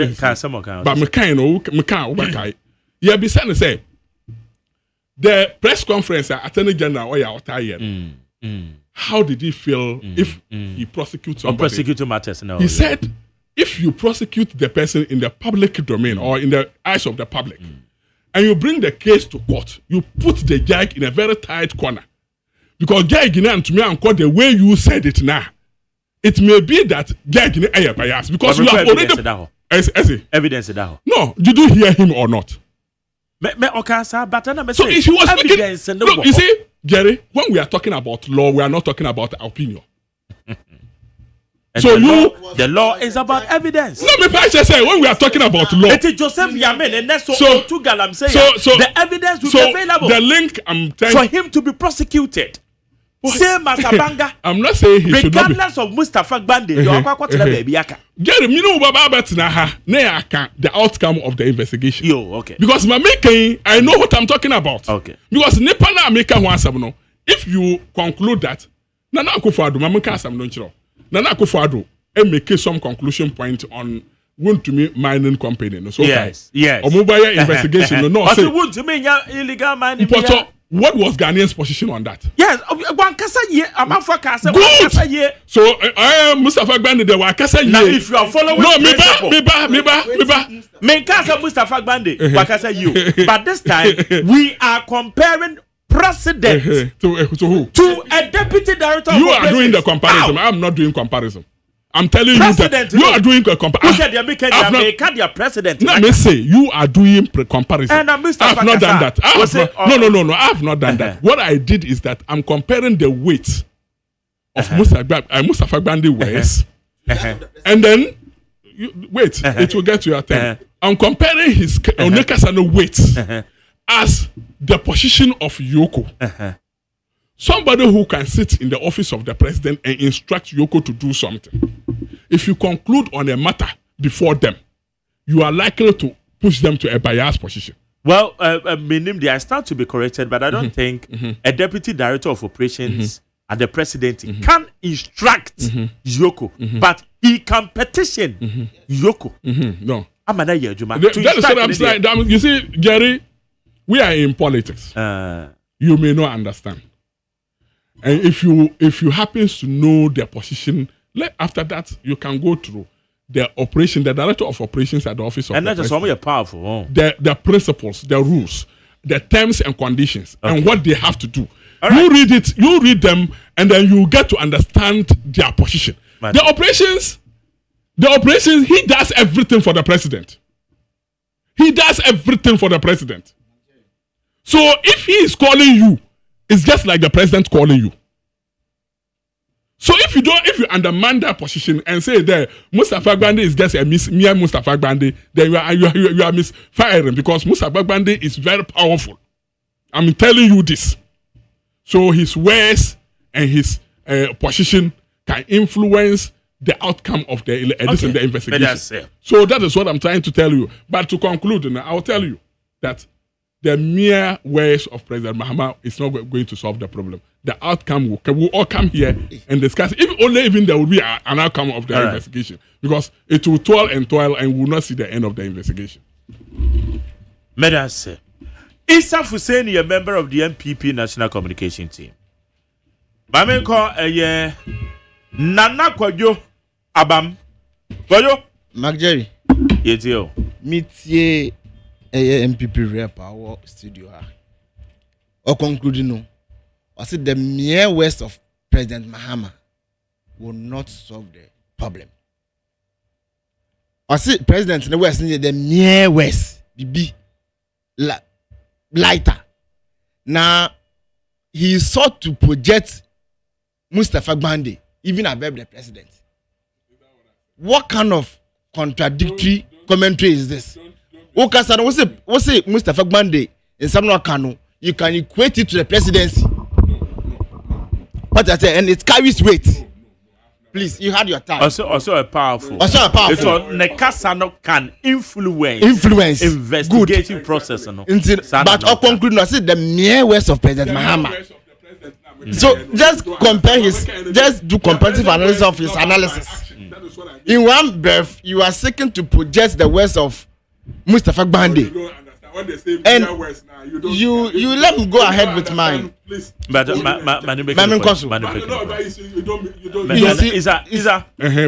kept quiet. No, he shouldn't paraphrase what I said to misconstrue my statement. Look, President in the West and action. Yanko. Atentewo etuawutwa sebi yenhurim fejaso. Now he who comes to equity must come with clean hands. They will come her. In investigations establishes say chairman wound to me the MPP Central Regional Chairman or illegal mining using his Akuntai mining company. Investigation established. We had the whole President Akufo-Addo. Today, you are equating the words of the Deputy Operations Director to that of the President. And in any case, what did he even say? Are so strong and I say so powerful to the extent that a bit may influence BB. What did he say? Yamin and those who have been mentioned say Yoko for investigation. There has been no investigation or evidence pointing to the fact to say they are involved in illegal mining. That point must be strongly made. Unlike Wuntumia, investigators establishes or illegal mining. At the time, we had the whole president of Ghana, former President Akufo-Addo, clearing to me, whole president too. Asamaba, unlike the NDC, Asamaba is okay. Attorney General say those involved should be what? Investigated. Unlike the MPP, President Akufo-Addo came out to rubbish those calls. Today, you are here pontificating, saying it's a Mustafa Banda Academy. We know those who are the kingpins of Galamsey. At a point, President Akufo-Addo had in the presidency also on the fight against Galamsey. Minia, Ekoria is saying, what did you see? What we saw, they say, I feel MPP for a total rule, big whips within the party, a take over Galamsey sites and concessions. On mining illegally. And you see me unlike the way our auto two allegations without any evidence to substantiate them. Uko Ghana Web, Mark Jerry. Ghana Web for published story on 21st November 2021. Story no, it has to do with a tape. Tape na why Dr. Frimpong Boateng, Minister for the designated for environment, science and technology. Only MPP one big whip, our office central region. I think no as a chairman was a bisa Ekwewusi. Omudin koma Ekwewusi ekachano. Schemes are any meetings amaya party here second omukaya Galamsey no mde support party activities. And this is on record. Only Frimpong Boateng in that tape what exchanges. Now, some mechanical car. Mikotosi Ekwewusi said he went to the minister's office with the general secretary of the MPP, John Boadu, with a request of mining illegally so that the proceeds will be used to support the MPP. This is a whole party machinery, a government involved in Galamsey. And Mujina studios na moto ayempia. Etre Ghana for. Abra Maka Chen said the whole party in Yesika. Enti oswafo hwe science insurance forest for Makon ho. So mama kwana munye Galamsey. And not less than a part and you biakeke said the general secretary of the MPP. On the call was munye Galamsey. Now, because MPP for no Galamsey no money and President Mahama has demonstrated clear commitment of dealing with the issue. And you know, so much is not park in nature no to Abuja Park in so for me, I'm not surprised. Because we had an MPP Minister of State, Dr. Frimpong Boateng, conducting investigations on this Galamsey menace. You shouldn't be there if you pay fair. Say, even the presidency was complicit in Galamsey activities. In fact, me, I say, what's an interview? I say, the Flagstaff House or Jubilee House at the time was the headquarters of Galamsey. Mutu Galamsey no mudi sikano. Ebra President Akufo-Addo any party penny for some party activities. Abra also for Frimpong Boateng kasa asem we know. Then they see here. What did you see? President Akufo-Addo edge report no investigate here to authenticate the claims what Frimpong Boateng report in mana. Aketuo nya won say President Akufo-Addo fired him for exposing Galamsey in his government, for exposing MPP big men in government, and for exposing the presidency involved in Galamsey. Aketuo nya say he was fired. And then you have the moral high ground to sit here and tell Ghanaians say the NDC, some officials of the NDCs are involved in Galamsey. When no investigation, when you have not provided a central of evidence to substantiate claim, to say, Frimpong Boateng, Okasa Galamsey kwaso, then they see here, Musakeno. And up to now, he is an enemy to former President Akufo-Addo. Ebiom, you come also investigations. The mere facts say investigate you no. Na eden, which means the person is culpable. And the same can people phone you come go jail by now. Because Charles Bisu, okay, Mark Jerry, I brought you from Interministerial Committee on Illegal Mining. Sir, ministers, Oma come one boom, ya from Besoko. So I'm going to fight together. Say, what did you see? They were embroiled in the menace. Secretary to the Interministerial Committee on Illegal Mining, Charles Bisu. Efa Wakaja de media. Up to now, he's been investigated by the special prosecutor. Your special prosecutor, Kwani. And if the investigations means culpability, and by now, second president Kufuor Krano, or once a one by now, because from Party report, then me the president has been complicit in Galamsey activities, and the assembly and budget studio catch them. Assembly them a quantum mining. Erastus Esaidonko, Joy News investigator, investigate here the pictures, any videos ever to ja in the public domain. It show clearly say wound to me. Shanti Rija Chairman. Or say gun and so say gun and sassie. Or ye galam say, or your son will be Sikano on air, Skakoko. This is solid money. After say what say Yensu, what say and sassie. Or to me batra on national television. No way you go. This is solid money. Sparking Ghanaians. Or did it attempt or this or the virtually insulted our intelligence. And you have the gas to sit here and pontificate and point accusing fingers. Say some officials of the NDC are being investigated. Therefore, it means therefore what? Are they guilty? Where is the evidence that they are involved in illegal mining? And Mustafa Bande said the record straight.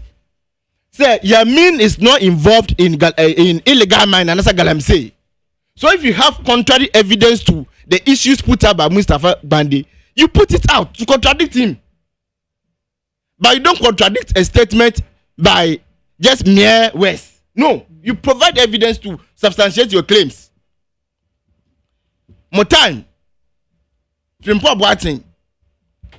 Okay. So, okay, Mustafa set a record straight. Over there. The records might stay straight. Mustafa Bande say, Yamin and those who have been asked to be investigated are not involved in illegal mining. Yamin Munakasa or say he is not involved in illegal mining. But it doesn't take away the investigation. So if you are contradicting that statement, McJay, what do? You provide contrary evidence. That is why Yoko for Baby investigated. So what is he saying here? Man, I don't get his argument. I will try to at a point to elevate Mr. Fakbande even higher than the president. President Kufuor in the presidency to so say Ofeli in the fight against Galamsey had never to Ofeli Poto. Report back to Bekajan and say Galamsey and Krano faster. Wow, seat of government. Some officials were involved. Of Ayano. Today, what are you telling us? Now, excavators are MONTIE. You see, and this is the hypocrisy of the MPP. Those who were involved in illegal mining, they claim said they were fighting the Galamsey issue. MONTIE excavators, over 500 excavators. But seen there, those excavators have not been accounted for.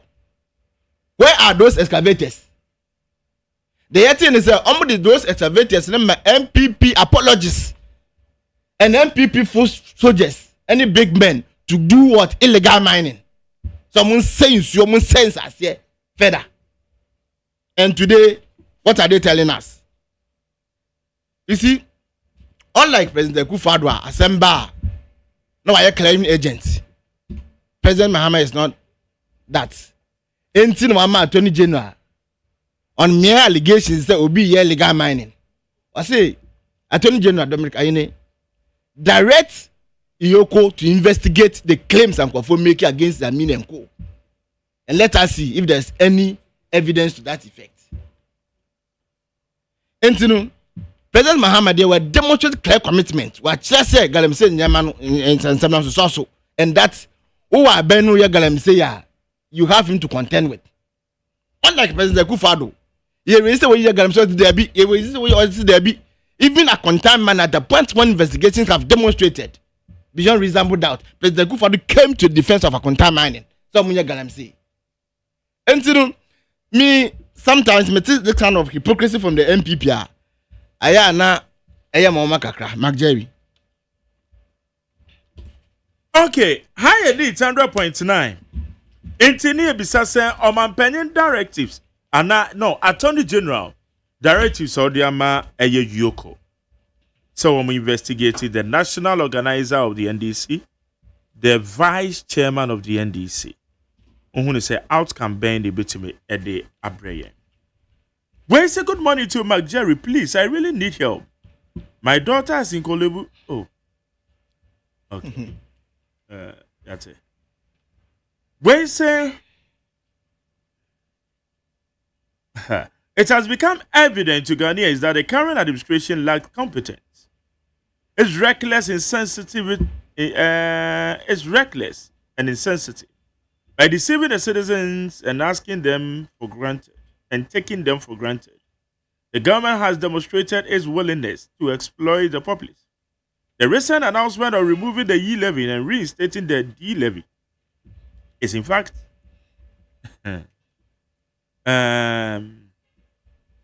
is a ruse to exploit Ghanaians, and this development was predictable, as we had cautioned of such an eventuality. Unfortunately, Ghanaians failed to heed our warning. This is merely the beginning, and more such actions are forthcoming. Some people watch as a Micahs. Where's the Mark Jerry? Why was the Chief Justice not investigated when A+ alleged that he has taken bribe? Virgin, where say it is worrying the rate at which we keep introducing levies and scrapping others, yet unemployment rate in this country keeps skyrocketing, leaving the youth especially out of jobs. This ritual where government over the years seems to prioritize collecting from the already vulnerable yet fail to secure alternative livelihood support opportunities is getting exciting. Where Jomo or the free pokiase. Pabelavi is the free pokiase. Or say Chief Justice should keep quiet because nobody will listen to her again. Enough is enough of the noise. She has filed a case against the commander of Ghana, and that is President John Mahama at ECOWAS court. We shall see who is who. Minority leader in person of Honorable Federal Mike and Mavis Akumson, Chief Justice Gertrude Tokonu are seeking for the downfall of President John Mahama. All right. When we all made a point that Galamsey is a serious national issue and must be treated collectively, the then opposition NDC made politics out of it. Now, the reality has caught up with them. Hey, Kwesi Reynolds, I'm going to because it made one card check. And one of my few texters are one to be true year, Kwesi Reynolds. Don't catch up, papa. We say the rate at which the Galamsey menace is destroying our environment is causing a lot of concern. I visited a site in the eastern region, and it makes me think that we are on a desert. You can see them also working fili power. My question is, can the country have enough resources to reclaim all the degraded lands? Kwame, New Wager. When you say in Sasana says I am be crying or a reclaim. Kwa wo bombing hene na na opena ma ifa or reclaiming in Sassy. And no grandson the amano. Where's the Mark Jerry? My name is Patrick from Tema. Please, how far about Kenofurata issue? It seems this country, our leaders are not taking we, the citizens, serious. No wonder ECD promised us they are going to embark on nationwide doom. So little did we know it's a prank. Na duza ma. Take Kwesi Adan maybe say be yandum kania. Kwesi Adan yandum kania. Entro betri mo say nya dia. e ka dey bia ba bedundum bia na odum so be ba na say aba wo say a prank won da nyame ase crash ana isa ade say ka dey ba bedum it is Sunday ya no man ten afei omo backlash na say omo follow it will come as a surprise. Where's the good Nigeria? Please tell the government to reduce the 1 cedi to 50 pesos per a gallon. Hey, there been a 1 cedi no gallon. 1 cedi no liter. Gallon of 4 cedis 50 pesos. Yeah. I don't know why I say. I shall say yeah, Jumamo. And I'm running so you're passing to so I buy the best so I just signed the copper. Okay, Isa. If you did, Magari. Yes. After listening to my brother, I got to understand one thing. It's a Ghana for him say, and this Baba Batina. No more abu bumping forbidden. I equalize here and come on to our mind this. Equalization. And this is for promise not promise on your resetting. Some resetting agenda.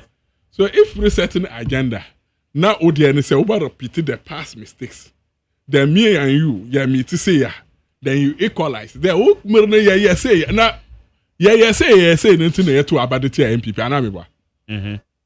Now oba no wasasa. Minwe eka sambi or say me baba can in fact evidence behind famba. There is a publication on Joy News.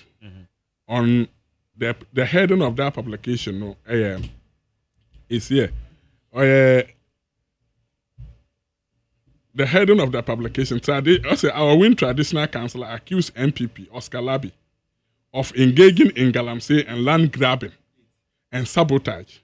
The date of the publication is 31st January 2025. And then the excerpt of it, almost say illegal mining in our Wee Forest Reserve.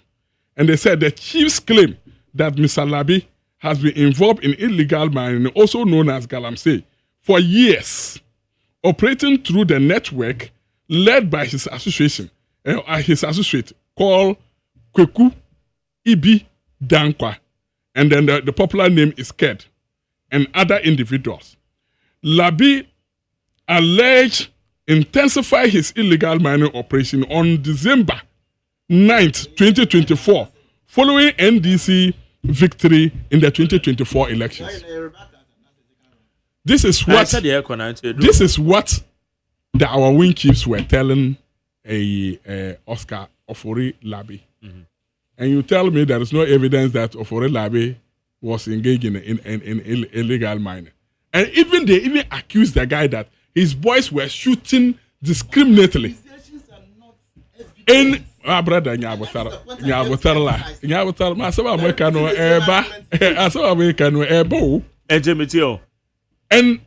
if Ghanaians knew NDC would come and engage themselves in galamsey, only for them to equalize that MPP kingpins were in galamsey, why do they vote for NDC?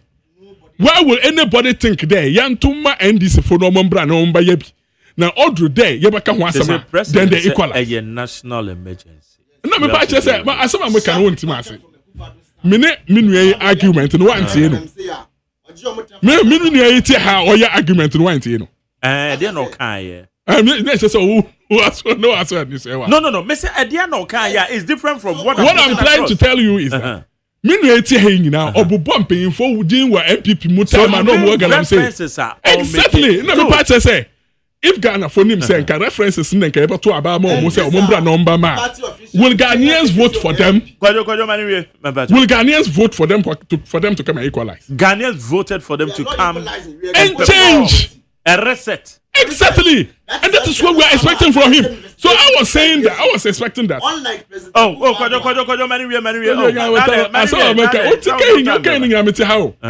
will say maybe the or interject. But to also ask the Okano, I'm here. So mami. So I was thinking that me something in a Nanko ba. Or say, oh, there are some I see now. Admittedly, it happened. but measures are yet to go.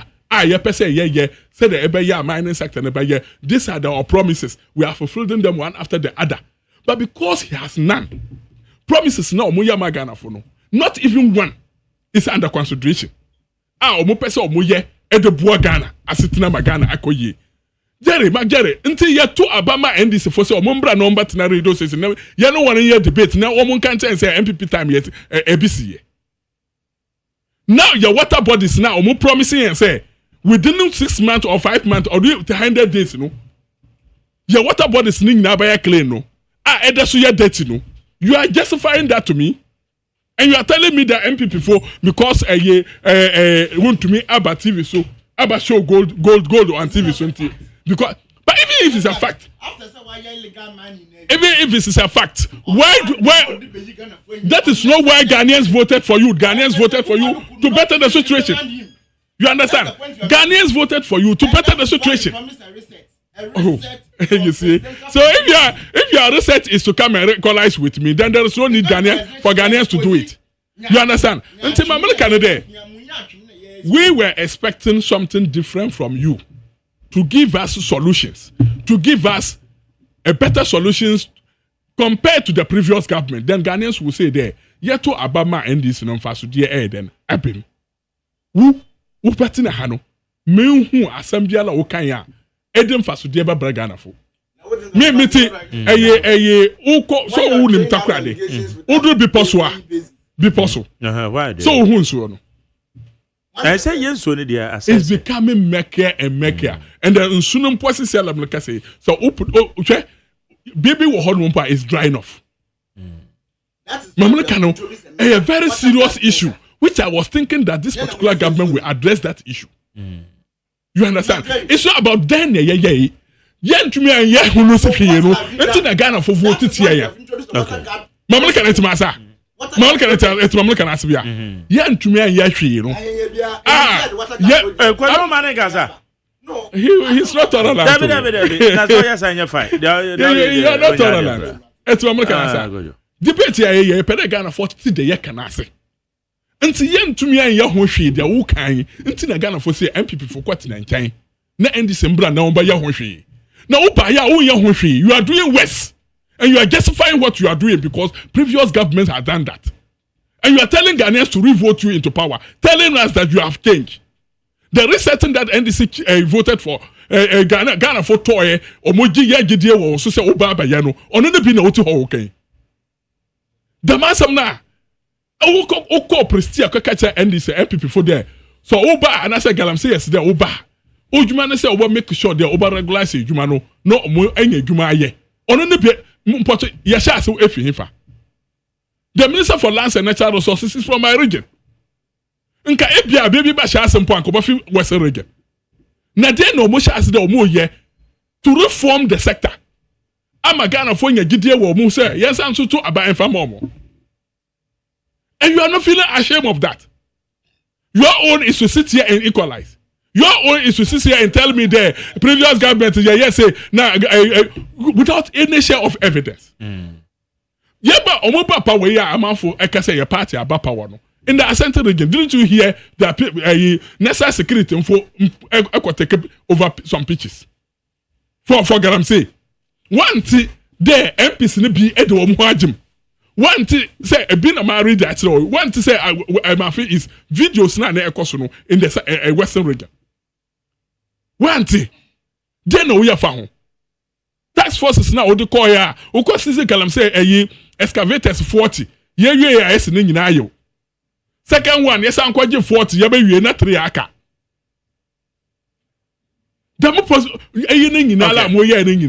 It's just a recycling of what the previous government has done. Okay. And I don't think it's a solution to what Ghanaians are looking for. Until Ghana for the and this 7 months down the lane, their own is to tell us that MPP government your government no ewa power anything Ghana for say ya ninji the MPP for ya no. Nti MPP kwakwati na nchen ya mfa NDC mbra no mu ya adepapa emfa mra nti menua kira ya adepa mu ye to make sure that the situation is solved. Matthew McJerry, you see okasa fa water bodies na in the first place no I say it's the insurance MPP for the sale. Na ye ba ye. Ana mo so ba na. Na be yensa ye ba ye. What have you done? On interject. What have you done? Kojo kasa na interject mo. Ye ba ye no ye di bibia tax force ba ye from the water guard tax force. What is their duty? Osi enya hwe mfa ho. Osi enya hwe mfa ho. Ya fiance say dem aba. And their responsibility is to protect the water bodies. That may Jesus say nso na say no. MPP on change a single measure or project or police to come to protect the water bodies. None. And McJerry, look, we promise the people of Ghana reset. And this is the reset. We promise. We promise a reset. We promise a reset from condoning impunity. If you don't understand, I'm drawing your attention. What I said? Condoning impunity is saying. Say yachi MPP na investigation establish say won't me illegal mining. That person go for to say where they am do ba am fam say nkano. We promise a reset. No. Me trap or reset I promise you no. We promise a reset from presidential complicity. You were talking complaining about interjections. Tell me your solutions. That is what I'm giving you. Sir, we promise a reset, a departure from presidential complicity in Galamsey. What is it? President Mahama Minister Baby Jakarta President Mahama Galamsey. But we had the Minister of State in the Kufadu's government. The report by say the the Jubilee House is headquarters of Galamsey. Does it mean Senate President? Who presides over the Jubilee House? Mark, tell me. Who presides over the Jubilee House? But one can say Omanpenny. Or said the Jubilee House is headquarters of Galamsey. Ekufado say, go and read from Pobatins, and then I'm on pump from Pobatin. Then I'm on pump from Pobatin. It's Obian Pam, and I wear your pump. Then I'm on pump from Besin there. I'm on the Tadwa Homaso. And then the reshuffle. Obia why report I bet you say party general secretary party general secretary anyway omo ya Galamsey now be born abaso no what's your reshuffle you know Eddie the same people now on mobile radio stations and now go for the oya reshuffle why reshuffle you see reset promise here no it is a reset from impunity. It is a reset from presidential complicity. It is a reset from criminality. And you know, Anna, you see, but would you agree, sir? Obai and so. On my penyoka Western North Way. Who's on the call? You're shocked. That is why I say, what would you be PBR? You should be investigated. But how do you establish allegations? McJerry with ways to be there some tools. That's a Peace FM for NIT FM for investigation. How would they establish the truth? Allegations are not conclusive evidence to convict anybody. That is why Omuma Mudiaba out and the president say through the attorney general they should be investigated. Unlike President Kufado, they don't stand no. You put BDR. On what Jubilee House protecting okay. You see, on the last issue. On the last issue, President Mahama has demonstrated clear commitment of cutting down unwarranted expenditure. Infrastructure that Emre or mine, President Mahama again has demonstrated. This through the communications minister, this statement so about to say fuel allowance any allocation. Say nye bibi strictly sanctioned by government that we are mount and that's allocations no ye. This is the reset we promised. A departure from wanton dissipation of national resources. I dear people friend to me here. McJerry, make a story be actually me try MPP honorable cab ne cab I think somewhere 2022 MPP minister back came na me transfer city me drew on metas no wait me share ya Jerry fuel coupons are a good seat in the show. I'm saying no one about so the parliament left now okay here so no oh that be metra maybe I met no maybe I met and the good seat in the show no so and do ya no kaje allocations allocation fuel allocation enti wo hwe nimpa baako any allocation any fuel coupons e go multiply that semi fancy ebia 5,000 Ghana cedis simple or 10,000 Ghana cedis multiply that by a good for the first time 124 over 100 me say coupons me say multiply me say a bundle a hundred bundle as an bundle me say be 5,000 Ghana cedis. No, you don't understand the point I'm making. In hundreds, it be 100 me boy. So a bundle negotiate in so. Then business is honorable.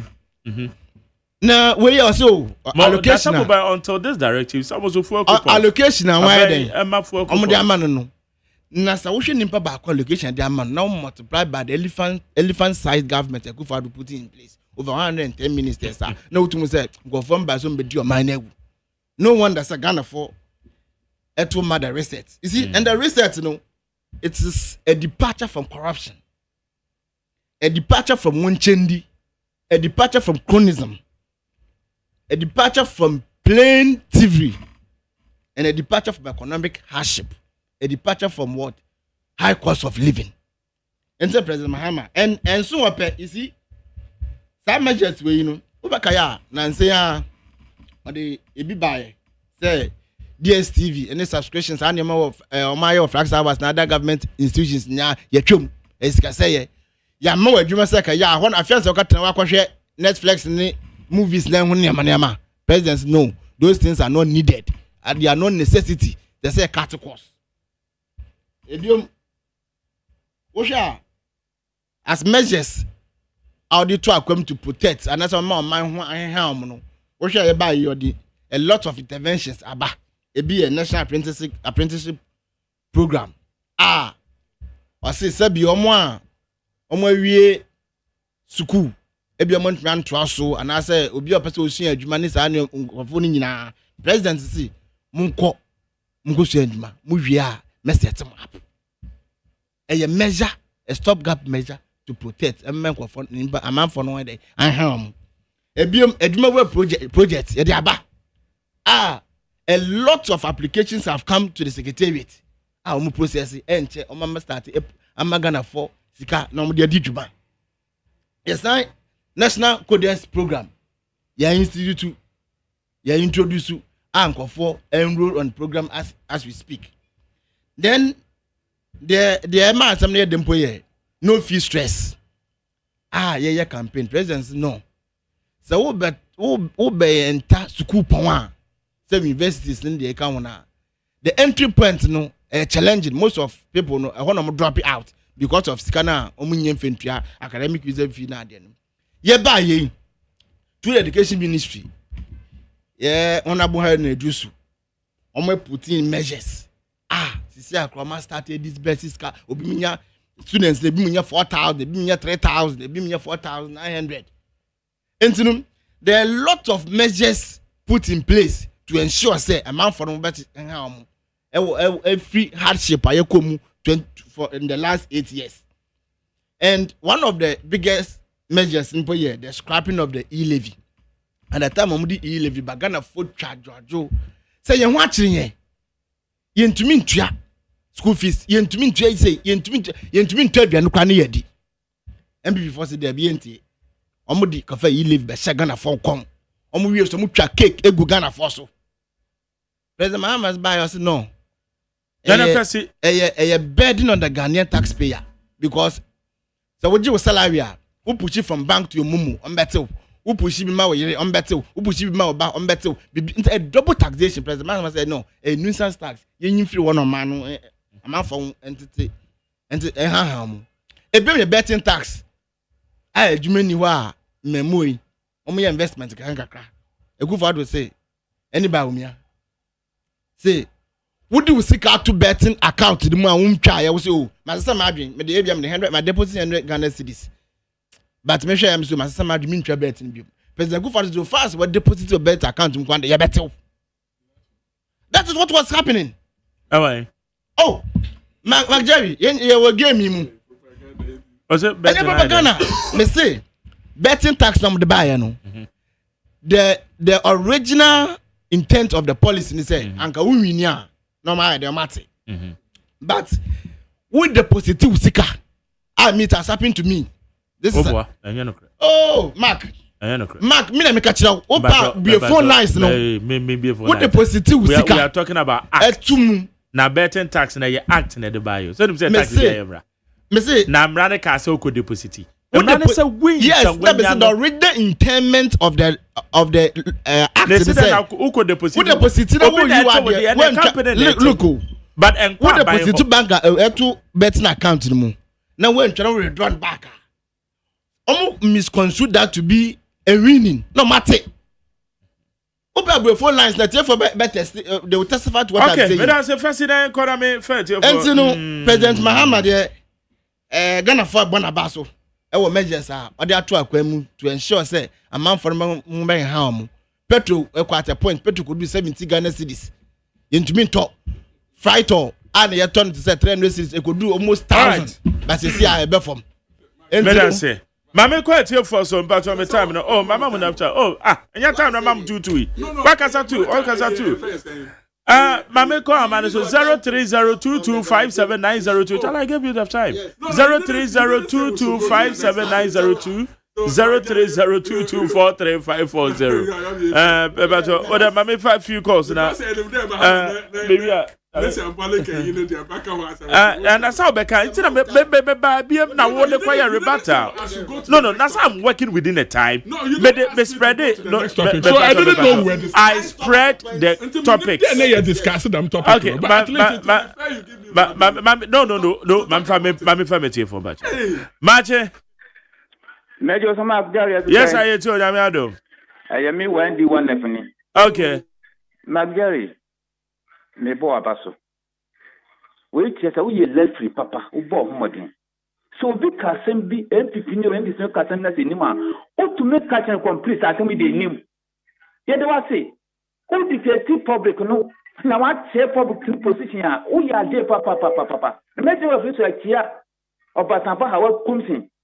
Nanka, NGC full. Microphone, Petom Codina, we are, Yakupo Bonus, Sophia, who are in dinner. Yakupo, one whole bind. Now I'm on the street recording. Check Ghana, so 2 of them bought Diana, a Sabaso. Check that I'm saying, see, I was so. Oh, be so dear the whole Ghana. I am West. Because Sunday, empty form of Supine, and some of them can't that I'm safe for another dog of Cooper. Now, not Cooper, Ekum Galam say. Most of what you move by what be down now, yes. Moko. Galamsey side, the quarter is over the Omoya, don't be done, or you not pretty one Ganonia. Almost to me for Galamsey, no. Galamsey, no, almost to me with the master as a Ghana for care with the betters and another year for all the deal your back. Let's see the one to so what to so. Okay. Medas, Mammy for Fred. Maybe Mache. Hello, Macho. Okay, you're father from Memoir. Beba to Mache. Yet your Casacasian and Compato. Midi the cage of family from your bosom, your station today to antifacture me. Mammy Chen and Coupon, Yankupo, Chemi, Chenamin, Chagana, Man, Peninin, and Sanya, who fed the door. Money, my hammer. Gunja this year, Yamin my Jerry. When you know, Mumma Yambo, Chinen, Jetanen, come Bomunayan Pampa, but we the ma and time a hammer chief. But pay will bomb a gun of Fukuopa. The show is there. I remember for to my day. 59 and 2 be Sida. And I don't castle was assembling my own going to home until go to my day. MPP for all she knew my hammer be our back and we asked them of Papa. Because for pay bay, that's your bay too hot. Send your ma I was to put you. Me no can say this will be a one kind of party. to pe gara ye pano pe gana ye pra so ube kanu kwarpa baba mahama baso ye papa ku fe no be di o mesu bank of kana boka bi si da se mi buya ka se mi buya won ube di o mesu bank of gana boka who the text me two proposal to mu di before baby before ka who ha dwini ta who they be we aba mu fa ye shi fu an tuna mu tum the senior say na be so nyanira mi TMP furu bi se aye akweti aba ko toro wo mbebu ya wo ho wo mbebu ho na wo bra nye ntoko ka kokko okay awa ku ta se ma mo ka ya ko buru no awa ku ti no o je ti we je no hwani awa ku ti no wo di pepe su te bag mu no ya mburu ni ye bu ne tu ni simba ko nka bebu ya pa wo tiemi nira bi a wo pa no o tu ti o na mo na Medan say Match? Okay. Went to mention it. Match? Yeah, Namia Sundia Cow, any my power ball on. With the best industry for communicators, now I saw me from Blue, or voice and conform. The thing is, she had the from chain. And she said the topic, Mamma, some treatment. Plus, opinion back one of your presenters, to develop in life, you must stop errors. So, if you want to develop Ghana, we have to stop those errors. And where you say, and where you say, international mayor, if we want this country to go far, then those kind of erotic statements, we should abolish it and focus on the future of this country. Apostle Hilary.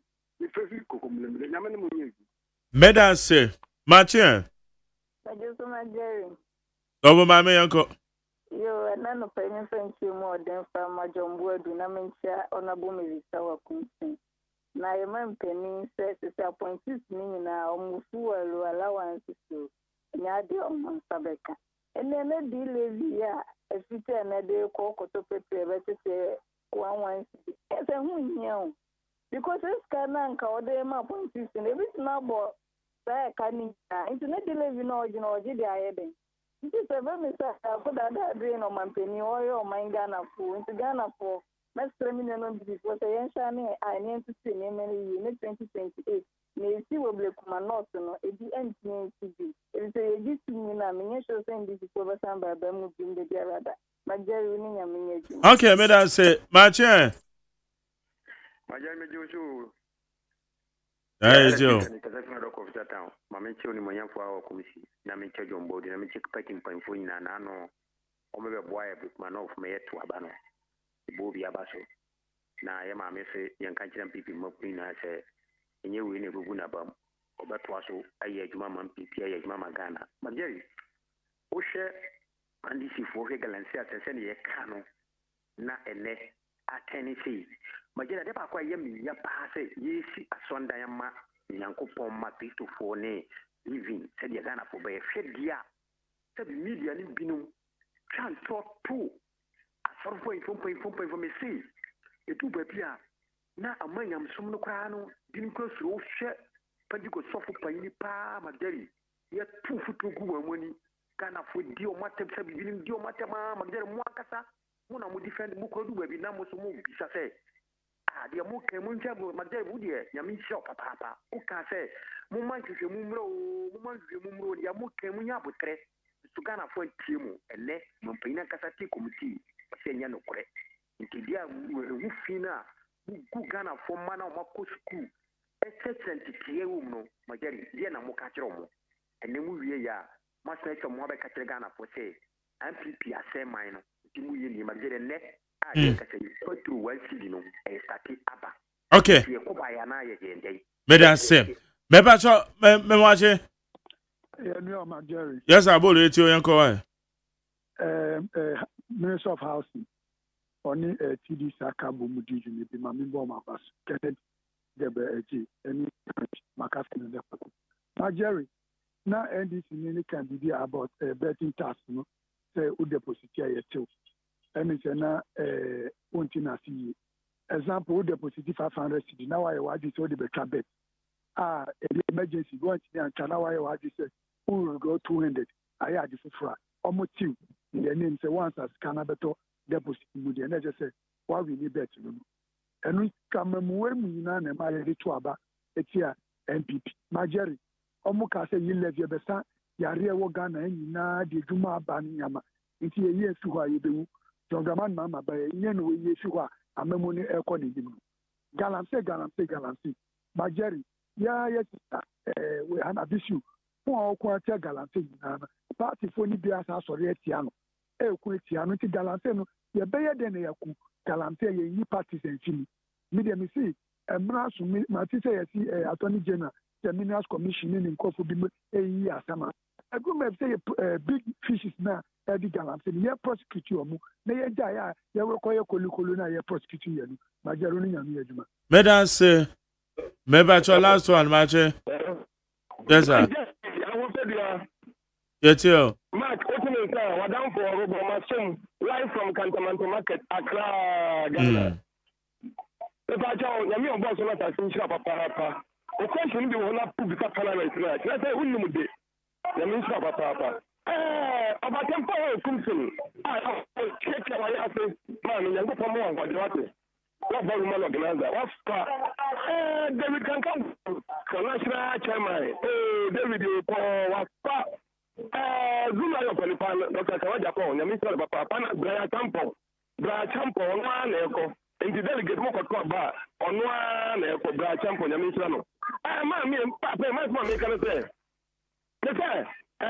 Hama aso betu galamse ase enne enno kasa e o say galamse no empani ko ba 5 omo bo galamse no ma mo ye ndisi company fo mani e the two gram say all the achimo and I call two no for no nyina two gram say ya bayamba na mu two bayamba ana nzu adanen kwawo and dey yawo mo Ghana nzu nyina adanen kwawo mo awaso mo ba betu ase afa de mo dia fa ge amodu mo ba betu ge ase turumutu afa de mo ba ya makosa ni pa mi no for South Africa be Ghana Independence Square and mo so ma no and dey anima ni okay Medan say mama fam say ana me dey say yes sorry quick comment na your comment time so 10:30 abone sorry nko Isa just seconds ni nko seconds mama nda callers na say but dama packaging fuel allowance say abenu eti ho kan packaging and settle aban we dia entumi nje omondi okay 30% reduction president Mahama wa power na or say no apprentice 30% omo edicha aban no all ba fi aban mu na apprentice ni nyina san so kwaje omo sika enti sisi ado fuel prices no me ba oko friends saying okay oko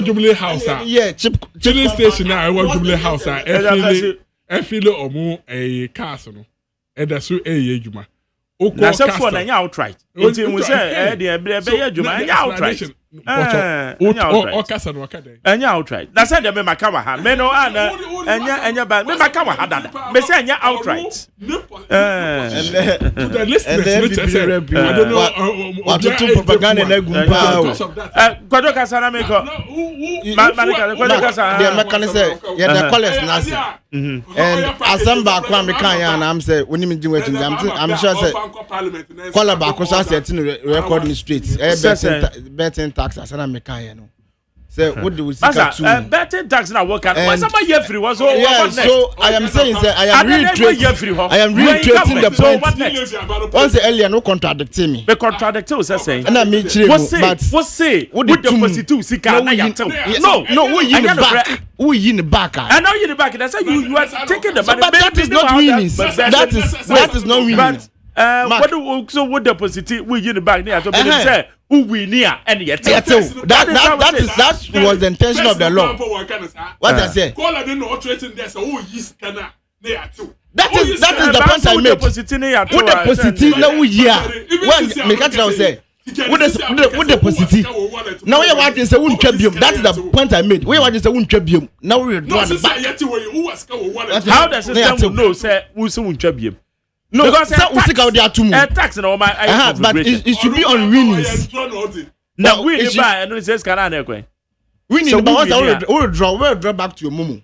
So we will draw back win is now and normal. But the point I was making is say maybe only 200 100 cities are too much. Okay, so but we drawn back. Yes, that's a record straight. Me that say. I was saying Hannah me do me the NBD say and Isa Efuseni, member of the MPP communication team Obefia ha. Nana Kojo Abam or ye NDC Women National Communication Bureau member on the Subabeka. But I said I'm my boss because Boaje the darling boy. Namidi Asadama, a doctor for that na executive producer, Gasa manager, and I'm a managing director, I'm a general manager, and so Kennedy Asante, also Esquire. Kwajo Dami had an Emmy producer, Bernard Freeman Bankron, and I also for me Damase. Yes, sorry, La Michael take over. Yamiko Bibi, Ghana Montie, and aha, and the EDC. Yamin Shroud, so with it 100.9. The best, and Yame Portion.